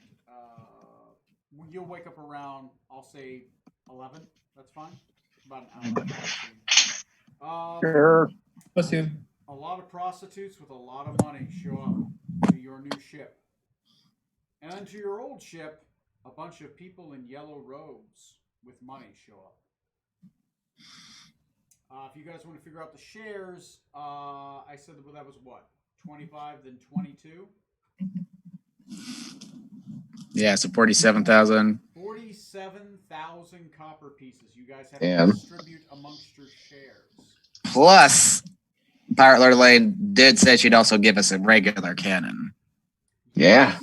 That was the deal. You guys are also delivered a regular cannon, so when I create the new ship, whatever you guys call it, you got to give me a name so when I make it, you guys will have one regular cannon and one mage cannon. We should wait till Neil's here anyway to decide on a name. Okay, I'm fine with that. Anyway, you guys have tons of money. While he's gone, we'll call it Smoot. You guys have tons of money. You guys have 2 new cannons. You guys have a flying ship, and you've doomed the planet. Yay! A pretty good game. Pretty good game so far. Big stakes. Big stakes. We have a year to learn how to transport to other planes. We're pretty good. There you go. It's 11:30. Do you guys want to discuss anything? Do you want a quick story time? Do you guys want to do any shopping? What do you guys want to do? I'm kind of ready to call it a night. I'm kind of fading over here. I'm hitting my wall too. The only thing I have left to do in Freeport, I think right now, is fight the pirate guy. Okay. But that doesn't need to be tonight or anything. So how about next game we start off with fighting the Pirate Magi Lord, who, by the way, you're dueling tonight. You Oh, good. both are throwing some duels down. He's going to have both of you fight him. Oh, good. Fun. I'll have to use my new fancy sword. There you go. There you go. Your new fancy sword. Where'd you get that? We might have a little role play about that one. Sure. But yeah, okay. So that's going to be fun. So we'll start off with a little next game, Astral Duel, right? We'll see how that goes. Tom, preferably, will have a fight of some sort. Maybe a little bit more role play in Freeport. And if you want, I would really like you guys to get an idea of what you want to do next, right? Just so I can kind of, if I can prepare, right? It's better written, right? I can prepare the encounters, the NPCs, towns. I think we figured out that Rokugan was closer, so I think taking Jazza first was the first plan. So you're going to take Jazza, I assume, to the Phoenix clan was the plan? Okay.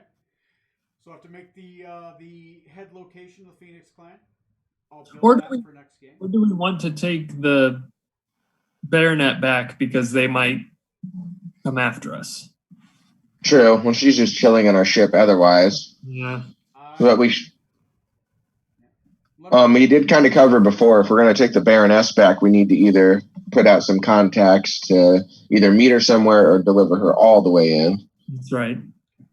Yeah. See, now we got a flying ship, so they won't mind if we just fly our ship right up to their castle and toss her to her. Mm-hmm. And just head out. Yeah, I'm sure that'll go great. Better Tell forgot them to the load gold into the parachute! cannons. Just fire it out at Ship us. is flying past the brigade and going right towards the capital. I mean, how could that go wrong? It's just one lone ship. They won't mind. Yeah, nothing Let's could go wrong. One bomber flying over St. Petersburg. Nothing's gonna happen. Nuclear Surely no one would devastation try is gonna anything. erupt. Okay. Good job, guys. Good job. All right. Did you guys have fun? Yeah. No, I hated every minute of it. Okay. Peed my pants a little and we summoned a Draco Lich, you know. I had no idea if that was going to happen or not. I wrote it up and I'm like, okay, it's possible. You monster! Like, okay, there's this thing here and there's this. There's the whole story, and you have no idea how many of those stories I've written up and nothing has happened. You just walked right by. I'm like, okay, nothing. All right. That's like And you slightly change the plot hook and move it somewhere else, right? No, I just abandon them. I leave them. The thing is, if one group doesn't pick it up, I have other groups that play in this world, and I leave those plot hooks in other areas. So I constantly write up plot hooks, and I just leave them, just so I got them. So. Oh, the Knights of Barovia, they're like a couple hundred years ahead of us, right? Or something? No, Yes. they're actually less than a year. Oh, okay. Really? So running the out of world time. does survive at least a year. You know, you guys started off only about like a year. Knights of Barovia started a year ahead of them. You guys are pretty close to that timeline. That's why I'm really trying to have you guys keep track of where you are, so I know when you guys meet the Knights of Barovia. That's why I really need somebody to keep track of. I made the chart. You guys have access to the calendar. I need somebody to keep track of the days if I can. I mean, I do it, but it'd be like one more thing I'd have to keep track of. So yeah, that's if fair. somebody is keeping notes, right? Somebody else can. Remember how we were talking about like jobs? You know, Yeah. Somebody else that can be their job. They can be the day monkey. They can keep track of the days on the sheet. Just put like a red X where you are, and that way I can keep track of it. I'd appreciate it. I could. Definitely, at this point, I'm probably gonna have to figure out where we are in the days, which is fine. I'll figure out where we are from that full moon. I will arbitrarily pick a date if somebody can take control of their job as to move the days. I'd appreciate it. I try to keep track of the days if I can, but you know, Yeah. sometimes I'm off a couple days, and you know, so Corey can attest to the fact that I'll make sometimes I'll make plots based off like time frames. Oh yeah. Okay, this thing's gonna happen in like 60 days, and then gonna march your day towards that. So outside of that, great job, guys. Especially when we were in the Fey realm. Yeah, the Fey realm was a thing. Other game when you guys were, you know. Outside of that, great job, guys. You guys kicked ass. You took names. You got loot. You gained levels. Got a ship. You tricked a cult. You definitely put a time frame on the apocalypse. Remember when Haster seemed scary? That was so quaint. Yeah, Haster better step up his game. He's only got a year left, or he's gonna just be too late. Can you imagine though, Haster just sitting there in his whatever Void or whatever, just sitting there, hey, whoa, hey, He called dibs on that planet. who's this asshole? Looks What is he pulls out a doing? BlackBerry. I'm like, what the hell? Now you know how gods feel. Like, wait a minute. I was gonna destroy this planet. Now I have to save it. Fuck! That bitch wear the same dress as me? Oh, don't make me. Oh, no. Sir, we have the shipment of blackjack and hookers you wanted. Send it back. It's over. And, great job, guys. You guys did good. I will try to find that arbitrary date where we are. It shouldn't be too hard because I know you guys are within the summer months, right? You guys are deep within summer at this point. I'll find the full moon. I'll give you the date where you guys are, and then just let me know who's going to do that, who's going to take care of. Their job is to keep track of days, right? That way, on another calendar, I'm going to try to keep more track of where certain plot point days are, and you guys can do whatever you want. It'll be fun. It'll be fun. I do have some global effects that will eventually will take care of, and you guys are level 10. Congratulations. Yay! 20. If you guys have questions about classes, class mixing, learning classes, let me know. I'm fairly open about it, right? Definitely, I'm always roleplay specific, right? I always love that stuff. But you guys have mechanics questions, let me know. How certain things mix together, rules checks. I know the other day I had to explain to a person about the fact that barbarian armor levels don't stack with sorcerer armor levels for like the draconic one, right? Because you only get one armor, right? There's some Like monk can't stack with mage armor, that kind of stuff. right, which is easy to confuse, right? I wouldn't want you to prep yourself for some mechanical benefit from another class if you learn that suddenly that doesn't work, right? Ask me if you have any questions about anything custom on Unearthed Arcana. I'm very open-minded. Generally, I say no to Unearthed Arcana, but I'm actually very flexible to custom stuff. Like Johnny, like your custom spell. I was okay with that. We rolled on. I have a chart to roll on that. We rolled it. I built it. I put it out there. Custom items like Trey, right? You're working on firearms. I'm fully open for that kind of stuff, right? There are tons of firearms rules. At this point, you got a laser gun, right? I'm not saying no to stuff. I'm just saying when. Hmm. Tom, if you got any questions about religions, stuff like that, warlock levels, Corey, definitely have a level of cleric. Have you chosen which one you're thinking about? I'm gonna do grave domain. Grave domain. All right, add it to your sheet. I'm cool with Yep. it.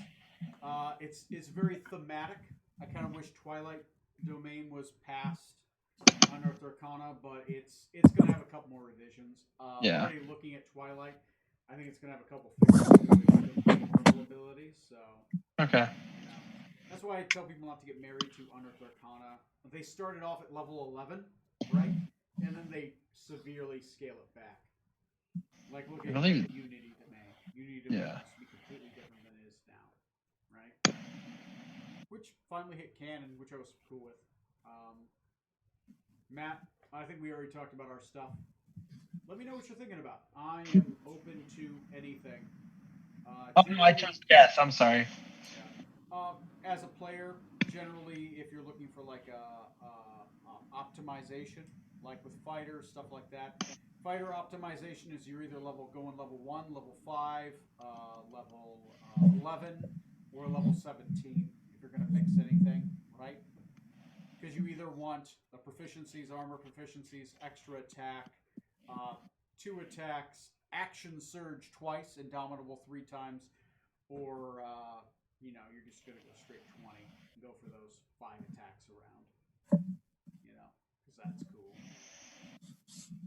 I do hate how for a lot of how multi-classing works is it kind of makes it how you need to, like, your first level matters the most Right. because you get the most from that class on level 1. So like stuff like clerics or fighters and stuff, Well, especially. and honestly enough, it's kind of like some classes are better to take afterwards. Like technically, cleric is better to take after you've already taken a class in another class, because the armor proficiencies and weapon proficiencies for cleric come with after, because they come with your domain.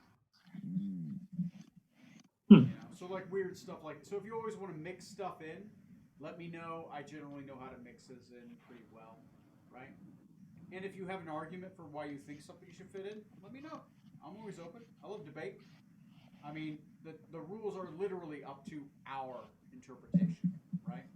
I'm not going to be an asshole, I mean, when I play the bad guys, I'm going to be an asshole, but I'm also the good guys, so there you go. You won Gorgon's wrong. I objectively run Gorgons the worst that exist. So there you go. We had a game without combat, but we had a lot going on, so you guys did pretty well. Anyway, I'm going to stop streaming and stop recording. I'll see you assholes on episode 43 of maybe the Enterprise?